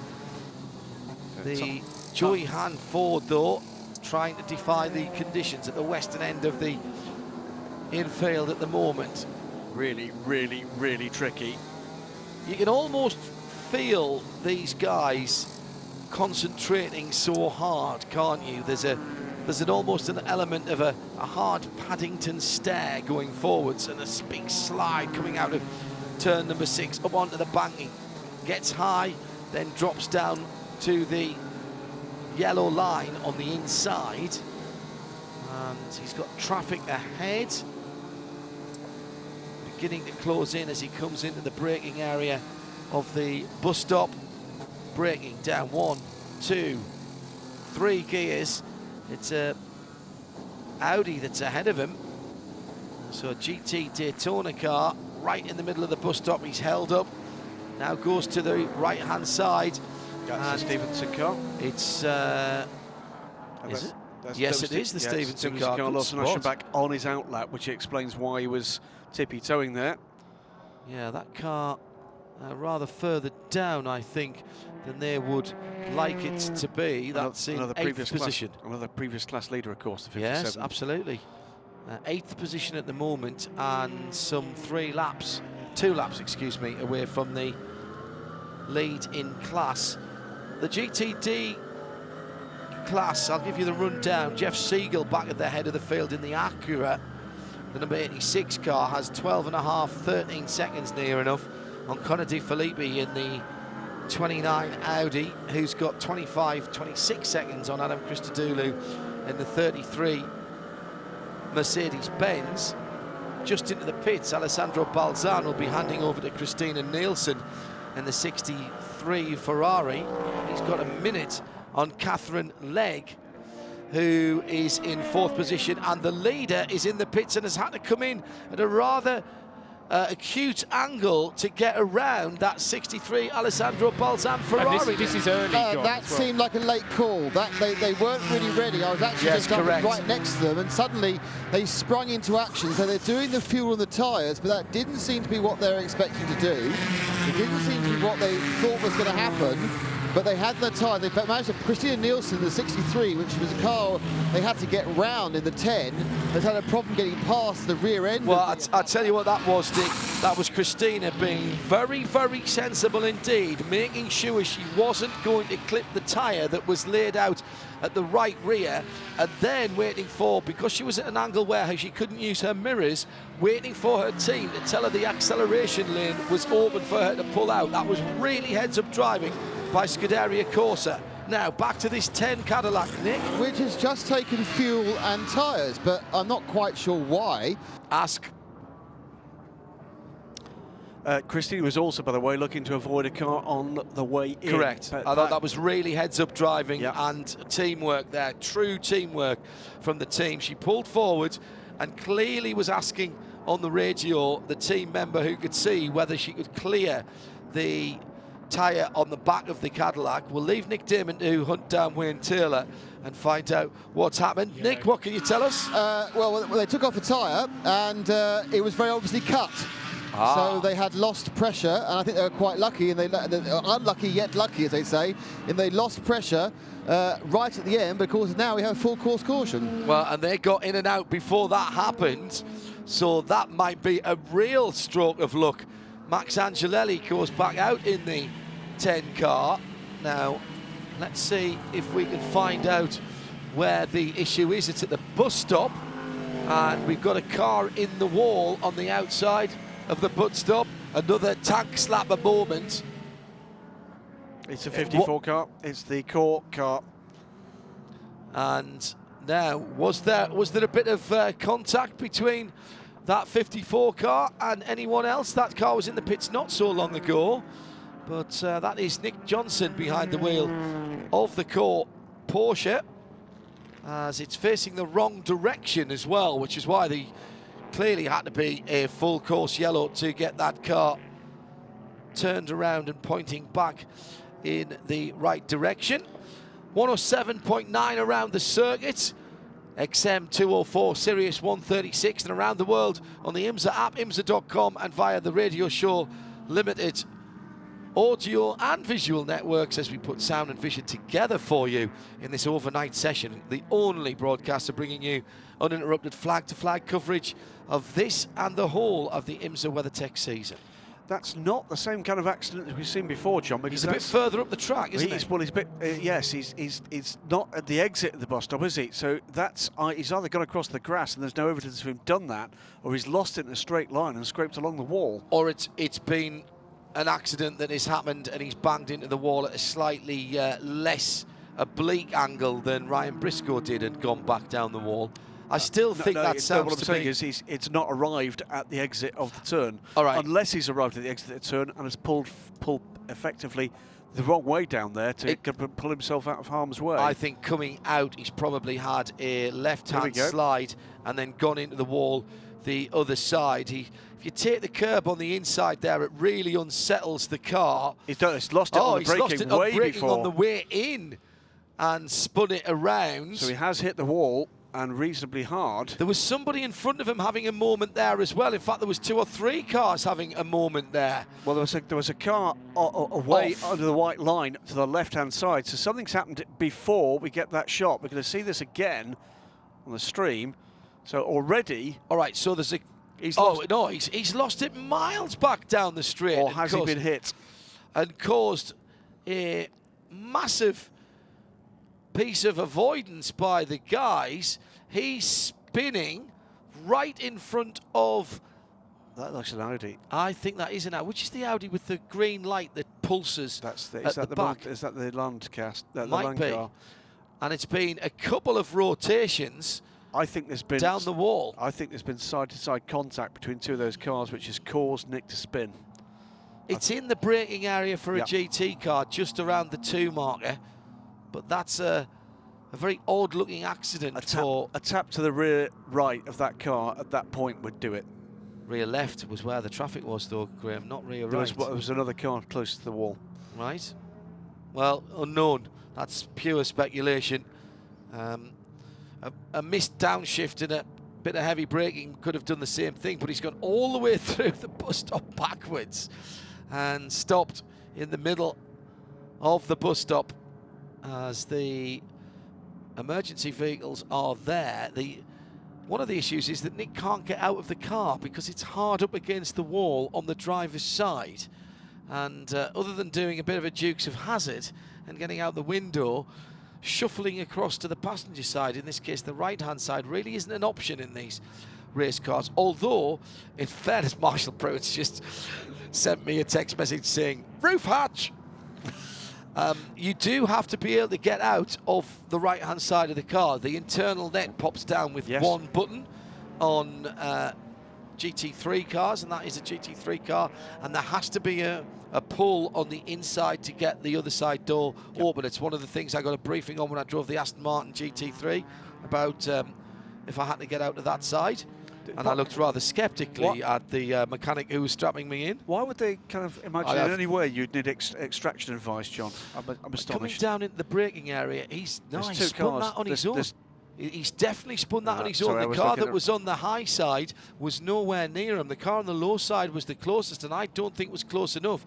It's 1, 2 rotations, then a tap of the rear left. Then he scrapes along the wall. And then he just scrapes along the wall down to the middle of the bus stop. Now, whichever car that was on the low side just blew the chicane, but that's fine.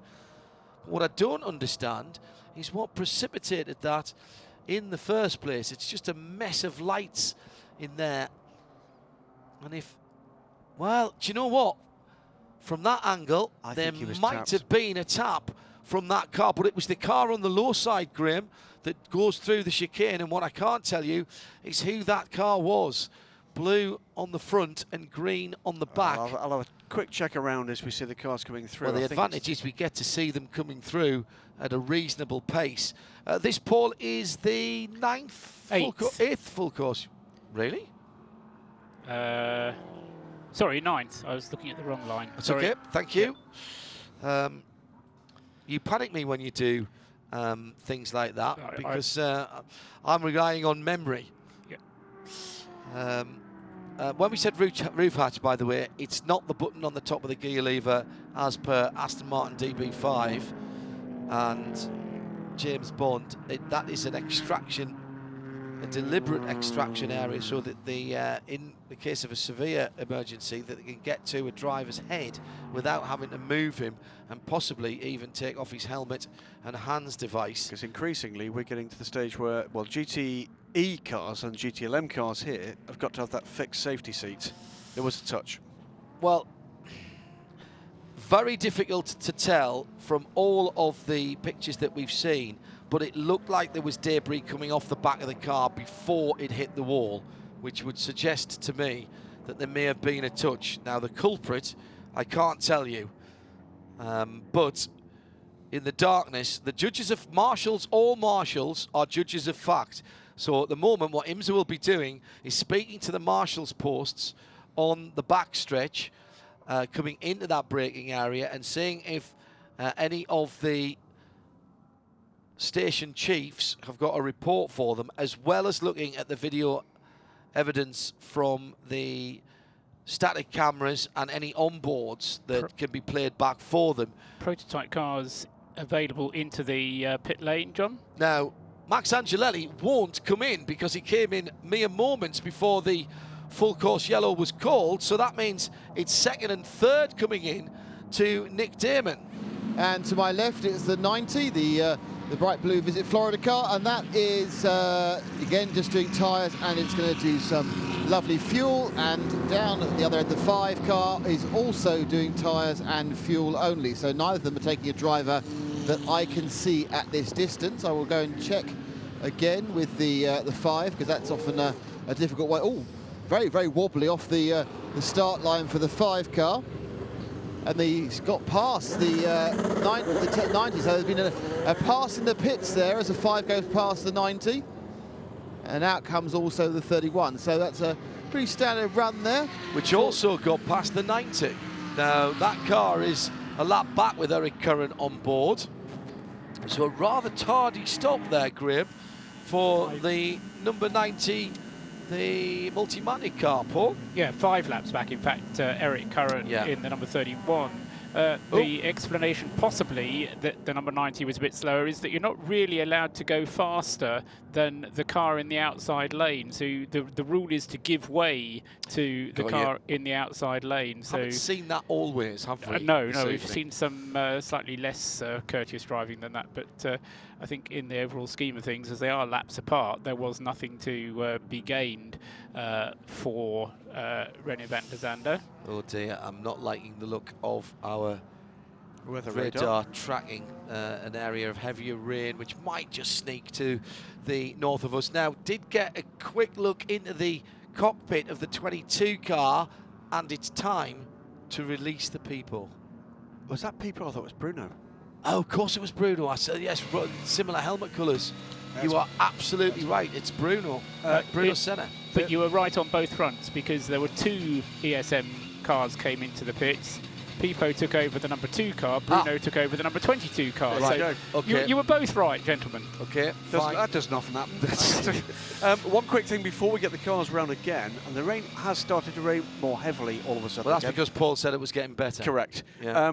3 cars in the case for prosecution involved potentially in that incident with the same marker lights. 29 Audi. 28 Porsche. Right. 15 Lexus, 96 BMW have both got the 2 long green roof strips, and that's what we saw for the car running forward. Blue pillar lights on it, though. That Green. was what I saw. Do you think they were green? Green. I thought it was blue and green. No, definitely green. Okay. Nick Damon says? It's definitely raining harder. Right. And there's a lot of cars. I think you get a full complement of GTLM cars here, and most of them taking on tyres. Need to look very carefully as the GTLM cars come in, Nick, for a car that has new damage. No, it's GTD. All 3 are GTD Sorry, cars. GT Daytona cars. Thank you, Graham. That has damage on the right front of that car. New damage on the right front of a car. That's good. The right front is the side I can see. I know. That's exactly why I mentioned it. It's the left front I can see. I'm at pit entry. I should be all right. All right. So here come, oh, well, the white lights. So here's some more prototypes coming down the pit lane. But I see yellow lights as well. Nick? So far, no damage I can see on that side. In comes the 33, the 29, a whole 29. Have a look at the 29 for me. He's just gone past me. Right. The 33, the GTD cars come around. We've got the 66 car out from the lead from the GTLM. The bright blue Lexus. There goes the recent competition Ferrari from the front of the GTLM field. And still not seeing with it. I've seen no serious right side damage so far. No, and I'm looking at the 29 car. I'm pretty certain that was the car that was closest now that I've seen it in the pit lane, Graham. In a unique move, we might be actually both right twice because it's got both blue and green. Yes, exactly, and that's what I definitely saw. Nick, what have you got? I've got a complete plethora of American-based GTLM cars in front of me. I had the number 3 Corvette getting a full service but no driver change. I can see creeping away is the 66, the car that was leading prior to this stop in one of the 4 GTs. Ahead of it, the 67 is staying a bit longer. That car has just come in from a lengthy repair stop, and in front of that is a 69. And they all seem to have come in and gone out in the GTLM phase pretty much in the way they came. But the only one, there is one sitting right in front of it, I think is a 67, but might be the 68. It's at a jaunty angle. You can probably see it's a 5th place car in GTLMs. It's probably the 68, isn't it? 68, yes. Well, I think 66, 68, and 69. So the 68 has got delayed. I think the 68 Ford from 5th has had having a new nose section put on the car. I'm not sure that's for repair. Yeah, it is. The nose comes off. Now it might be for repair, or it might be because it just adds more downforce by having a different nose. This could have had a lighting problem, Nick. This rain is certainly set. Yeah, they have the lights in as well. Maybe if I go around the front of the current nose, and that's got a bit of a scrap. Yeah, that's got a damage right on the front of it, which is drooping it. So it will reduce the airflow and probably isn't quite working right. So they probably think, yeah, it's worth replacing this. I don't think it's an aero change. I think it's because the other one was broken and the car's about to trundle away. So they'll have lost race position, but won't have lost a lap. And it has a shiny new blue, white and red nose. I'm very disappointed to see, Nick, that you haven't brought your woolly hat from the TR4A with you. And I'm guessing that you're thinking that at the same time now. But your spider jacket looks very, very good. Thank goodness for that. Thank you, Eve, by the way, because without it, I would be getting heavier and heavier as the race suit absorbed water. The 2 GTLMs that didn't come in were the 2 Porsches, Kevin Estre and Patrick Pilet. They'd done a pit stop 6 laps before the yellow, so they've taken the risk and have decided to try and consolidate an advantage. So they're out. Everybody else, as Nick was describing in the GTLM cars, using that caution period to come in, and they were due stops anyway, so it's kind of helped them, and I suspect in the long run of things it will help them, the others, more than it's helped the 2 Porsches. Now, definitely damage on the right rear wheel arch of the 29, but I think that was all damage. That was all damage. I think if there's damage to be seen, it's going to be to the front, I want to say right. It had to be right because he was down low at the time. But I couldn't see right round the front of that car as it came in. This is the 2nd place GT Daytona car. Jeffrey Schmidt got into that car, tall young driver. Oz Negri Jr., by the way, jumped into the leading GT Daytona car, the Acura. Mario Farmbach, a Super Mario in the Mercedes-Benz number 33. Shane van Gisbergen is still aboard Mercedes number 50. Catherine Legg, who has just picked up a very prestigious trophy back in the UK in the 93 car. Did you pick that one up, Graham? I did. I can't immediately remember what it was at 3 o'clock in the morning. Awarded by the RAC MSA Motorsports Association, the MSA, who are the national body for motorsport back in the UK. And Catherine's efforts have been recognised. Still raining, and more rain to come, I'm afraid. 11.5 hours still to go, so we've gone through another half an hour of racing. It's just after 3 o'clock in the morning. We're under our 9th full course yellow of proceedings. Max Angelelli leads the motor race under yellow from in second place. The Renger van der Zande driven number 90 Multimatic with the Gibson engine. So Cadillac DPI from Multimatic LMP2 from Cadillac in the hands of Christian Fittipaldi, although a lap back. In third position for the number 5 Action Express car. Pipo Durrani in the number 2. This is the Nissan-powered ESM. Eric Curran in the Cadillac number 31, the second of the Action Express cars, the red and white machine. And then Spencer Piggott in the Mazda number 55, make up the top 6. 6 laps now between the top 6 at the head of the timing and scoring monitor. Much closer in GTLM, which started 7th position overall.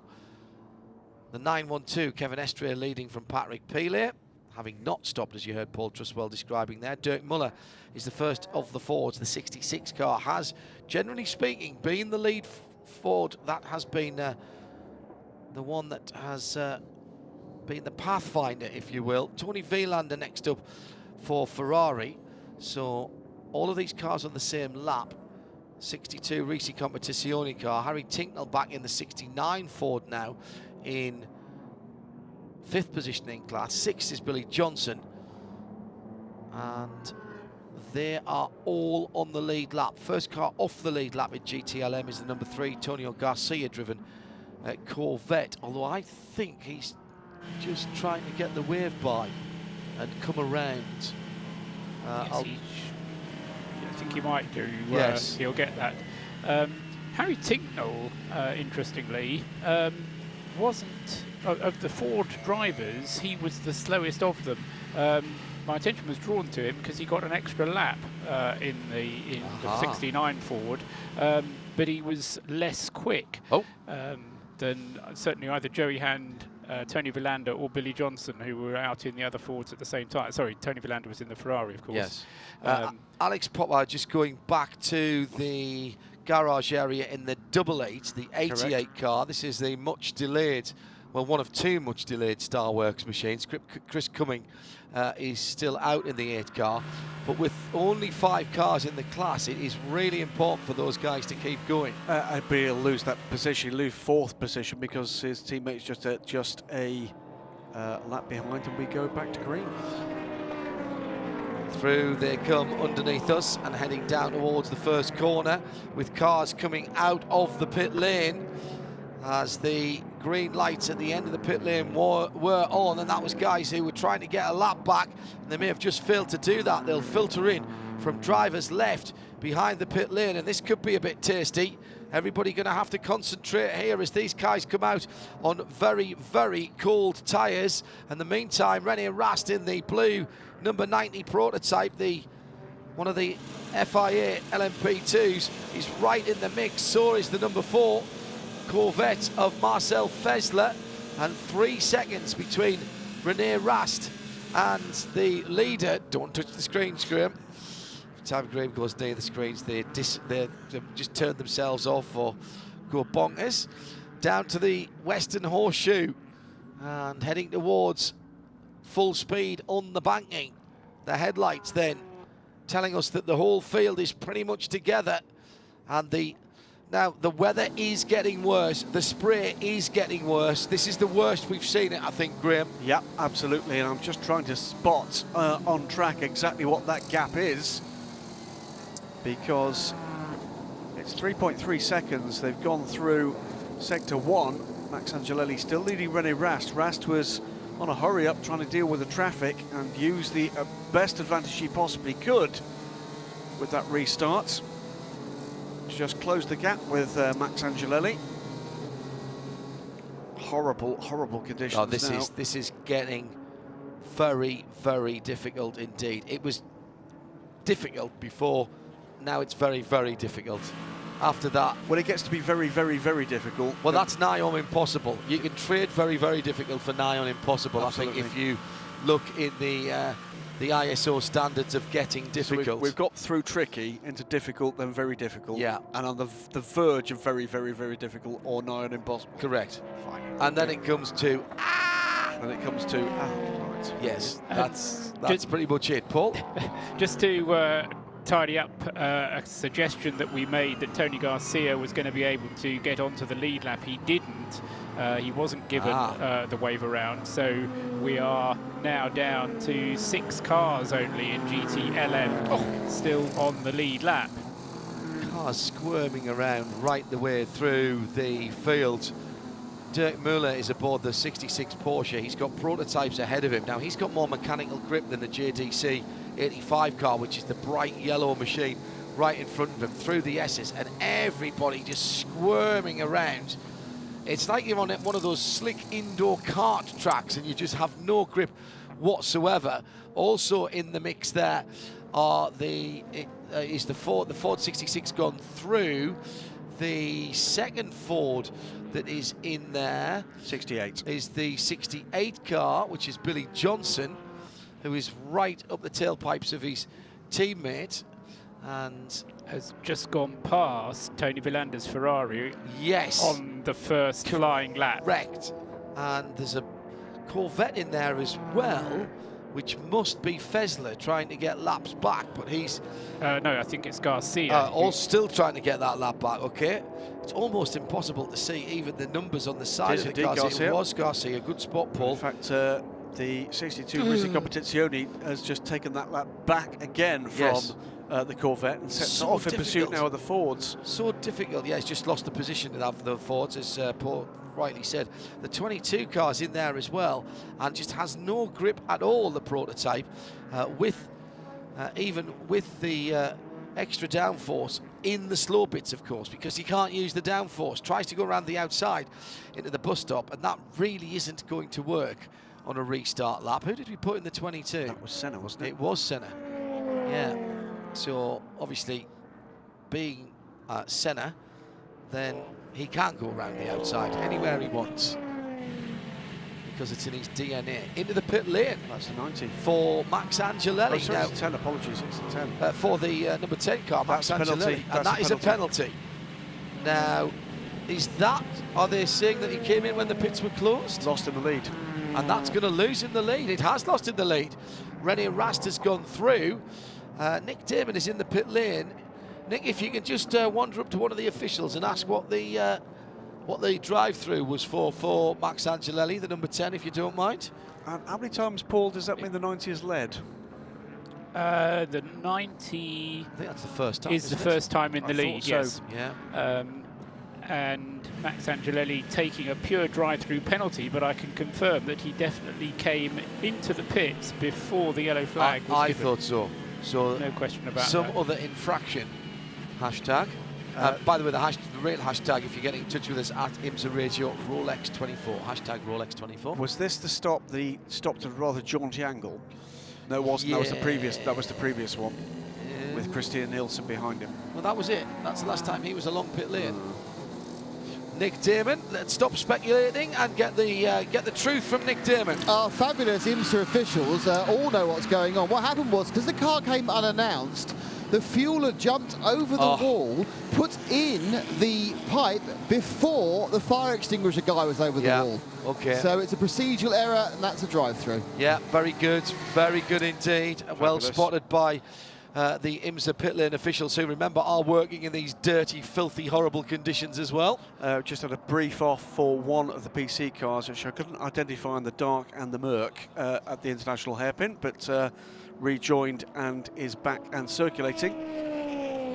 But it is filthy, horrible weather. You're absolutely right, John.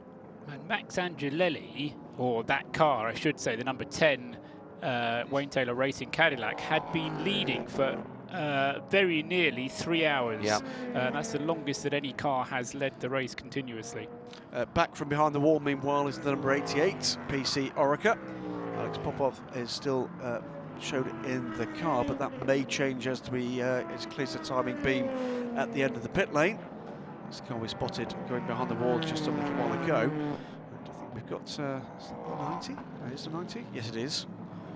Dealing with the challenges of both track conditions and a Ferrari in front of it. Now he's got to try and get it stopped for the Western Horseshoe. Still people trackside in these conditions. chapeau to everyone. Quick shout out for all the marshals and flaggers, as well as our IMSA officials and Rooftop Ray, who is our camera person. Evening, Rooftop. Evening, Rooftop. Mr. Rooftop to it's you. It's good to get confirmation he's not drowned up there. Yes, well, that is very. We did give him. no, we did give him a snorkel earlier on, just in case things got very bad. And a face mask. Yes. An aqualung. Yeah. I'll be honest with you. He's so high up. If he starts to drown, we're all in trouble. In fact, most of Florida's in trouble. This place will be filling up. Literally, Lake Lloyd will burst its banks. Well, Graham, look at the rain coming down now in front of us. It is just coming straight down as well. There's barely a breath of wind, so it is coming straight down in the glare of the very efficient floodlights that we have on the top of the stadium here. And you can see it coming down. Those are very big drops, big ploppy drops. That is the meteorological expression there. And that is horrible. And coming straight down, that looking down towards turn 1. And we're starting to see water gathering and spray, more spray, coming up from the back of the cars as they turn down onto the infield. The 98 Aston Martin with Mateus Lauda behind the wheel. Not been a great day for that car. High hopes for Paul Dall'Anna and his team. 21st position in class is denoted by the green number 21 on the marker boards from SPA05, 05 SPA, excuse me. Different coloured marker boards on the side of each class. Blue for the GTLM, red for the PC, green for the GT Daytona, and the prototypes are red colour as well. Well, I don't even know what to say about these conditions now, Graham, as Max Angelelli is in behind traffic. He must be finding his braking point by smell as he comes down into the first part of the road circuit. He's got the 85 JDC Motorsports car ahead of him, flashing its rear lights. Not everyone with these flashing rain lights on the back of the cars. They do work very, very well. It can be a little bit distracting. It's full course yellow. Another full course yellow. I wonder if this might just be for weather at this stage, John. Is this just for weather? That's the question. I was waiting actually for the potential for this to come. I can't see anything awry other than the weather. The weather is terrible. Yeah, it really is. And my favourite spot to look is the bus stop when this happens, because that's almost always where incidents are occurring, with people making mistakes under braking. It's a bit like when you've got lots of kids in a house, you know, there's always one. There's always one. Yeah. There is always one. Or multiple pets. Oh, it's horrible. And one of them's, you know, a big naughty bulldog. It's the bus stop that's the big naughty bulldog of the Daytona International Speedway. Right, I'm looking around and I can't see any intervention vehicles being scrambled at the moment. So my guess is for weather rather than anything else. I was about to suggest before we did go yellow that Rene Rast was being a hero again. Well, 202 I spotted there, Paul, while the others were doing 212s and 214s. Absolutely right. Confirmed from race control by the international hand signal of someone playing the piano while falling down a lift shaft, that the rain is falling heavy enough to bring out a full course yellow. I think this is very, very good, sensible, heads up and proactive officialing, if I'm honest, Graham. Well, no one wants to see this called after we've had an accident. No, exactly. It's completely the right. At the moment, and there are people on the grounds here who'd be quick enough to complain if that was the case. Absolutely. And you know, there's not huge standing water, Graham. No. I would say that. And you know, let's be honest. This is about degree. This is about degree. But ultimately, safety has to come first. And when you're on the banking here, if you've got water starting to trickle down from top to bottom, that's where the concern, I think, will be coming. How many years ago was it, John, when we had heavy fog in the morning? It seems like it was about 7 or 8 years ago. We had heavy fog in the morning, and it was just not safe. It couldn't have been 7 or 8 years ago, because we only started doing this race in 2012. Well, I seem to remember we weren't doing it from here. That was the second year that we did it. When we weren't here. Okay. And I kept looking out of the window and wondering why it was light when I was looking at dark pictures and vice versa. That type of thing. Good yes. point, well made. Yes, so I mean, weather is a good reason to put a race under safety car. The difficulty always is, I say, when you've had a safety car for weather conditions, is then removing the safety car at an appropriate moment. Yes. Well, and the problem there is, as we do get, I mean, this does give a wave by, and what the guys being waved by have got to be aware of is this is a yellow flag for conditions, and therefore don't go steaming off trying to catch your lap up immediately and end up in the world. There's time. End up in the wall. I'm just opening a Just Giving page to buy a big hat for Ray at the moment. So he must be absolutely drenched up there. The hat needs to be the size of the speedway, really, doesn't it? It does rather. Can't see why we couldn't put a roof over it, frankly. I'm sure. Put it out to tender. What could possibly go wrong?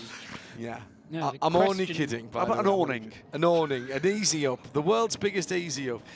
We've got the Porsche Cayenne intervention vehicle on the run down to the braking area for the bus stop off the circuit at the moment, and that is just letting the field go through, I think, for a little bit of a course inspection. We've seen in the past that the our race director, Bo Barfield, has quite often wanted to get out there, and just getting the tweet coming in, Graham, it was 2013. It was 2013. The second year we did it, as I said. Absolutely. The second year we did it, we didn't do it from here, did we? Yeah, the main crew didn't do it from here. And thanks to Ollie Hancock, he said he was stuck in it. It was heavy rain, stuck in it for 2 hours. Yeah. Safety car, safety car. Going further back in time, 1989 had fog as well that actually stopped the race. We had a few of those around the world as well, haven't we, in 24-hour racing? We've had it a couple of times. First time we did Nürburgring 24, which was 2007. Absolutely. We actually weren't slated to cover the whole race, and I think we were staying in the hotel at the circuit at the Dorrant, and I remember being woken up by the silence. Absolutely. One of those weird things. Looked out the window and could see nothing. Well, what I did was put the TV on, which has the channels that have got the track cameras, and thought we'd lost the TVs because every channel was just sort of white or grey, and then I realised with nothing going round that when I opened the curtains, I couldn't see the end of the balcony. And I think that was the same year, we actually, of 2 years, that we've had red flags at Silverstone for the Brit car 24 hours for fog, rather bizarrely. I'm pretty certain we've had 2 of those. I remember a colleague of mine falling off behind the safety car because he was so cold and tired that he went behind the safety car for so long, driving a BMW. Simon Hill, very decent peddler, as is his son Jake. Actually, we should have Jake here, I suppose. Decision time, I suppose, now comes for the 2 Porsches, doesn't it? Because they chose not to come in on the previous safety car period.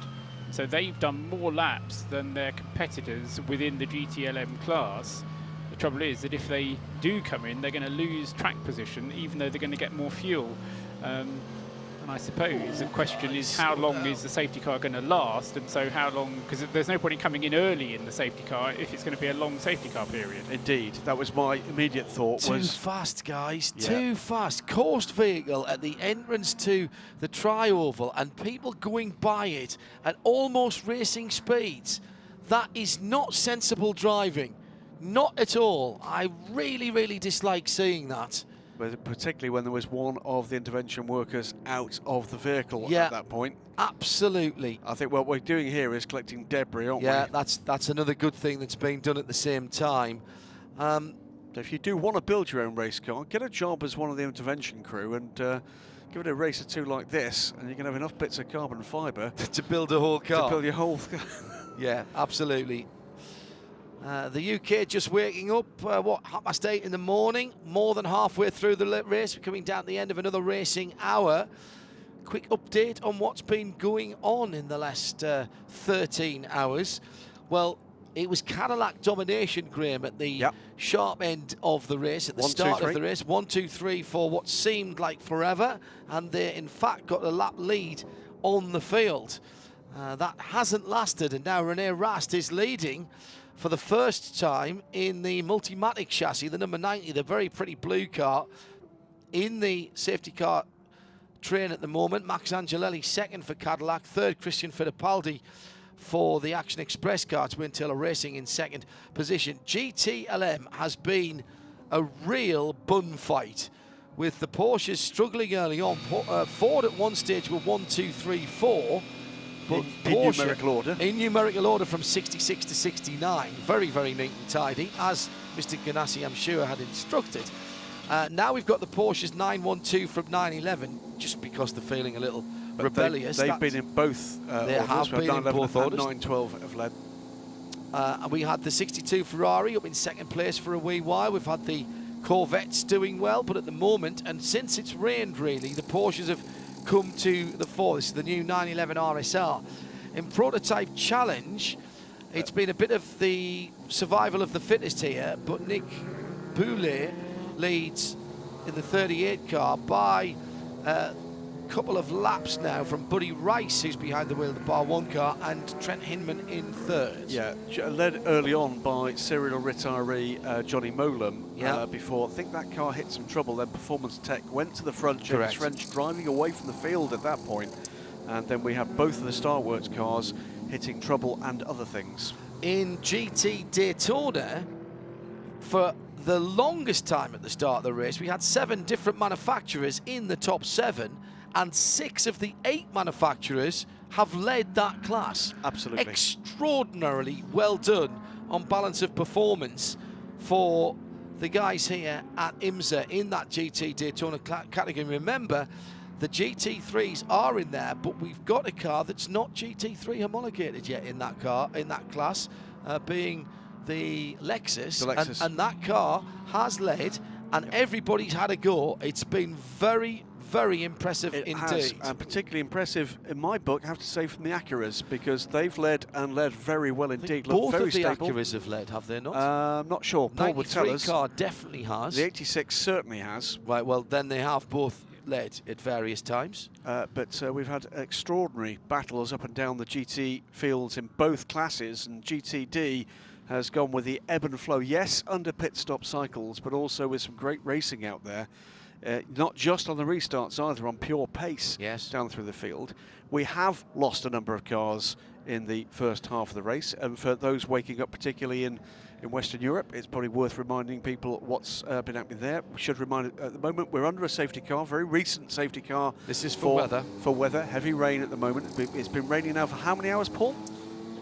Since 6 hours into the race, and we're now 12 hours. In fact, we're only 13 hours into the race, so it's been raining for 7 hours. Let's quickly take a look at those who have had the most trouble and who will not be returning as far as we know. BMW number 24, disaster for them very early on in the race with a gearbox issue internal to the gearbox. Not a gearbox linkage, but a gearbox itself. Scott Pruitt went out after just 50, well, nothing at all laps actually, and that was accident.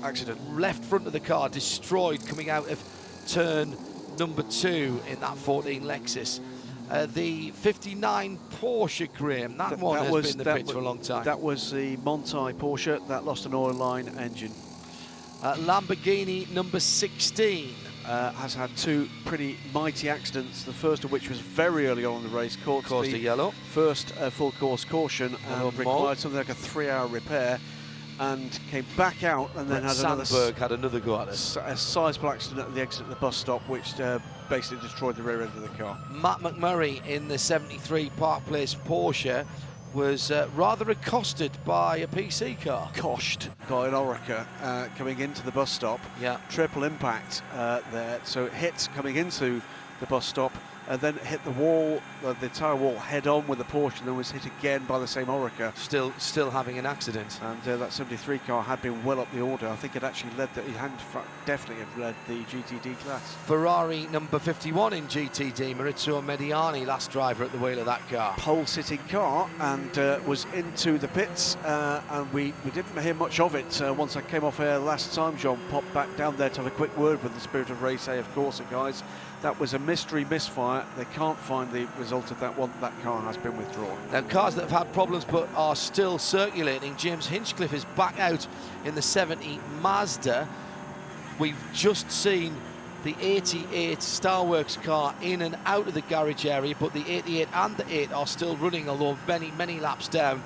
And the most recent problem has been for Nick Johnson, the 54 Porsche, which had contact with the wall in and around the braking area and through the bus stop, going backwards up against the wall the wrong way around on the track. Right, so we've had time to look through the withdrawals and the retirements. Amongst the cars that have had substantial delays, and we'll see what we can do for that. I think we're about the top of the hour, though, aren't we, John? Sorry, say again? We're about the top of the hour, are we not? Yeah, we've just gone through the racing hour. Okay. Yeah, so that's the look at the guys who have had major issues. We've given you the rundown. We're now just under 11 hours to go. We're live trackside with IMSA Radio 107.9 around the circuit, XM204, Sirius 136, and on the IMSA app, as well as on the audio player at radiolemans.com.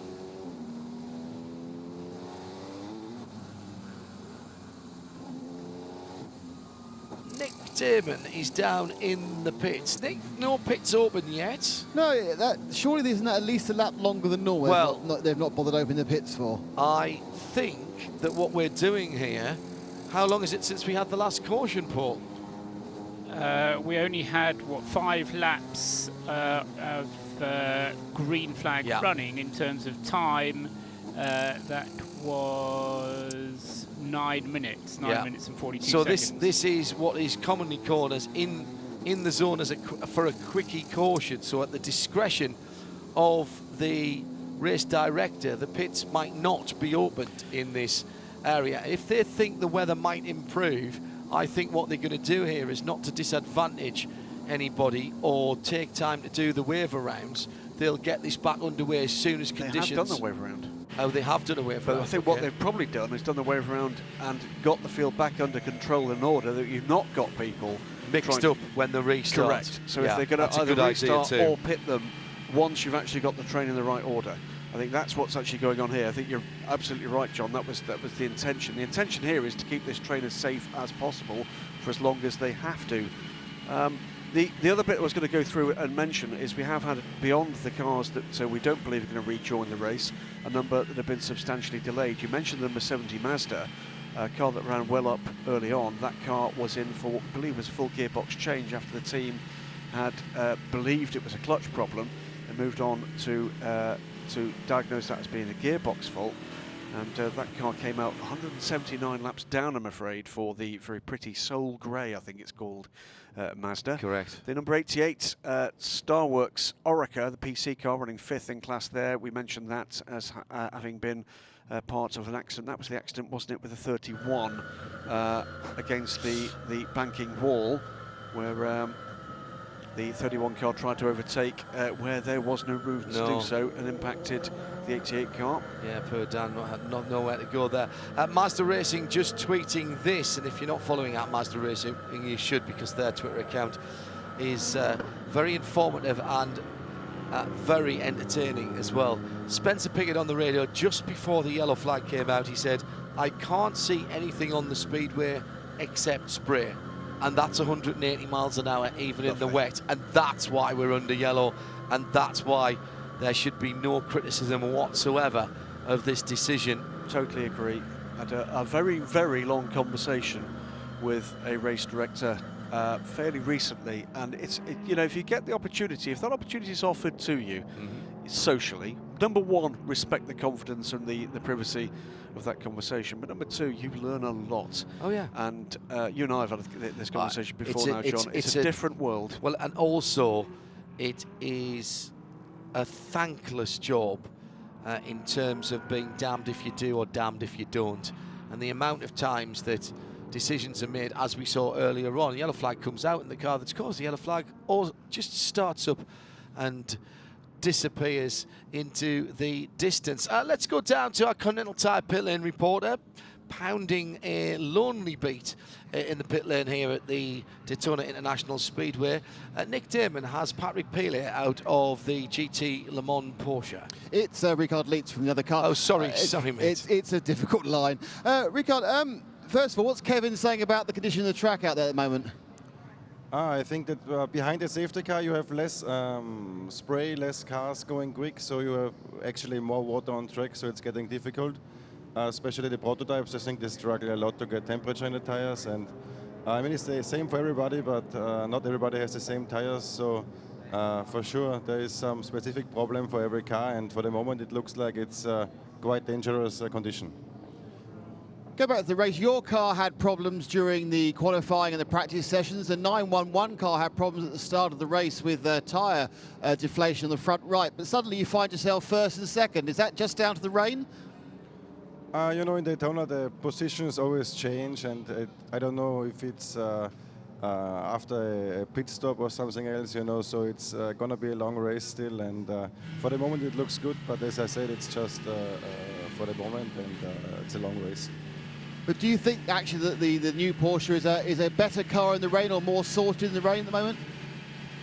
I think if you have a good balance, it's good in the dry and in the rain, and the old car was good and the new car is good, so definitely the rain at the moment, it's good for our car, and Kevin is doing a fantastic job, so that's why we are at the moment at this position. Ricard, thank you very much.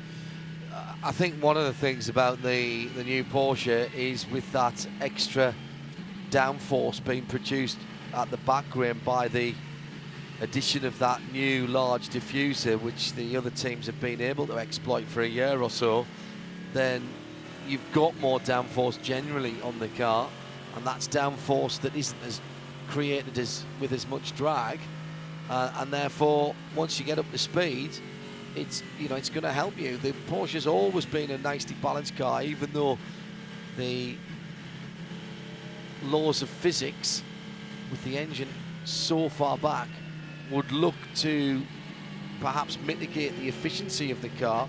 Porsche engineers have been very clever over the years about taking that almost out of the equation, but it does seem the balance that they are finding with this new rear mid-engined car, it's pretty much a mid-engine car actually when you go and have a look at it. That engine is so far forward and very low in the chassis as well.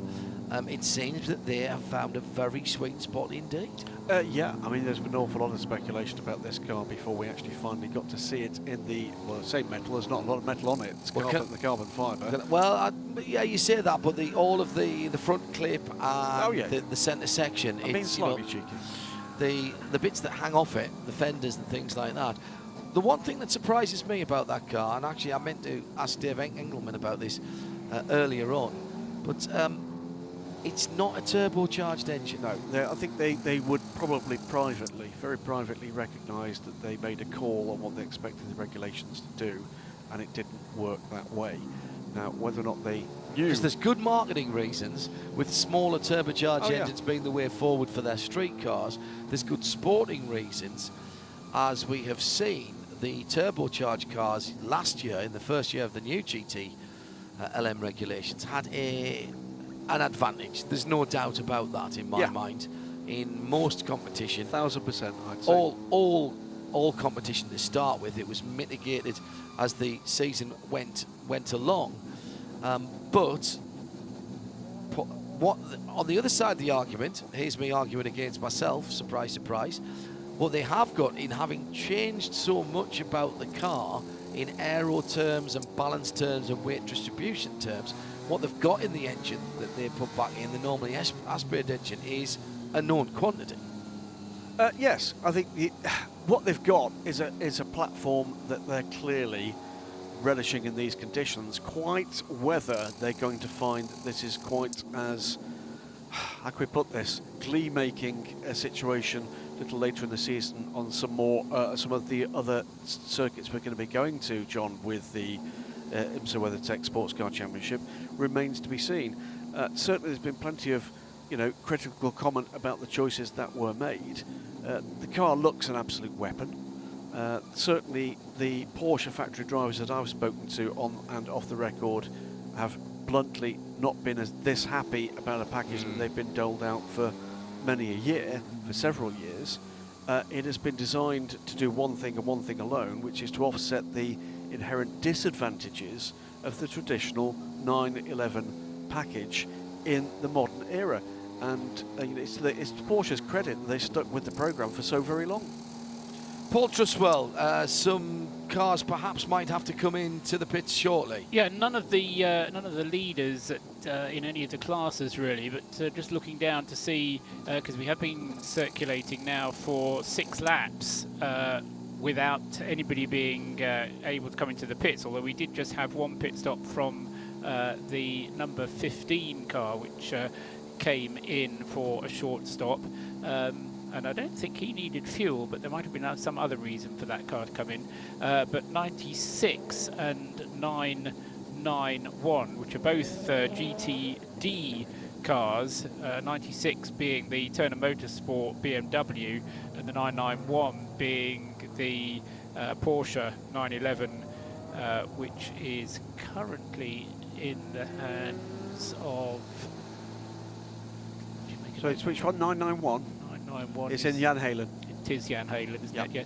Both of those cars, more than 30 laps. In fact, in the 96 car, Jesse Krohn has been out he's on his 35th lap now, so he's going to be running out of fuel, and so therefore may well be bound for the pits for what's called an emergency service.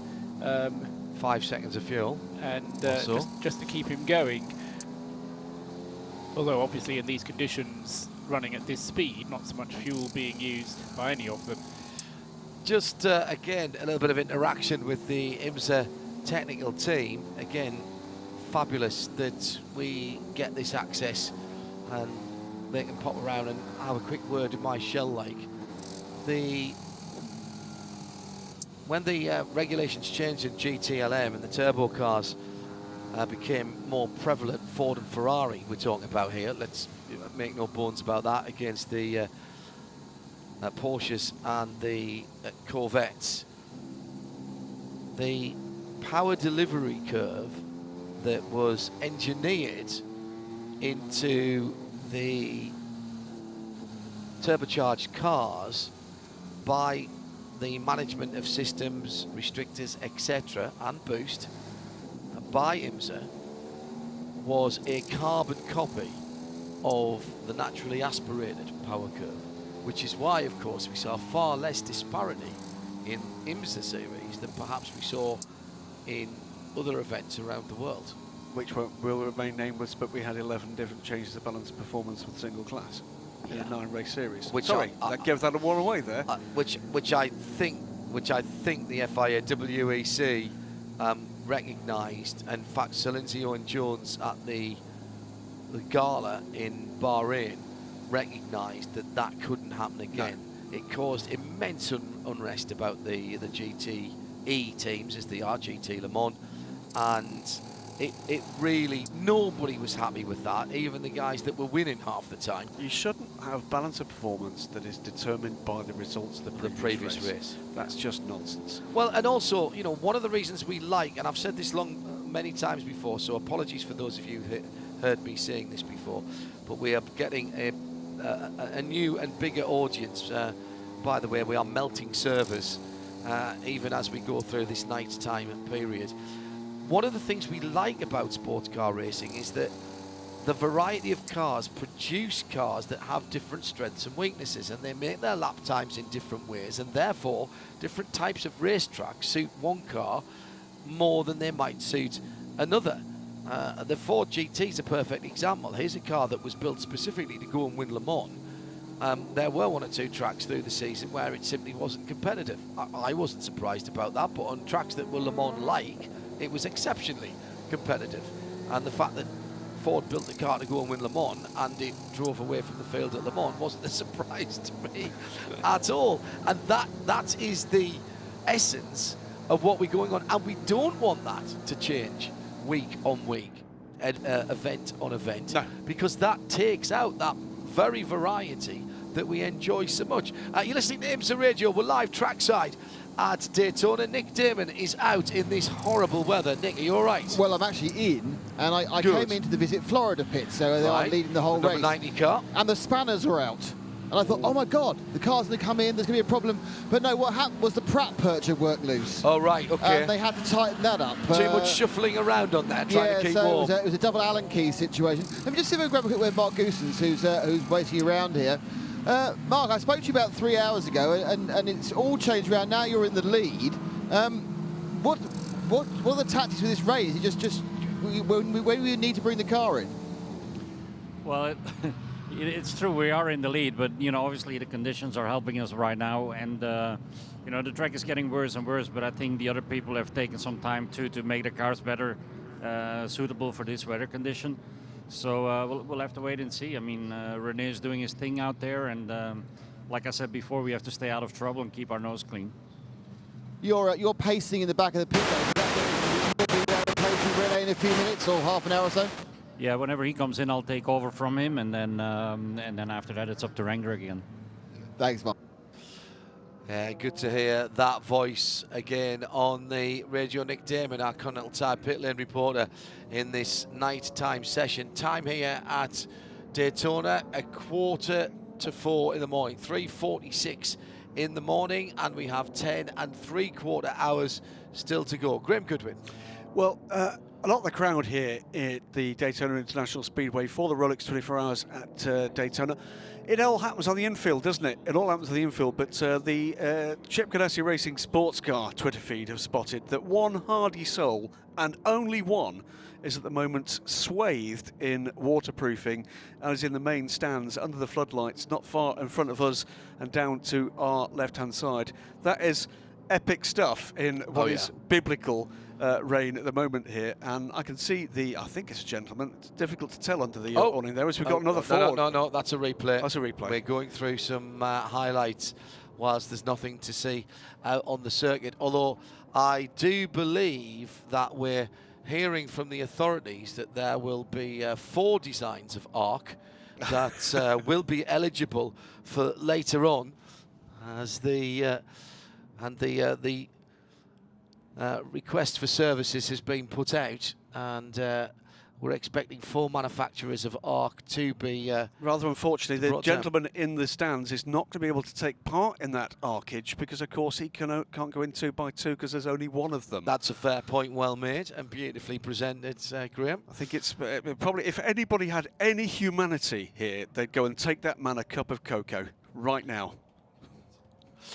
Nick Damon, Paul was asking you about a slightly shorter stint for René Rast. What are the teams saying? Nothing sinister, just one of those tactical things. It's interesting, really, because it's only about an hour ago, but it's pretty obvious they've already forgotten it. And they were going, yeah, it might have been because there was a yellow flag. No, it was nothing. There was no problems with the car. And of course, the pits are now open, and we have a raft of machines flying stay with in. you then. And I can see that we have on the ESM cars. I can't quite see which one it is. I don't see.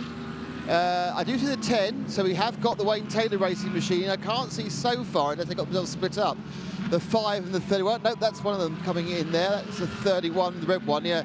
So the 10 has come in. Max Anginelli, of course, who has... So the 90, the leading Visit Florida car has stayed out. The in has come the Anginelli car.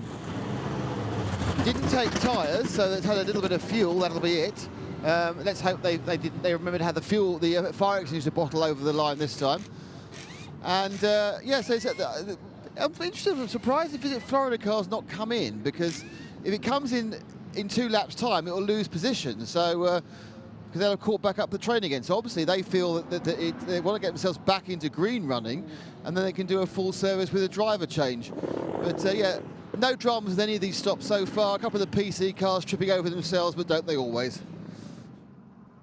Go ahead, Paul. Yeah, an interesting thought that the number 10 car, Max Angelelli, the one who's just come in for his pit stop, they were kind of in amongst the pack about halfway down. I reckon there's about 45 cars going round behind, or there were 45 cars going round behind the safety car, and Max Angelelli was kind of halfway down the train. So by coming in to the pits for service, he's only going to have lost a short amount, whereas Rene Rast is right at the front of that.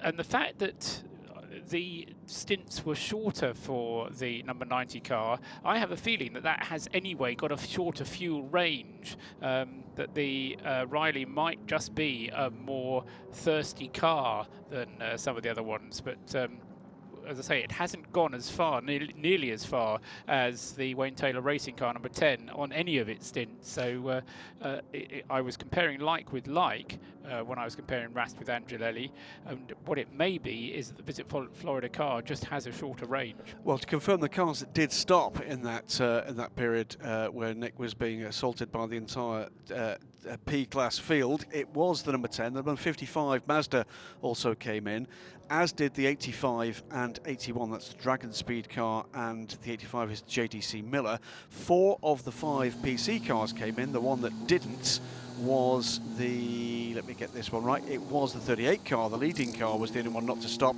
and the 22 ESM Nissan DPI came in. The 20 didn't, neither did the 70 Mazda, neither did the 52, the car that was in trouble early in the race, the PR1 Matterson car. But about half the available prototypeage pitted last time around, and this time around, of course, it's time for the GTs, and Nick is about to get busy again. Well, we're about to see the GTLMs and the GTs getting, in fact, as I say, the 912 comes, I think the 911 almost wipes off its nose. It comes at an oblique angle. Already those number position tickers are changing, and it goes to 3 to 4 on the 912, and it came in at 1.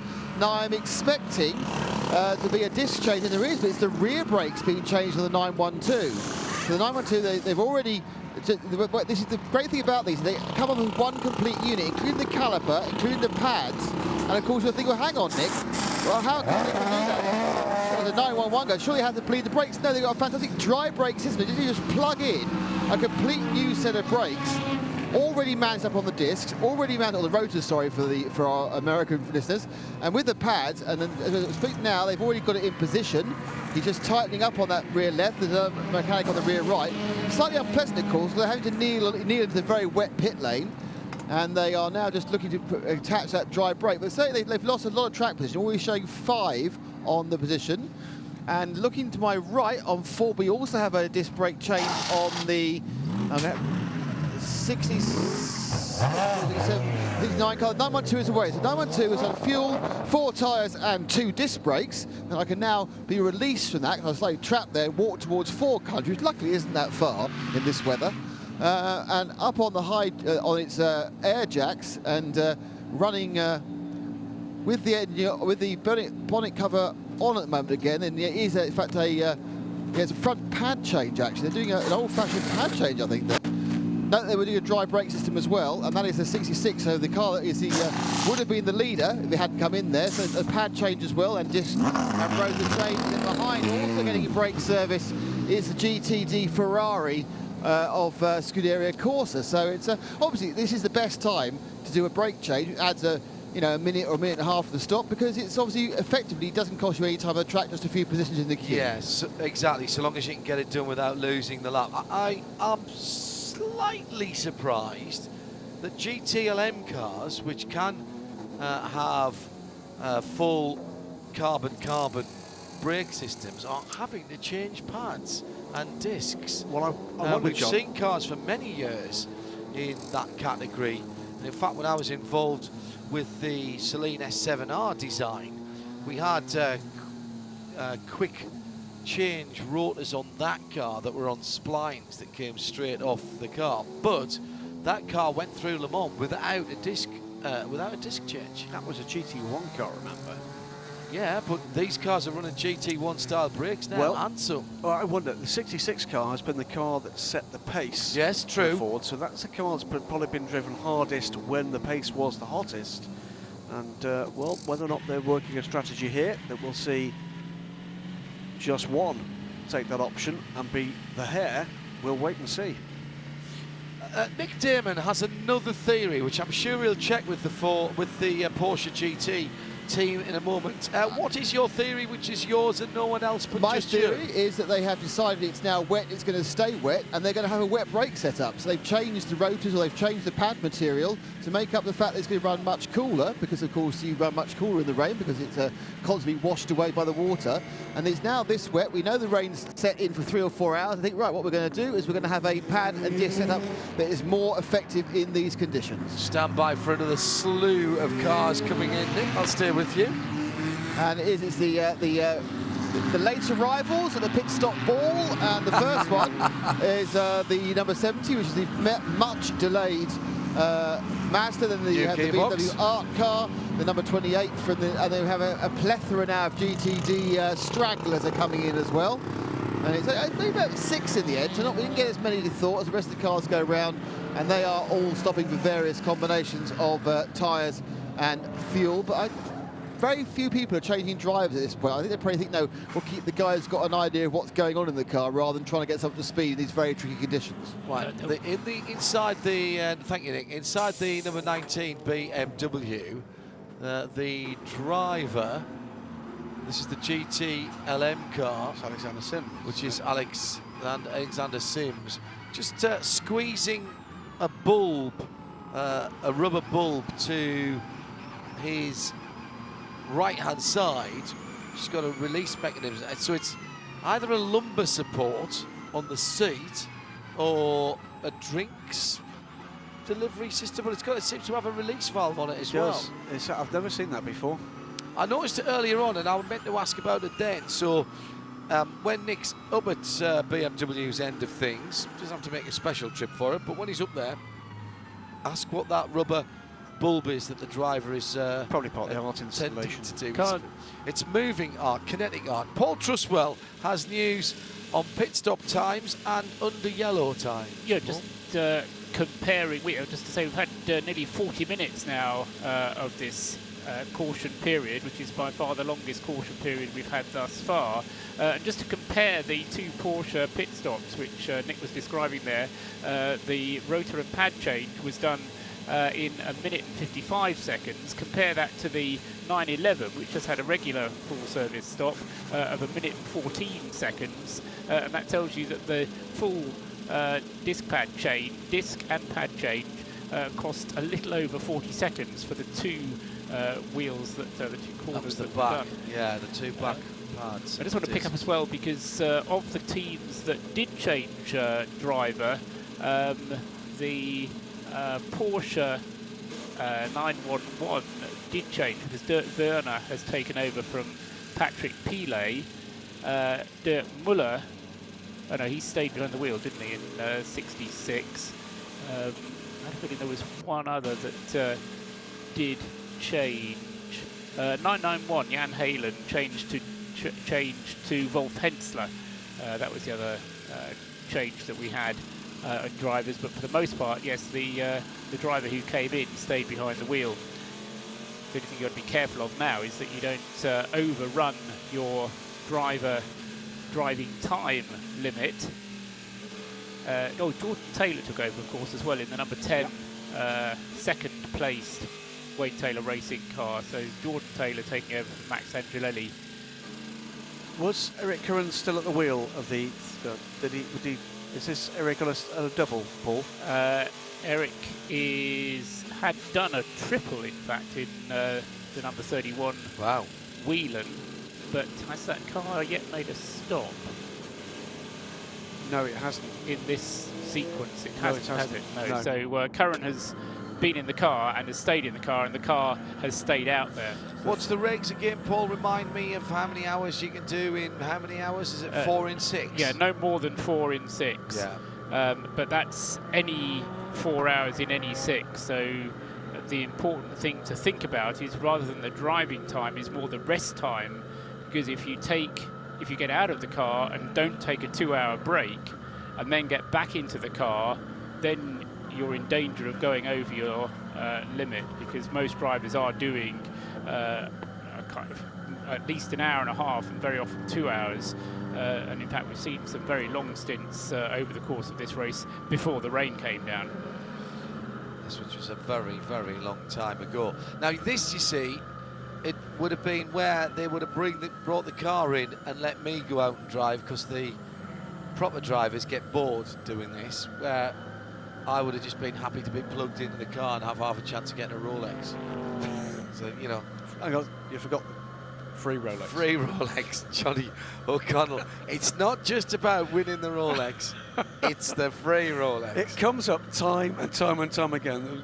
A story from a couple of years ago here, when I saw Alan McNish earlier on, and did you remind him? He hasn't got one. Has he? He won his class here the year before. Oh, that's the class tragic. winners. If you're listening, Alan, this is the sound of the world's smallest violin here. But it's famously, Alan McNish gets his not very long leg pulled all the time about not having a Rolex by a number of people, including serial retiree Johnny Molam. Who has got one. Who has got one. Robin Liddell. Robin Liddell. Who has got one. I think they ring him every week, actually. And he's mates with both of those. There you go. McNish is here. But a couple of years ago, one of the odd things about the Rolex 24 Hours is it's actually quite difficult to catch up with drivers, because the garages are so small. Yes. They'll generally tend to wander away, either be in the truck, or more often be up back at the RV, because there's not a lot of room. And it wasn't a driver I was looking for, it was Bill Riley. Hadn't seen Bill all weekend. They'd had a really close call, almost won the race in the Viper in GTD. Didn't see him until the morning we were leaving. I was leaving breakfast down at the beach, saw Bill walking down the road. So stopped the car, ran after Bill, probably thought he was being mugged, but not very convincing mugger myself at 5'8". Excuse me. Hello, sir. I'm not a mugger.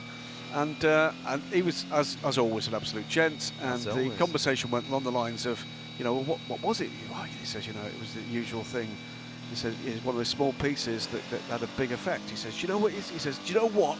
Do you know what that failure cost me? He said, 4 Rolexes. I've started something, or we've started something with this ARC conversation. Lownsy's car, hello Lownsy's car, has tweeted at IMSA Radio using the hashtag Rolex24. ARC manufacturers must include Arcady, Acura, Cadillac, Porsche, Lexus, and Ferrari. No, you're stretching that one a bit thin, really. Yeah. Maserati, I'm offered from Nick Tierman, and of course you would have the Trident on that as well. Very nice. Absolutely. Yeah, very like that team. Nick, sorry. And obviously Nick would be able to grandfather in his T-Arc 4A, which would be fantastic. And what about the cruise? A lot of people mentioning the cruise, the level of cruise. I've suggested gold, frankincense, and myrrh as the 3 levels of crew there. A little bit of remedial work going on to the cheese wedge underneath the back of this is the 52 prototype that is in the pit lane. Another car that's had its woes today, and this car getting some work down there. That bit of the car is where the light fixtures are, behind the rear wheel. Well, if they've got a light problem, they may have been called for that. Yeah, absolutely. Yeah. It has two reasons to be there. One, to stop the spray coming up, and 2, because it's mounted the light panel in it, which tends to be an LED light panel nowadays. And yeah, that's broken. We're having a quick look down at the snap connector there. Under the watchful eye of IMSA officials, who, again, we say good evening to. And also to Dennis Paul, who's back on the starter stand for his 21st year of sports car competition, down on the starter stand, holding out the double yellows. Dennis from a little further south from here in Florida, but at least in his home state. Good evening, or good morning, Dennis, and thank you for your service down through the years. A fine servant of sports car racing and a real enthusiast, as he stands with double yellows out at the moment. Massively disappointed in Lownsy's car. on Twitter, I'm afraid, because obviously missed the Aussie end of this, which is the Mark cars. Very good. Of course, there can only be 4 ARC constructors, so somebody's going to lose out, and you know, that's going to be very disappointing for them. You got, but if you could just get to the stage, you've got a twin hull. You've got a twin hulled ARC, okay, and then you could actually have 2 ARCs doing separate kind of parts of this, because clearly there's an infield and an outfield, but you'll need a tool for that. So I think an Arkansas would do that. Yeah, I was told no puns, wasn't I? You're going to get Johnny O'Connell back in a minute, aren't you? You may realise, dear viewer and listener, that there is no action on the track at the moment. We have rain, and Starbucks Motorsport just tweeting what they're hearing from Sean Mayhall, which is, quote, "I can't move my hands." Yeah, well, he's out in the weather, of course, and when you're going slow, those cars tend to fill up with water, and your gloves get wet, and it's horrible. Need a heated steering wheel. At the moment, if we get any more rain, the 55th running of the Rolex 24 at Daytona might be decided by the Duckworth-Lewis method, which is a particularly English way of saying it's not very nice at the moment. That's a rule in cricket to try and get it together. The problem partly, John and Graham, is that I'm not quite sure how to explain this, but it isn't a clean neutralisation of the race. It's not as if we've actually kind of stopped the race and the cars are in part ferme. The race continues, albeit no overtaking. The cars are under control of the safety car, but they still have to make decisions about how long to stay out there. They're still burning fuel. They're still burning fuel. They're still burning driving time. I mean, Rene Rast has actually been in the car for 2.5 hours. Max Angelelli was in the car. He's now out of it, but he'd been in the car for 2.5 hours, which is probably part of the reason that they brought him in. But as I say, amongst the Billy Johnson has been in even longer, hasn't he, actually? Because in the 68 car, which now leads the GTLM class as a result of the 2 Porsches having made their pit stops, he's been in for 3 hours and 15 minutes. Right. So they've got to keep an eye on that. And of course, when they come in, they take on fuel, they do the driver change, but they lose position within the crocodile of cars behind the safety car. So that there are still tactical decisions to be made by the guys on the pit stands, trying to work out how best to manage this race, even though it's not a traditional motor race in the sense of trying to keep cars going fast around the track. Well, you know, we started the Continental Tire Sports Car Challenge under yellow the day before yesterday now, and all of these things have got to be taken into consideration, because although, as Paul rightly says, Graham, this race is neutralised in terms of overtaking, it has been closed up, and what we've got now is, you know, guys that are trying to second guess Mother Nature, because that is the only thing that they can do down in the ESM pit. People trying to stay warm. They've got the cups of coffee. Oh, instant risk assessment there. Don't put that cup of coffee there, sir. That one on the end there, that could go on that keyboard. That could be a nightmare. That could be really bad. Particularly if you put lots of sugar in it, which I'm supposing you will have. Sticky keys forever then. You never get it out. No, you throw the keyboard away at that point. For those of us going down to Bathurst next week, the overnight temperature was 30 degrees Celsius. So lovely. A little bit different from what we're seeing here. It is... Well, I was going to say it's dreich, to use a Scottish expression. It's gone beyond that now. It is just filthy rotten weather. And you get to the stage where, notwithstanding Paul's comments, you wonder how much longer, if it doesn't get better, we continue to circulate. The problem is, of course, you are still moving a little bit of water while we've got these 30-odd, 40 cars running around. Well, we're not anywhere close to the kind of level where some years ago, in a different era, this race ran out of rain tyres. Oh, 15 back on pit lane, and it does have a new rear wheel arch on the right-hand side. So I wonder if they're... Now, I remember saying that was 13.5 hours still to go when we talked about that. So Whether they were politely asked to do it or they thought it was the right thing to do, I'm not sure, but I'm really pleased to see that, Graham. Was that behind the wall, Paul? The 3GT Yes. If not, Lexus. Yes, okay. Yes. So he's just come back from behind the wall. Okay, excellent. So that is that they've taken the time to do that. No, sorry, I misunderstood the question. It has been behind the wall, but it has just come in from the track. So in which case it's taking a penalty. It came in before the pit lane was open earlier on. Okay, so there you go. That's the answer to that one. And has come to the end of the And we are going to be going back to green, I'm told. Are we? Yes, in the Porsche, I believe we are. Right, okay. And they're always right. Well, there we go. There is the answer to the question. The Corvette thinks so too. Right. Graham and monitoring. So do Acura. Monitoring the evidence seems bits and pieces. The evidence seems to suggest we're going back to green. I put it to you, my lad, that we are going back to green. All right, stand by your beds or whatever you would like to stand by at this time of the morning. 4:10. From arcs to hydrofoils in perfect harmony. Yeah, absolutely. As we head towards a green flag, confirmed by the fact that Rooftop Rear has picked up the Audi safety car without its roof lights illuminated or flashing, which gives the number 90 Rene Rast-driven prototype at the head of the field the visual signal that as we come back to the line this time around, and they're at the bus stop at the moment, we will be going back to green. Now, they tend to miss the bus stop out, don't they, when we're under yellow flag conditions, going back to green. Oh, no, they've gone through it this time.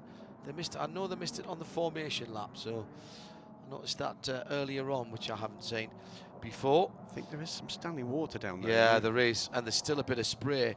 What's going to be the decision maker is when we get back up to speed and see how much spray there is and how quickly that clears from the circuit. The other thing to say very quickly is we have to keep a very close eye on Billy Johnson because he's getting close to his driving time limit now in the 68 leading GTLM car. Right. And he's got Harry Tinknell. And how long do we think he's got left, Paul? About 30 minutes. Right, thank you very much. Green flag is in the air from experienced flagman Dennis Paul at the starter stand, and we are back under racing after Paul. How long under yellow? On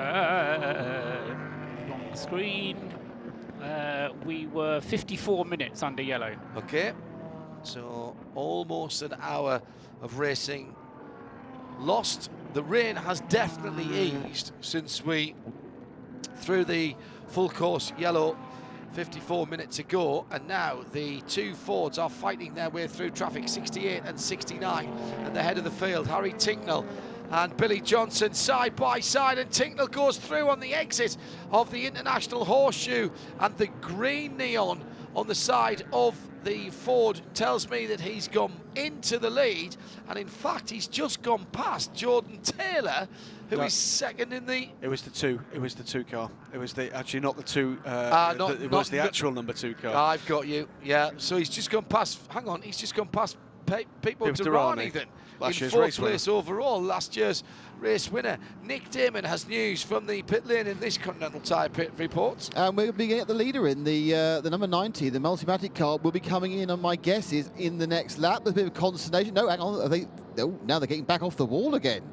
They're saying it might be 3 or 4 laps. So they're sitting there. Now they don't know how long before it's going to come in, but they're all ready. They're all suited and booted. The man has the fuel hose for the 90, and they're kind of now waving at each other a lot. Right.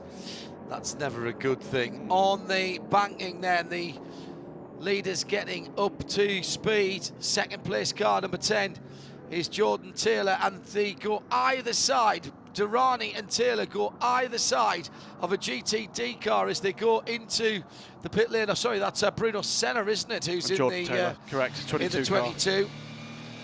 So it's Senna and Taylor going either side of the GTD car in the braking area.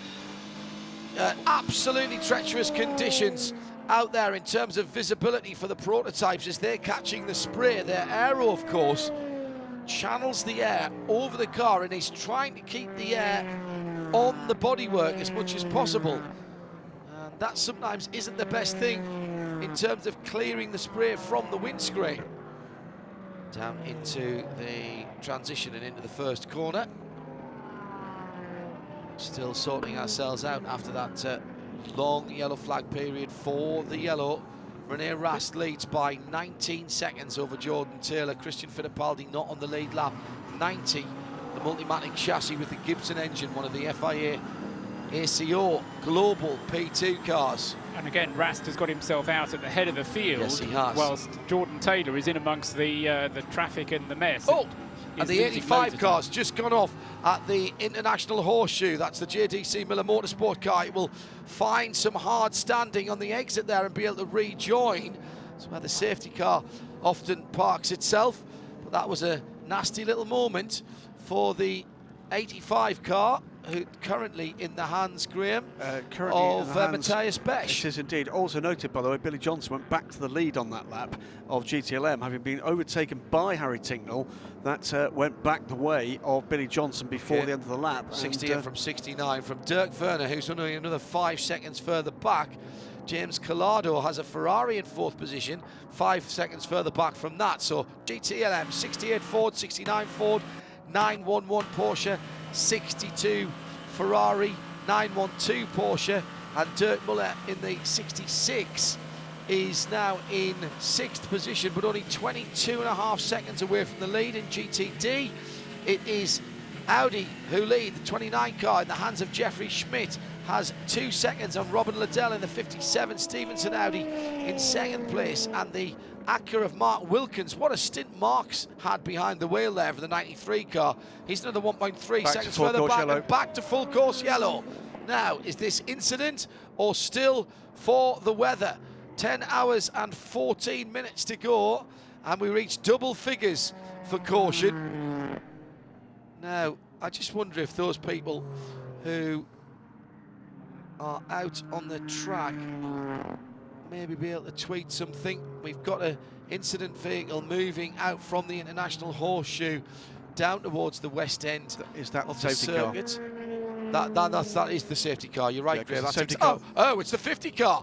It's the 50 Mercedes-Benz has had contact. Cooper McNeil. Cooper McNeil has had harsh contact. Now, we've seen this car dragging sparks before, but this is from the left front, and this must have happened very, very early on in the lap, or late in the previous lap, because he's in the infield now, heading towards the kink, and trailing a shower of sparks behind him from the left-hand front of that car, with the front wheel completely locked and not turning. The Continental tyre destroyed already. Left-hand sequential indicator is on from Cooper McNeil, and he's losing positions around the west horseshoe. And now, did he hit the wall or someone else? The additional light in the splitter has gone. Bright red bar of light behind the grille for identification purposes. And he's heading up onto the banking. That car a bit dinged up round the rear right 3/4 as well. But it's the left front that is causing the problem at the moment, Graham, as he stays on the apron here. And there's bodywork missing there as well. Where did that happen? Did that happen at the International Horseshoe? Did that happen No, at turn 1-2? I think it was. I wonder if he's done exactly the same as we've seen a couple of people doing, and looping it out of turn 1-2 and hitting the concrete divider on the inside on driver's Scott left. Pruitt type accident. Yeah, it's that kind of damage, isn't it? Albeit less severe than we saw for the Lexus. McNeil coming back at a decent clip with damage to the headlight and left front area. And starting to get a bit of smoke coming from underneath the front wheel arch. Now, I'm pretty certain that front wheel still isn't turning. Difficult to see in the darkness. Yeah, it's turning. It's turning now, yeah. And that's why we haven't got so much sparks as we had before. Very difficult to control that car, but the front end is on the ground. Now, we have got an onboard on this car, and coming out of turns 1 and 2. Loops it around and has hit the inside wall. Exactly as we thought. So Cooper McNeil then has looped the number 50 Mercedes-Benz, the AMG car, into the inside wall, coming out of turn 1. So exactly as we had speculated, Graham, and I don't think he was even on the curb. It was a big snap sideways, and the car's gone in to that concrete wall with the Rolex sponsorship on it that effectively is the delineation between pit lane and racetrack. Yeah, he was further on than the previous instance we've seen. He's made it back to pit lane now, but that car will be going behind the wall without a shadow of a doubt, and does so immediately. Yeah, goes straight to the gap in the wall at pits in, and will make its way back round to the garage. Shot there from Ray, showing that,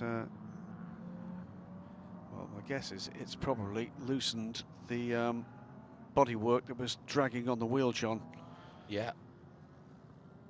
But if it's just bodywork, that will be a remarkable escape.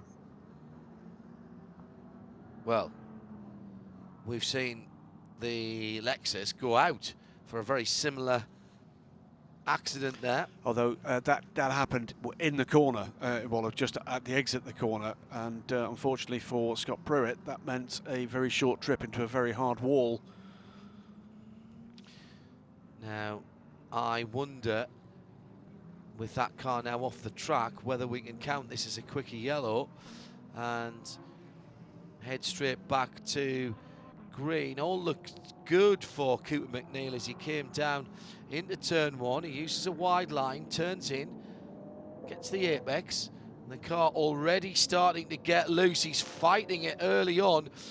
Goes through the left and right chicane. So you're right, Graham, he is further down the track, but then the back end just gets away from him and he careers across the track, across the pit lane exit and into the wall. So it is much further down than Scott Pruitt. You're right, because he crossed the white line after the pit lane blend line there, or as the pit lane blend line rather than the hard concrete, but still managed to find the concrete on the inside.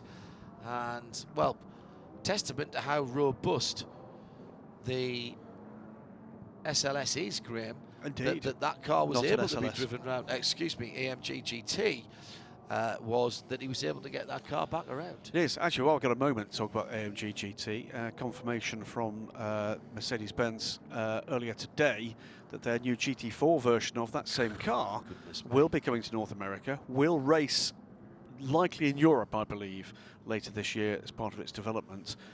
My guess is we might well see that car on the VLN at some point, rather than Nürburgring 24 hours. So lots going on. They've done an awesome job of converting their SLS customers, because there were a lot of SLSs out in racing that we saw, and pretty much all of them have converted to the AMG GT as we go back to green. So it was a quick yellow, well done by the race officials, and immediately Christian Fittipaldi gets very racy indeed, trying to go round the outside of Rene Rast and getting a lap back, but he can't make that stick as they go through turn 1. And Rene Rast continues to lead the train of cars and the motor race by almost 3 seconds. Christian Fittipaldi is between the first and second place cars as the number 19 BMW is making up positions in the train, using the extra mechanical grip from the GTLM cars to carve past a couple of prototypes, including one of the ESM Nissans. Now he's got a Cadillac in front of him, and he's going to just sail past on the outside of the exit of the kink. As further ahead, Ford and Porsche are battling together, and that's the top 3 in the GT Le Mans category. Coming to turn 6 now, with the Porsche and the 2 Fords scrapping as they head onto the banking. And in there as well is the 31 Uric Current Action Express car. And that is the Porsche's got by one of the Fords. And Just behind there, John, Kevin Estre has just got past James Collado for 4th place Good in spot. the GTLM class as well. So both the Porsches have got past the 69 car. It's now Ford number 66, Billy Johnson. Dirk Werner in the 911 has got past Kevin Estre in the 912, and they've both got past Harry Tinknell, and James Collado in the 62 car is still in 5th position. Very good restart by the Porsches. I think that was the lead change, wasn't it? That was 68 being taken by the first of the Porsches. The 911, I think, has just gone by Dirk Werner. Has just gone by. He's gone through into the lead. He Yes. has. The Porsche's gone back into the lead, Graham. Good spot on the far side of the circuit in the murk and the wet. The Porsches really, really thriving in these conditions. Meantime, in GT Daytona, the 33 AMG is in 2nd position for Mario Farnbacher, and Robin Liddell leads for Stevenson Audi. So changes there too. Audi number 57 from Mercedes 33, from Audi number 29, Jeffrey Schmidt in 3rd position. Only 5 seconds between the top 4. It's been like this all the way through. It goes ebbs and it flows with the pit stops, with a bit of fortune when the precautions have come out, and we've seen just topsy-turvy stuff in GTD right from the very off. But now GTLM is where an awful lot of the action is, but we've got a grandstand seat from the number 33 AMG. And pit caller, by the way, the number 85. Matthias Besch aboard the JDC Miller car. We saw that car off the circuit a little wee while ago. Couple of spins, or not really spins, understeers straight on for that car. Rear clip being changed, Paul. Right.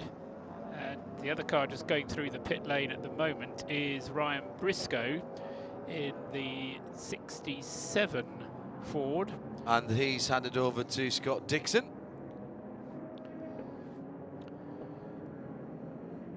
That car is the Ford that is one of the Fords that has dropped out of contention. That's the one with the rear damage, wasn't it? Yeah, that was Briscoe that put that car on the wall, wasn't it? Yeah, at the bus stop, exit the bus stop. Really treacherous conditions here. Paul? At the front of the field, Rene Rast is... clearing off. Well, he is, but he doesn't have much fuel aboard, certainly not compared to Jordan Taylor, who's in 2nd place. Jordan having had a pit stop during the rain, full course yellow, rather than that, which was Cooper McNeil's full course yellow, if you will. And as I say, Rene is going to have to come in because there's not going to be a lot of fuel, even though he's been saving fuel behind the safety car.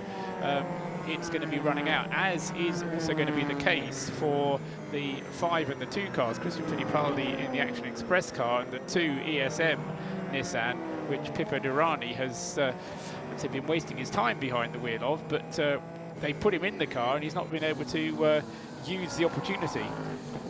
But at the moment, Rene Rast's pace is astonishing. 201s to 208 from Jordan Taylor, well, 209 from Pippo Durrani, albeit he's got a clear track ahead of him. Exactly, I mean, that's exactly the point. Rast is the only one with a clear track ahead of him.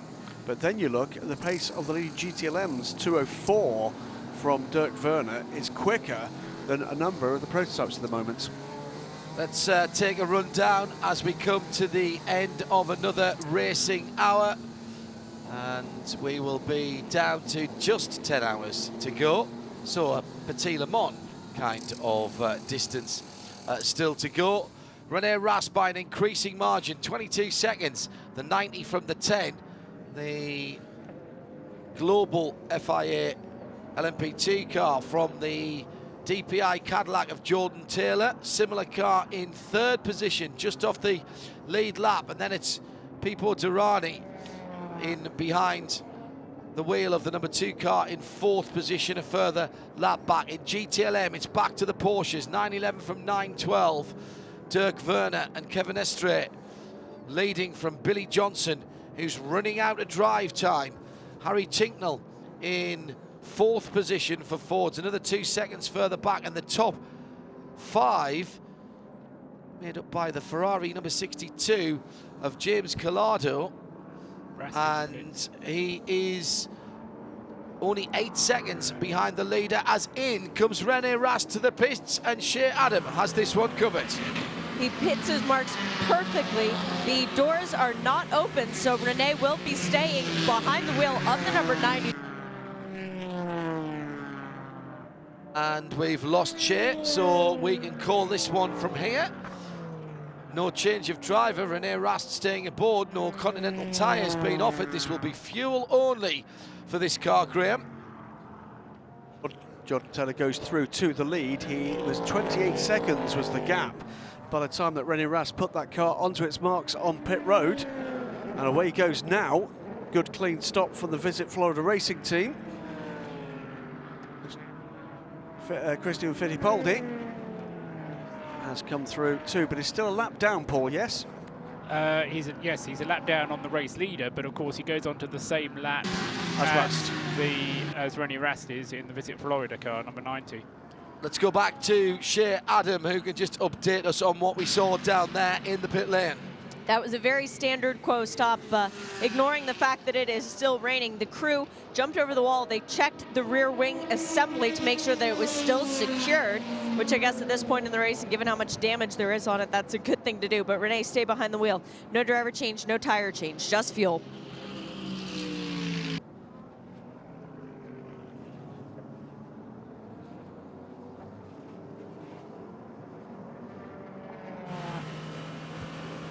It's the 2017 running of the Rolex 24 Hours here on IMSA Radio, and Johnny Palmer taking over from John Hindhaugh. It is very, very wet here in Florida, with the rain pouring down at 4:30 local time. We have 10 hours to go in the 55th running of the Rolex 24 at Daytona. Graham Goodwin and Paul Truswell here in the booth. We've got the easy job to a certain extent. Shea Adam down in the pit lane, trying desperately to stay dry and doing a sterling job, keeping us up to date with the various pit stops that are taking place.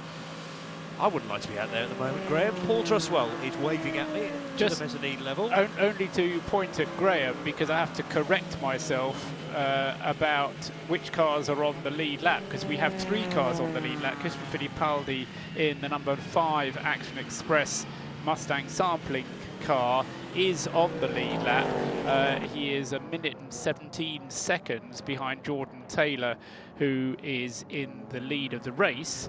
And so we have 3 cars on the lead lap again now, Graham. And we've got the 4th and 5th place cars on pit lane together, albeit at not quite opposite ends, one in the middle. The 4th place number 2 ESM Nissan DPI, and the 31 Cadillac DPI, the Action Express car, the Whelan livery car, from 5th place, is down on pit road as well and is released now. And by my reckoning, Christian Fittipaldi will be in next time around in the number 5 car, and that will put him then a lap down. Okay, both get away and order is restored. The 2 car leaves pit lane ahead of the 31. One car that seems to be struggling in the conditions, Harry Tinknell, has dropped back a couple of places since the restarts in the number 69 Ford. He's been struggling for a while in the conditions, yes, but that car, or Harry Tinknell himself, which I great respect for his speed on the track, but he was slower than his cohorts, as I said, Billy Johnson and Joey Hand, both being quicker than him when he was out earlier on. And again, as you say, he is struggling again now, isn't he? Another car off at the International Horseshoe, regains the track. Yes, it's well, one of those many cars with the green stripes on the roof line of the car. Tricky to tell exactly which one that was. There are from 4 a of them. Right, okay. That was the Lexus, the 29. Hang on a second. And we've got another car. It's one of the Fords is on pit road as well. Yeah, that's the 68 car, and down with Shea Adam to watch the stop.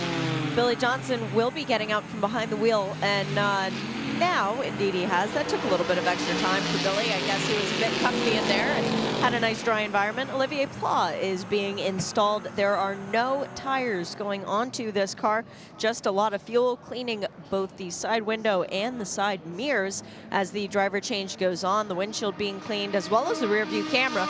Driver change is taking longer than anything else. That is still happening. The fueling was completed about 5 seconds ago. Driver door is still open. They're making sure that all of Olivier's belts are good. He fires it up.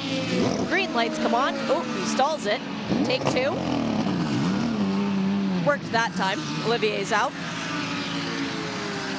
Thank you. And one of the many Fords on its way. In fact, there's another one about to come in as well. So, go ahead, Paul. Billy Johnson's stint there, 3 hours and 44 minutes. Ooh. So he was within 16 minutes of going over his 4 hours limit. So quite aside from the fueling aspect for the Ford, they had to bring him in at some point there to get him to change over.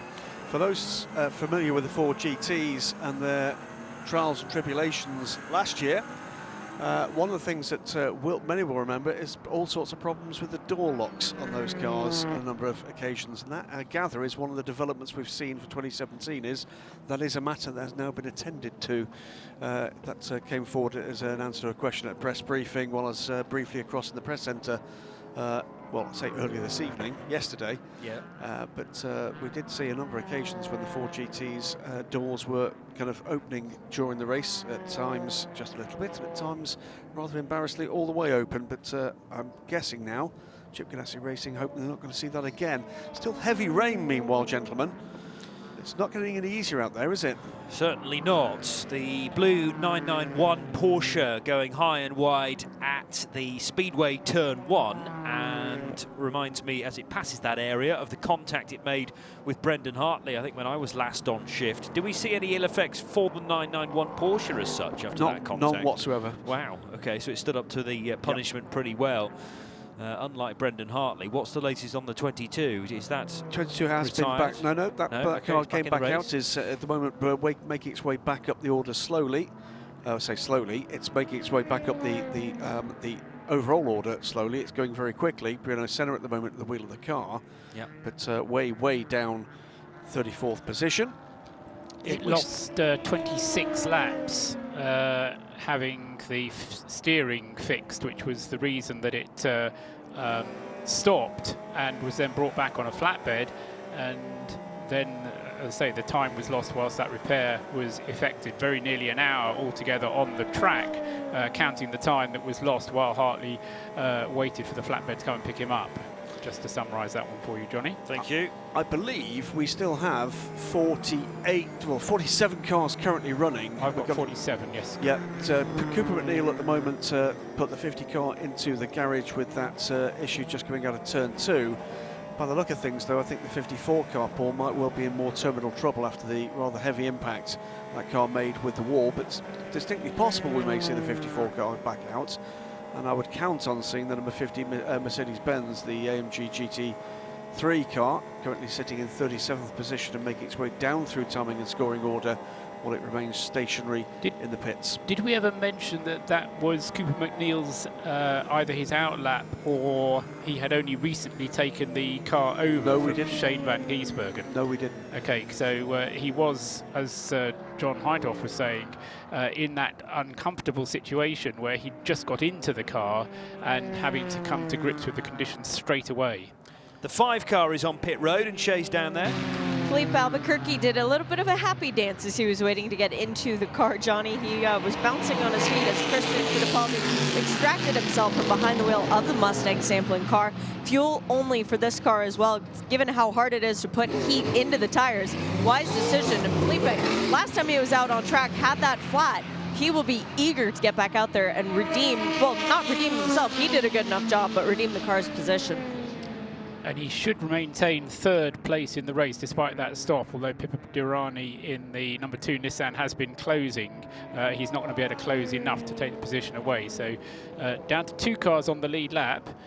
And so, as you say, that car will lose being on the lead lap. But still Albuquerque, the fastest man on the circuit, at least he was before the rain started, with the fastest lap to his credit.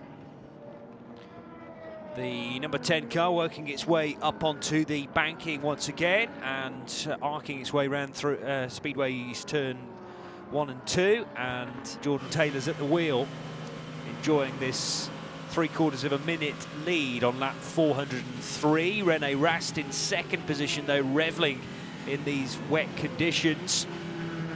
Charging hard in the 9-0 Visit Florida Multimatic Riley.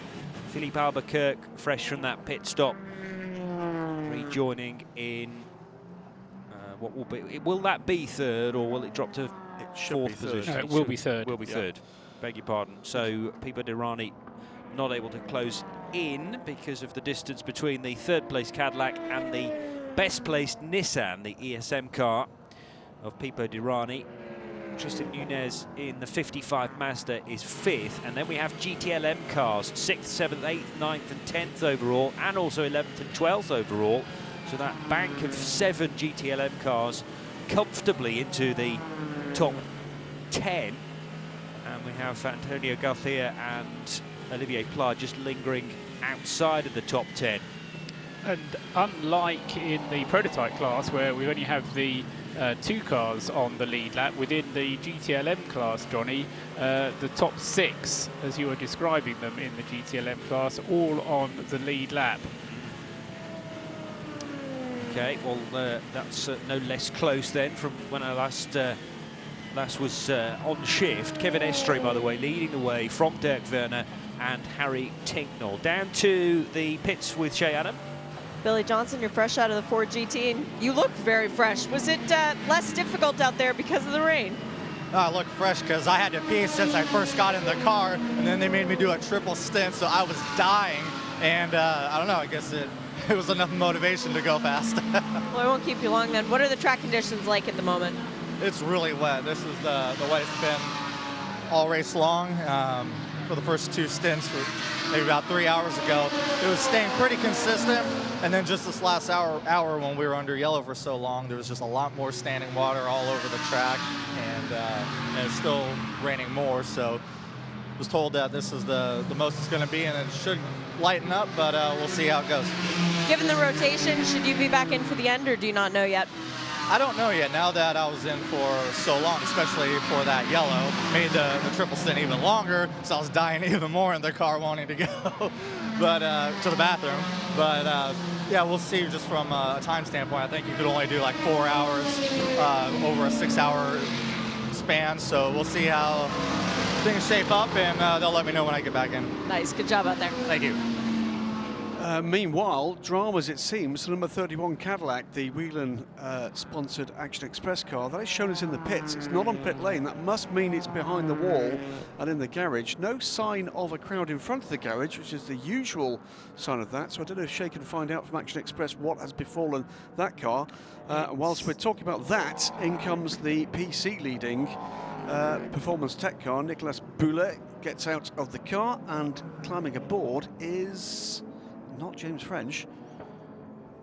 Fuel going in, and new driver being strapped in as well. It's not James French. There are 2 other drivers to choose from, and the PC car with the green wing end plates about to head back into the race. I'm guessing that's going to be Carl Masson, because it's Patricio Award was in that car relatively recently. Yes. But that doesn't look to me to be James French's helmet.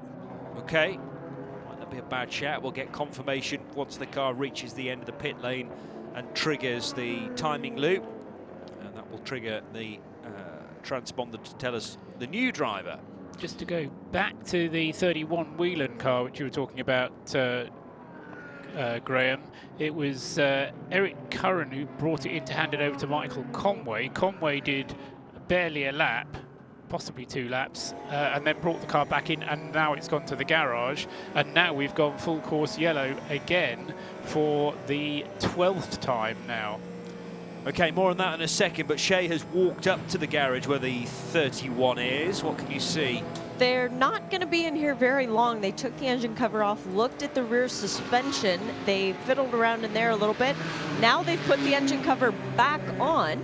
And remember, this is the car that every time that they've had to start from the pit lane, they've needed a little bit more than horsepower. They've needed manpower as well. They're latching the cover back on. Oh, they have computers plugged into the right-hand side of the car as well. So this is something electronic. This is not something mechanical, methinks. Mike Conway staying behind the wheel, and he was in the car the last time it came back to the garage that I saw. Okay, thank you for that. And this 12th caution, Graham, is for what, do we think? We can't see it quite now. I think it's coming out the west hairpin. There is an intervention vehicle, driver's left, on the exit of the west hairpin. But I can't see why at the moment. Certainly a car has pulled over to the left-hand side, behind the timing tower from our vantage point. That's the one place I can see where there are intervention vehicles and other vehicles now being scrambled from the International Horseshoe to go to that location. So I think we may have a car off at that point. So the car with the flickering white lights is an intervention vehicle already on the scene. With red flashing lights arriving behind. Yes, so 2 intervention vehicles there, but stopping to driver's left. And 2 more about to arrive. What we can't see is behind the giant scoring tower here and the Rolex sign as well. And that can hide a number of cars, let's face it.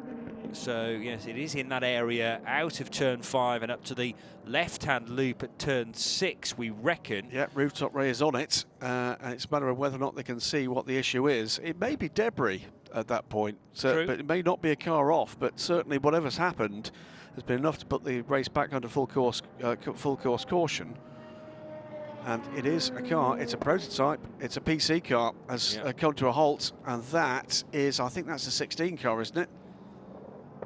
It's the 26 car that's being shown as stopped on the It is indeed. Trent Hedman, indeed. From 3rd in the Prototype Challenge class. Winner of the Continental Tire Sports Car Challenge race on, where are we, Friday, day before yesterday, which really didn't feel like it. And a car in the top 20 overall. Yeah.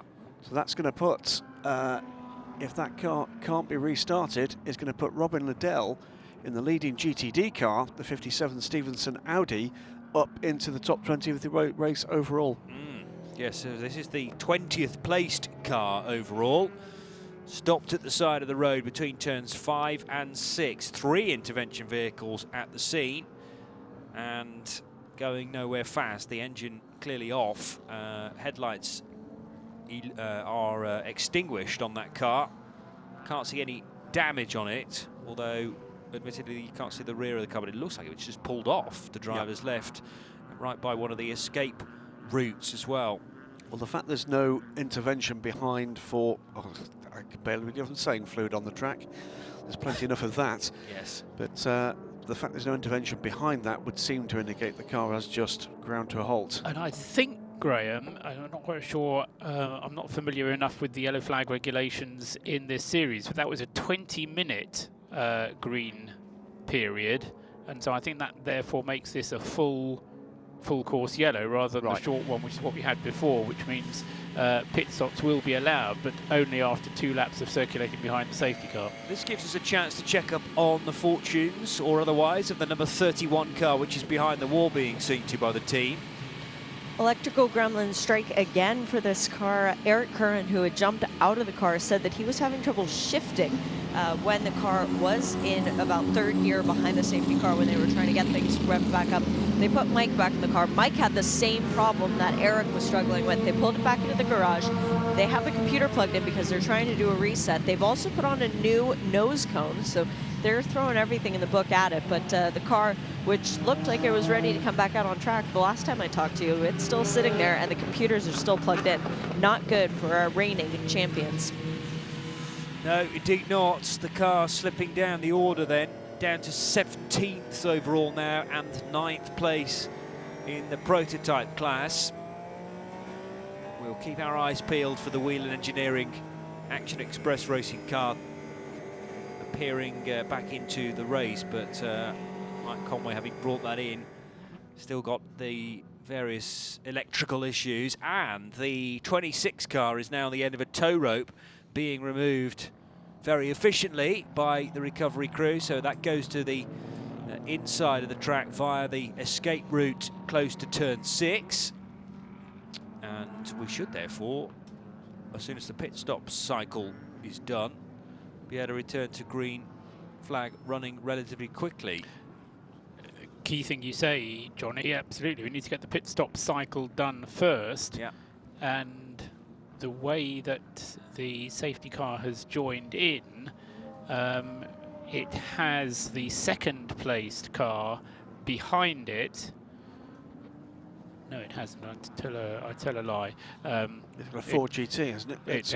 Exactly, it's got a Ford GT behind it, but if it is a class-leading Ford GT, then that won't get the wave by. But after they've all done their pit stops, then I suspect we will probably get the race leader, the number 10 Jordan Taylor-driven Wayne Taylor Racing car, back up behind the safety car, although it's not there at the moment. The 10 is now, I think, behind it. They've waved.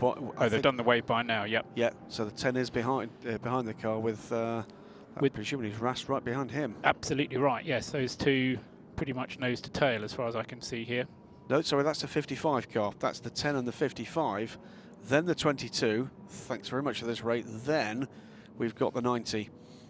So 2 back marking prototype cars between the leading pair.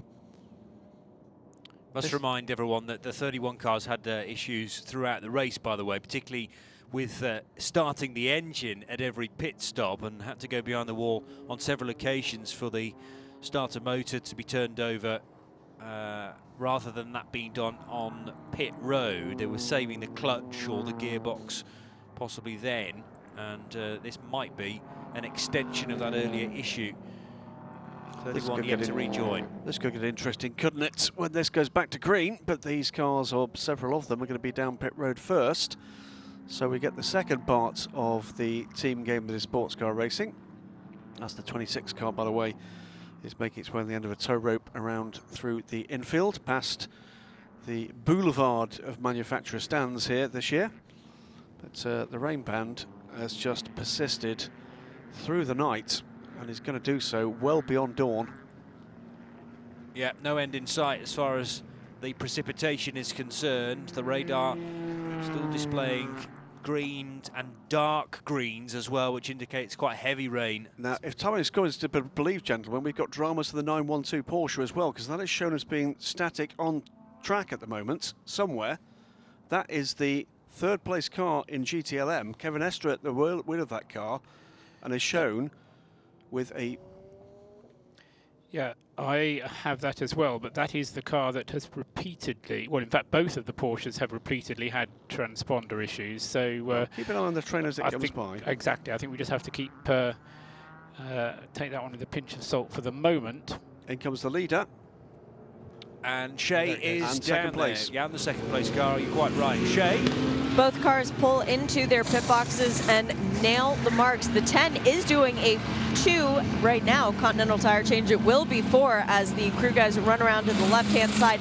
No tires for the Visit Florida crew. No driver change for each of the cars. Now that I said that, actually, the Goose has jumped into the number 90. So Rene Rast has gotten out of that car, but Jordan Taylor definitely staying behind the wheel of the 10, the Konica Minolta machine. It is a nice burnout to try and get some heat into the tires. Not entirely sure if that will have worked, but Rene Rast still, or sorry, Mark Goosen still stationary in the pit boxes. The driver change is the last thing to finish for that car. Now the pit board goes back up, and the 90 also clears the pit lane. We are expecting some PC pit stops as well. And that is the aforementioned Sean Rahal, who I believe said, I can't feel my hands earlier. Well, he is not removing himself from the 88 just yet, shaking his head, but he still wants more, so can't chat to him just yet. Can repeat, actually, a couple of bits of good news for the 912. Not only is it not stationary by the side of the track, Paul was absolutely right. It was a timing glitch. It's actually leading GTLM. Yeah, so the timing corrects itself to be, so we've now got the leading GTLM car up to 6th position overall now, with continued woes for other cars ahead of it. So 912 from 911, then the 62 Ferrari in the hands now of James Collado. So Estre from Werner from Collado. As we wait for how it's going to pan out with the leading prototype cars. Yeah, as far as those leading prototype cars, the bad news for Rene, or for the number 90 car, the Visit Florida car, is that Rene Rast is out of it, because he was mighty when he was in it, and the reason he had to change was that he'd been driving the car for 3 hours and 20 minutes, and as we've already heard from Billy Johnson, quite apart from the safety aspects of that, the regulational aspects, there's also comfort aspect of being in the car for that length of time. So, getting close to his 4-hour limit, which Rast would have been would have overstepped had he have stayed in the car, basically. Yep, so Rene Rast, a real secret weapon at the 90 team, Visit Florida Racing, but they can only utilise his services for a certain amount of time. Mark Goossens taking that car over, despite Rene Rast still being displayed on our timing screen. That will be corrected in due course as the 912 threads its way through the bus stop chicane. Kevin Estre at the wheel of that 912 Porsche from Dirk Werner in the 911, and then in third position is James Collado, 8th overall for the 62 Risi Competizione Ferrari from Harry Tinknell in the best placed Ford GT, and the sister car of Dirk Müller is in 10th place overall, 5th place in GTLM, that's the 66. And here come the GTLM and GTD cars then for their wave of pit stops. On the other side of these stops, of course, we will go back to green flag running. Here is Shay down in the pits watching GT cars galore. And it is a beautiful stream of a yellow-ish headlight, one after another, waiting for the yellowest of all the headlights of the Ford GTs. 3 of them will be making pit stops, and with their pit boxes 1, 2, and 3 together, it's going to get very busy. The 69 hits its marks first, Harry Tinknell getting out, Andy Priu getting in. The 66 was the second of those to come in for a stop, and we are getting new Michelins on each of those Fords. No driver change as far as the 66 is concerned. Andy Priu still installing himself as a little bit further up. The 912 has already finished its pit stop, as well as the 911. Both Porsches beat both of the Fords back out as the 68 pulled in front of the 66, making it very difficult for the American branch of the Fords to leave. The 3 has also gone back out. Mike Rockefeller behind the wheel, and new Michelins for the Corvette guys as well. Did not see if the Porsche guys did tires, but I will find out for you. The 69 is still on pit lane. Let me find out about this and get back to you. Yeah, that's the one parked at the front of the little trio. They're doing brakes, Shay. That's the delay on the 69. And the 68. So, and the 68 as well. So new rotors going on the 69 certainly. So busy scene, Shay, still down there with these cars taking a lot longer than the third of the Fords that we see stopping on this lap. But very smart to be doing this under a yellow flag conditional. You've got the time, and the rotors that came off of the front of the 68 just barely even smoking. I mean, that's not what we're used to seeing after being on the car for, what, 11 hours? More than that at this point, with only 9.5 to go. They look barely even used, but the brake pads on the new rotor for the number 68 and number 69, both very, very thick blue pads. One of the rotors that just came off actually was delivered about 3 feet away from me, and that blue pad is very well worn. So yeah, it was time for the brake change for both of these cars. Still waiting on the job to be done. I'm sort of looking back towards pit in, waiting for the safety car to come around, because these guys have to beat it back out or else they will go a lap down. You can hear that's the sound of the front left Michelin being bolted back on for the number 68. Waiting for the one to be done for the front right. Just to give you an indication, Shay, the safety car train is now at the bus stop. Oh, so it's going to be really tight, Johnny. I don't know that they're going to make it back out, because they still have not put the right side tires on either of these cars. The air gun, there we go, air gun is released for the 69. 69 is away and moving. The 68 trying to fire up. Gets back out, does not hit the 69 rotor, even though it was left in the right side of the pit box. They both managed to get down and away. I think they're gonna make it back out. Yeah, tight run thing, and we are Well, yeah, I think we're going to go green here, chaps, as well. No? Well, the safety car isn't there. It's a wave by. It's a wave by. Beg pardon. It's a wave by. And the safety car is still out on track. So that's the reason why the 4 GTs were able to be released into this waved by traffic rather than restart proper. And the Fords, therefore, well, they should stay on the lead lap of the GTs. Yes, OK, they're going to be lapped by the prototypes, a couple of them out front. Ford have done a tremendous job there to get pads and discs done in time for the GT traffic caught up behind the safety car to not quite lap them. Back to Shea with problems for the Dragon Speed car. Just noticed that the 81 was very slow coming around to the tri-oval there, Johnny. I think it passed the safety car and then realized that maybe it shouldn't have, or was trying to figure out if it was supposed to. Then it picked up speed again, but it looked for a moment as if the Dragon Speed car was going to come to a stop on the front straight. Okay, so good to hear that that wasn't the case, and the Dragon Speed car probably had a late call there from the team to say do not pass the safety car, maybe to counteract a previous instruction. So 9 hours and 31 minutes to go with the Monteplas-backed Land Motorsport Audi, I think, driving all the way through the pit lane there. So yes, it didn't come to a stop at its pit stand. Drive-through penalty seems, well, can you serve one of those under caution, Paul Truswell? That wouldn't give you the full punishment, I guess. You're not supposed to serve them, no, but I have seen a penalty served during a full course caution, but whether it then had to be served again in order to make up for the fact that you were under caution, I'm not sure, but there certainly has been some penalties served under full course yellow, yes. Graham Goodwin stepping away. Jeremy Shaw welcomed back to the booth, raring to go at 5 in the morning, Jeremy? Absolutely, and it's nice to put on the headset here because it's actually nice and warm. I tell you what, it's not only miserable out there in terms of the rain, it's really chilly out there. Yeah. Right now, so conditions are so difficult. You know, that's why I think there've been so many instances with people struggling to get their tyres up to temperature after making pit stops. That you can't serve a penalty necessarily under yellow like that, but what you can do is some penalties are for demand that you go to the back of the pack, and that's one way getting to the back of the pack is coming through the pit lane slowly and let the other guys go past. I don't know what the penalty might have been for, don't know whether that was a reason, but that is certainly one reason, potential cause of that. Couple of pit stops there.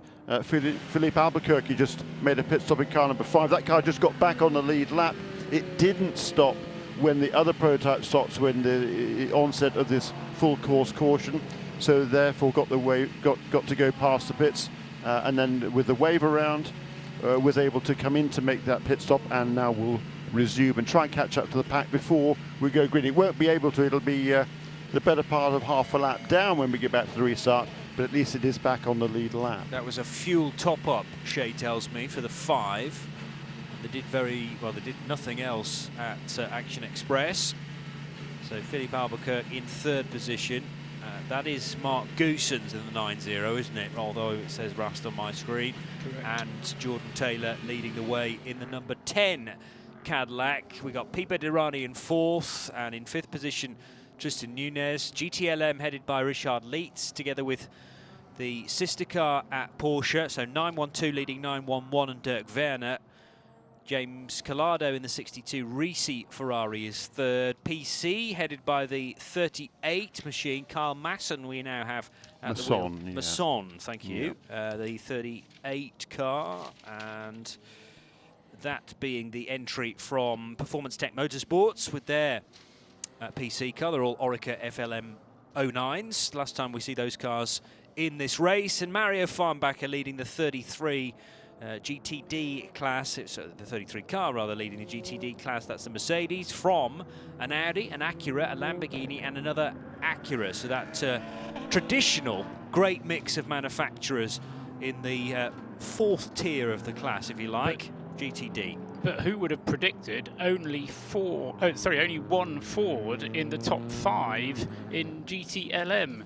It's a slightly artificial situation with pit stops that have just happened, but certainly great performance from the Porsches in the wet weather, and also by James Collado, who's managed to get the 62 Risi car up ahead of all the Fords as well.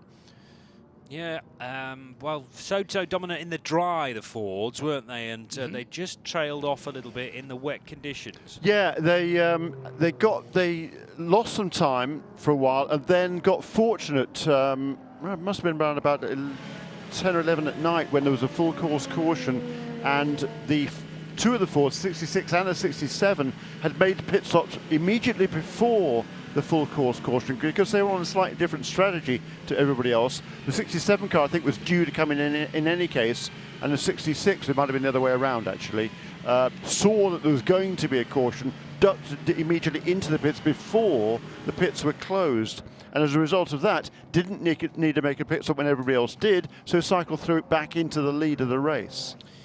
Okay, thank you for that. The 55 car in 5th position has pitted, Shay.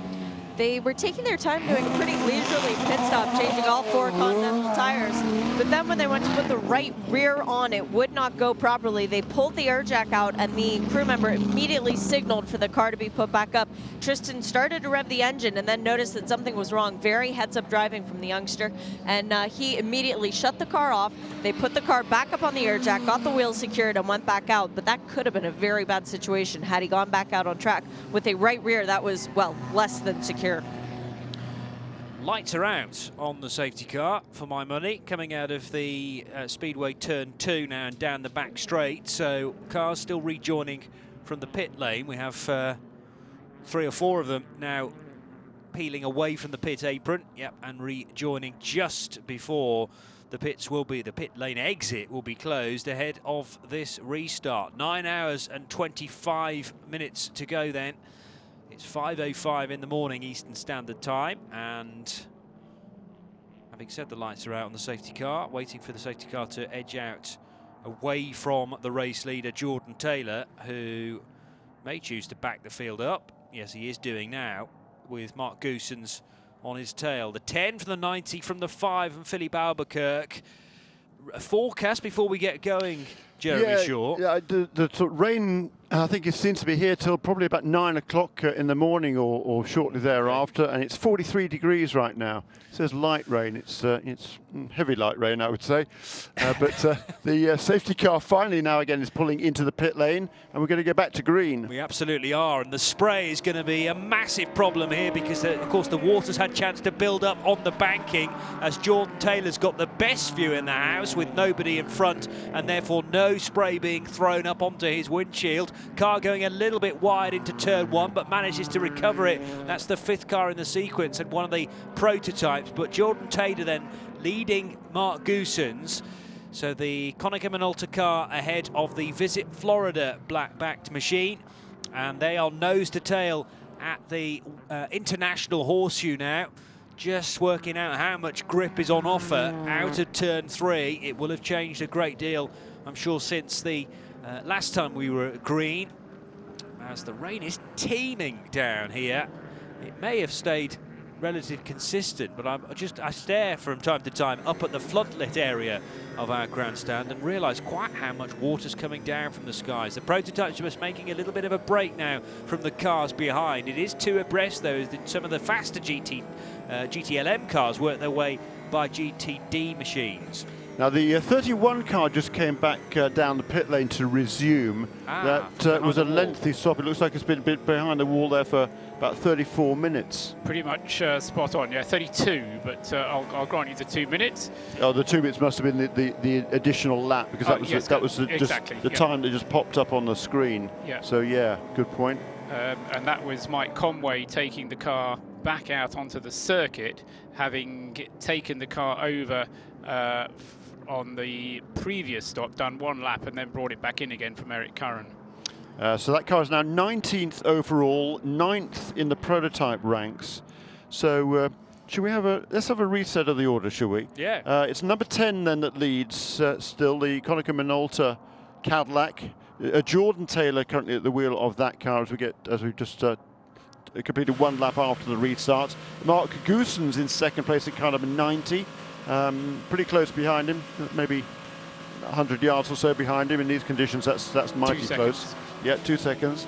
And then 27 seconds behind him in third place on the previous lap is with Philippe Albuquerque in car number 5, second of the Action Express cars. Well, first of the Action Express cars now.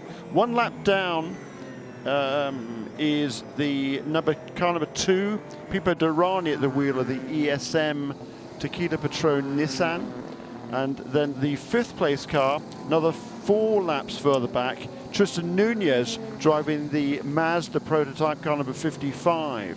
6th place, just 1 lap behind, is the GTLM leader, number 911 Porsche driven by Dirk Werner. The number 912 follows. Well, so does a whole string of cars in GTLM. Richard Lietz in car number 912 is next. Then the Ferrari car number 62, James Calado. Dirk Mueller in number 66 Ford. Mike Rockenfeller in number 3 Chevrolet. Corvette rounds out the top 10. Then also on that same lap in GTLM follow Andy Prio in car number 69, the Ford. Olivier Pla, his teammate, in 68. And Alexander Sims now at the wheel of the BMW Team RLL M6 GT3, as we see a spin. He's a lap off for the number 26 car again.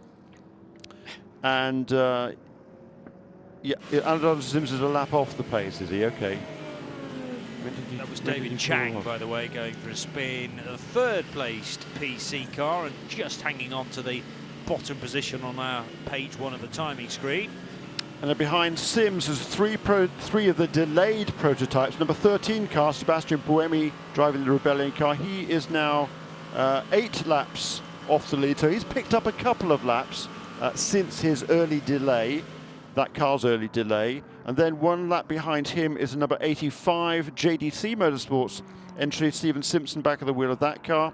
And on the same lap as Simpson is Ben Hanley in car number 81. That's the Dragon Speed entry. 1 minute behind Simpson.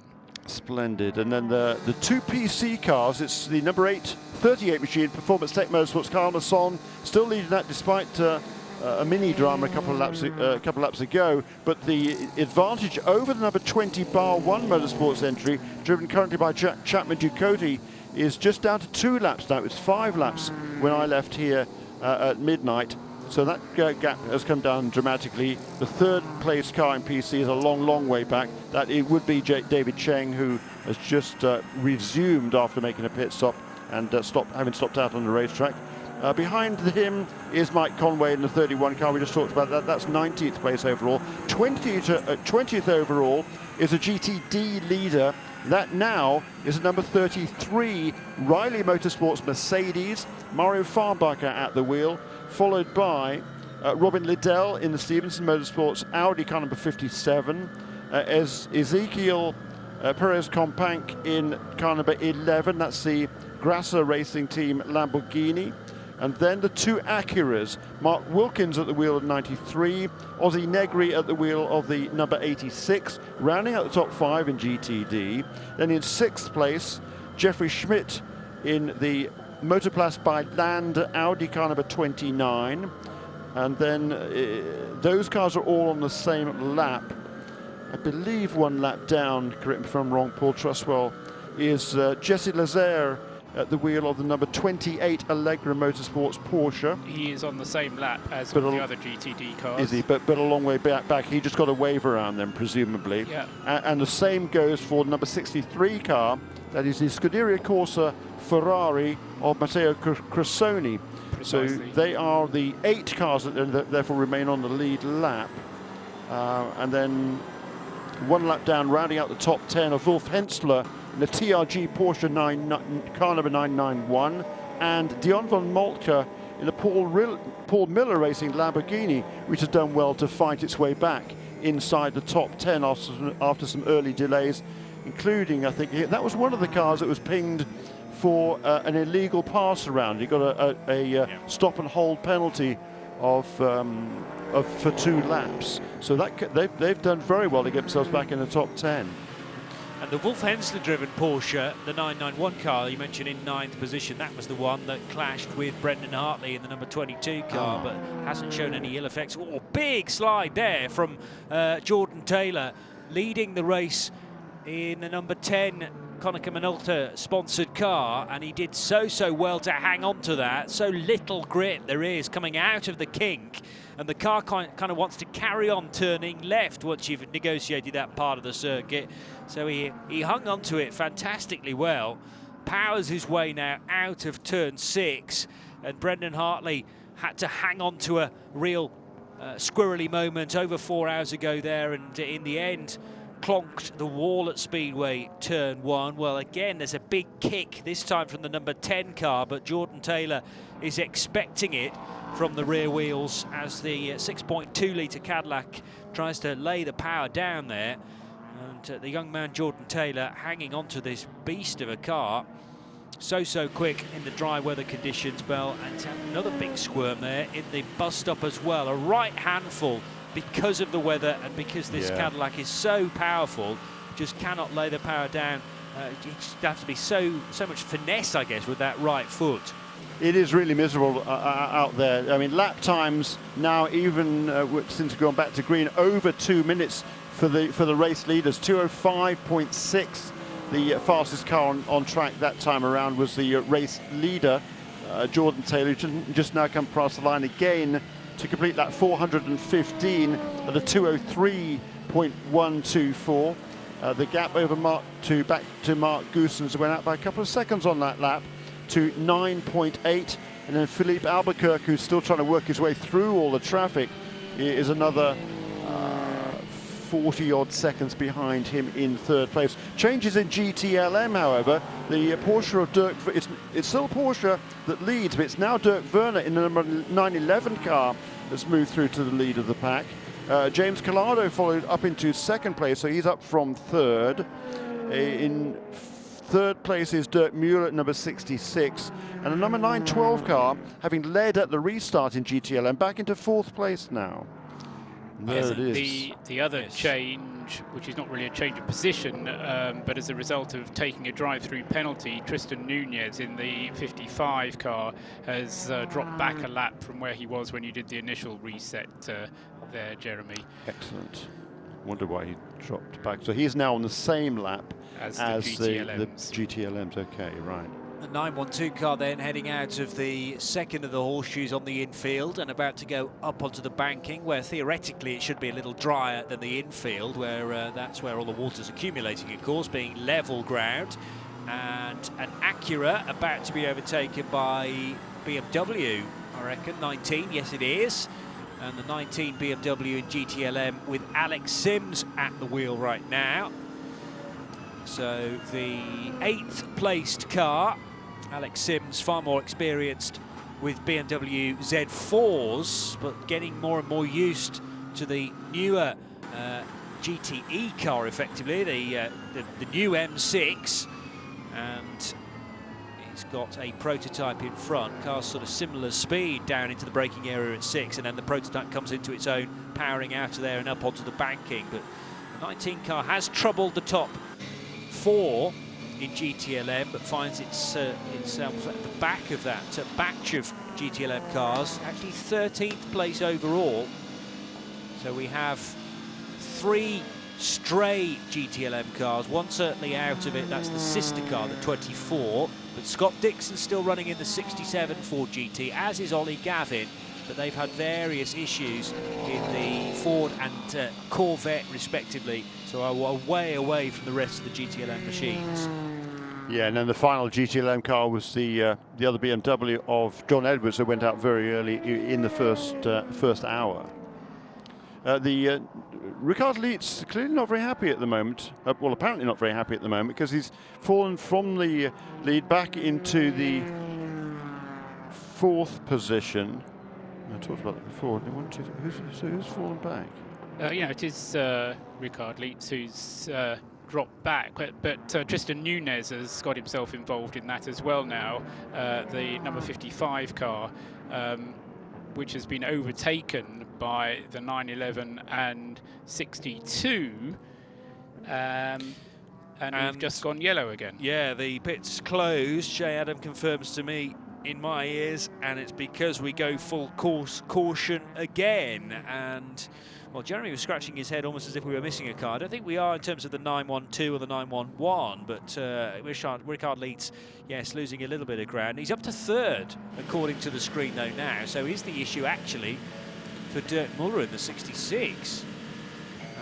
Because all of a sudden I just saw the 912 pop up into third place in GTLM. Yeah, well, that's why I was looking confused, because he'd just been passed by number 66. I think he might have regained that position. Yeah, we have had another incident of this transponder issue with that 912 car again, Jeremy. Okay. Remember, we had those earlier on, and that had happened again whilst Graham was standing where you're standing. Or sitting where you're standing. Yeah, forever confusing us.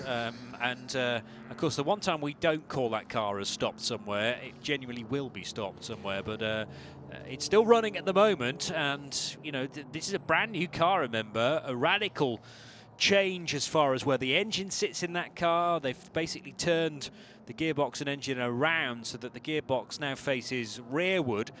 And I have to say, I didn't expect the cars to perform so well on their debut, effectively, here in Daytona. So is this the reason for this caution? Is it just the weather having deteriorated again with the weather? Rain got heavier. Do we know? Are we getting information from race control on? If we wave at them through the window, they'll tell us whether it was rain or whether there's an incident. No, they don't know. They're going to find out for us. Yep. Great stuff. So thank you for that. The other car that I was slightly concerned about was Philippe Albuquerque at the wheel of the number 5 car, which seemed to be losing ground rather more quickly than I expected it to. In fact, normally we'd expect that car to be, just the rain is the reason for the safety car. And this is the 13th safety car period in 14 hours and 50 minutes. Last year's race, if anybody is wanting to compare, we had 21 full course cautions, which accounted for 75 laps altogether. So far, we've had 64 laps run behind the safety car in this year's race. And presumably just before we went yellow again, number 62 Ferrari, James Collado at the wheel, had just moved himself into the lead in GTLM ahead of Dirk Vernon at number 911 Porsche. Then sandwiched in between them is Tristan Nunez in that number 55 prototype Mazda, or Mazda prototype even better. And then behind him is Ricard Leeds in car number 912, Dirk Mueller in 66 Ford, Mike Rockenfeller number 3 Corvette, Andy Prio in the number 69 Ford, and teammate Olivier Pla 68. So those cars all on the lead lap, still in GTLM, and the time of this caution will not give an opportunity for Alexander Sims to get back onto the lead lap in car number 19, the BMW, so he will remain one lap down to the remainder of the leaders in GTLM. So have we had a caution for rain already? Apologies if that's the case. There's a big long one. I've been asleep, so maybe I missed that whole section, did I? Yes, you did. About 50 minutes, is that correct? 15 laps and a total of 54 minutes was the safety car number 10, which was purely for weather. Right. Now, the question that... And then shortly after the restart, I believe, is when the number 50 Mercedes GTD car crashed with Cooper McNeil on the coming out of the exit of turn 2, effectively, and he crashed across the having just taken the car over. I don't think it was his out lap, but I think it was his first lap after his out lap, first flying lap. Well, he's not had much luck, Cooper McNeil, because the first time he took over the car last evening, on the first lap, he had a puncture or a wheel broke, or they weren't quite sure which came first, chicken or egg. But the car was in the pits and lost a bit of time there. Did a great job, actually, to get that car out with a minimal loss of time. Now, Jeremy, you can help me here. This green period that we had before we went full course yellow again because of the rain was 11 minutes 53 seconds long. Does that mean it is short enough? Yes, this is a quickie yellow. The pits won't necessarily be open because it was within 15 minutes of the previous previous caution. So anything less than 15 minutes, it'll be deemed a quickie yellow, and the pits won't be opened. However, if it is a protracted yellow because of caution, then they will open the pits. Right, and we will obviously see when that happens, but it won't necessarily be straight away. It might be as it was a little while ago after 3 or 4 laps of this yellow period. But Johnny, I mean, you're possibly in a better position because you're closer to it, in that you're down there and I'm up here. Yeah. The rain seemingly to be as heavy as ever it has been. I think, I would agree with that. Certainly for the periods of time that I've been on duty, as it were, and the floodlights doing a grand job of illuminating just how much rain is coming down. I mean, Shea Adam is in the rain. Maybe you're one of the best people to comment on it. Yeah, it's it's very wet right now down here in the pit lane. I've finally started to feel it through my shoes, to give you an indication, Johnny. I've been okay to now, and my 6 layers are keeping me semi-warm, which is the good news. And thankfully, strategically placed hand warmers are also helping. But the rain is definitely, it's not showing any signs of slowing down, and we're even getting some puddles down here in the pit lane. Is there a noticeable difference from what we've had in the past? I mean, as you mentioned, almost standing water now, which isn't clearing despite the number of cars that are running through that part of the track that you can see. It's definitely getting heavier. The drops are bigger, and you can actually see them bouncing on the tarmac and on the concrete, both portions of the pit lane. It's making its presence felt, and honestly, if I went and ran through the grass in the middle, it would be muddy. Yes, offering no grip whatsoever, and parts of the circuit likewise. But I think that's one of the reasons why we've gone caution, is because the puddles on the infield just are getting larger, rather than, sometimes we can live with those because the amount of cars that are still in the race and helping to clear that water. But the pendulum has swung far more towards the rain rather than the drier spells of track. So just a question of waiting this one out, I guess. Just a little over 9 hours to go, and well, Jeremy did say that it's kind of the heavier end of light rain. We're definitely in the period of heavy rain right now, and hopefully, with it being intermittent showers, this section of rain will pass over, maybe get a little bit lighter. It's constantly being checked by race control, of course. They have cameras everywhere, and this seems like a sensible option, at least for this period of the race. Yeah, just look at the radar now, and it sort of alternates between light and dark green, which means heavy or not quite so heavy rain. And there's some pretty nasty squalls, a bit of yellow there, which is potential thunder shower, rain, whatever, storm. So yeah, there's all sorts of weather around at the moment, and it's sort of concentrated on a band, I would say maybe, I don't know, 50, 60 miles wide, and it's pretty much, we're pretty much in the middle of that band of rain squalls. Yeah, it was a very, very narrow band initially, which the edge of the weather system was just only a few miles north of us, but it's got a lot wider than that, covering Daytona Beach and, as you say, 60 miles maybe either side, perhaps more than that. And the wider the rain band gets, the more I feel like it could be with us for quite some time. But we're set to have some dry hours towards the end of the race, and the teams will be factoring that into their strategy as well.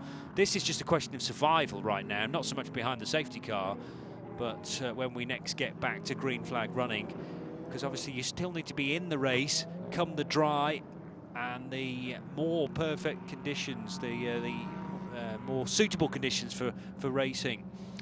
Yeah, trying to be optimistic about these things as ever. Always, I do. yes. 10 o'clock in the morning, it's supposed to stop raining, and so we could actually have four hours of the race, not necessarily in sunshine, still predicted to be cloudy, but as Jeremy said, the rain supposed to be decreasing in intensity, but as I say, we haven't quite got to that stage yet, but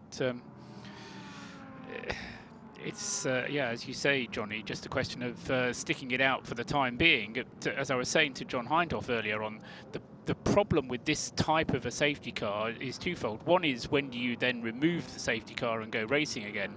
But the other is, for the team managers, because this isn't really a complete neutralization, you still have to worry about time ticking away. You still have to worry about not over-stressing your driver with more than 4 hours in any period of 6. And you still need to keep track of how much fuel you've got on board and whereabouts you are in the crocodile behind the safety car.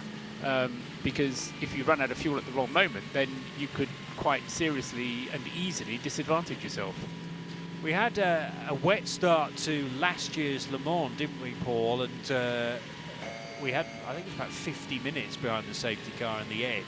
Yes. And many of the drivers commented that actually the safety car could have come in maybe after only 30 minutes. And with the accelerated speeds of the cars, the rain would have actually cleared far better than it did behind the safety car. You're right, there is a decision to be made when to risk to go racing again. And in all fairness to the organisers, having had this decision already once with the earlier safety car period, which was just under an hour for wet weather conditions, you know, they proved they can make the call. So yeah. I don't think we're going to be in that situation again, but it is a difficult one to make when, as you say, the conditions are certainly not improving, but at some point we are going to have to go racing again. Yeah.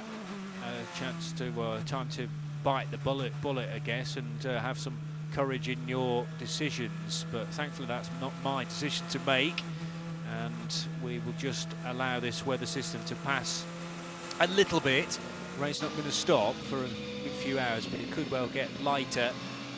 And even at these decreased speeds, the visibility is not quite zero places, but we've already got very smeared windscreens, particularly on the number 22 ESM car. That windscreen wiper working overtime, but the problem is that it doesn't carry tear-offs, I don't think, the Nissan, and therefore the... it would have tear-offs. Oh, it would? Yes. Well, we reckon the Orica 07 doesn't have, and we thought it was being cleaned manually, you know, well, the guy leaping on the front. They'll do that, and then once it gets beyond a certain point in terms of being the plastic film being sort of pitted, then they'll tear it off. I would imagine. Yeah. That's the norm, certainly. But I can't remember who it was now.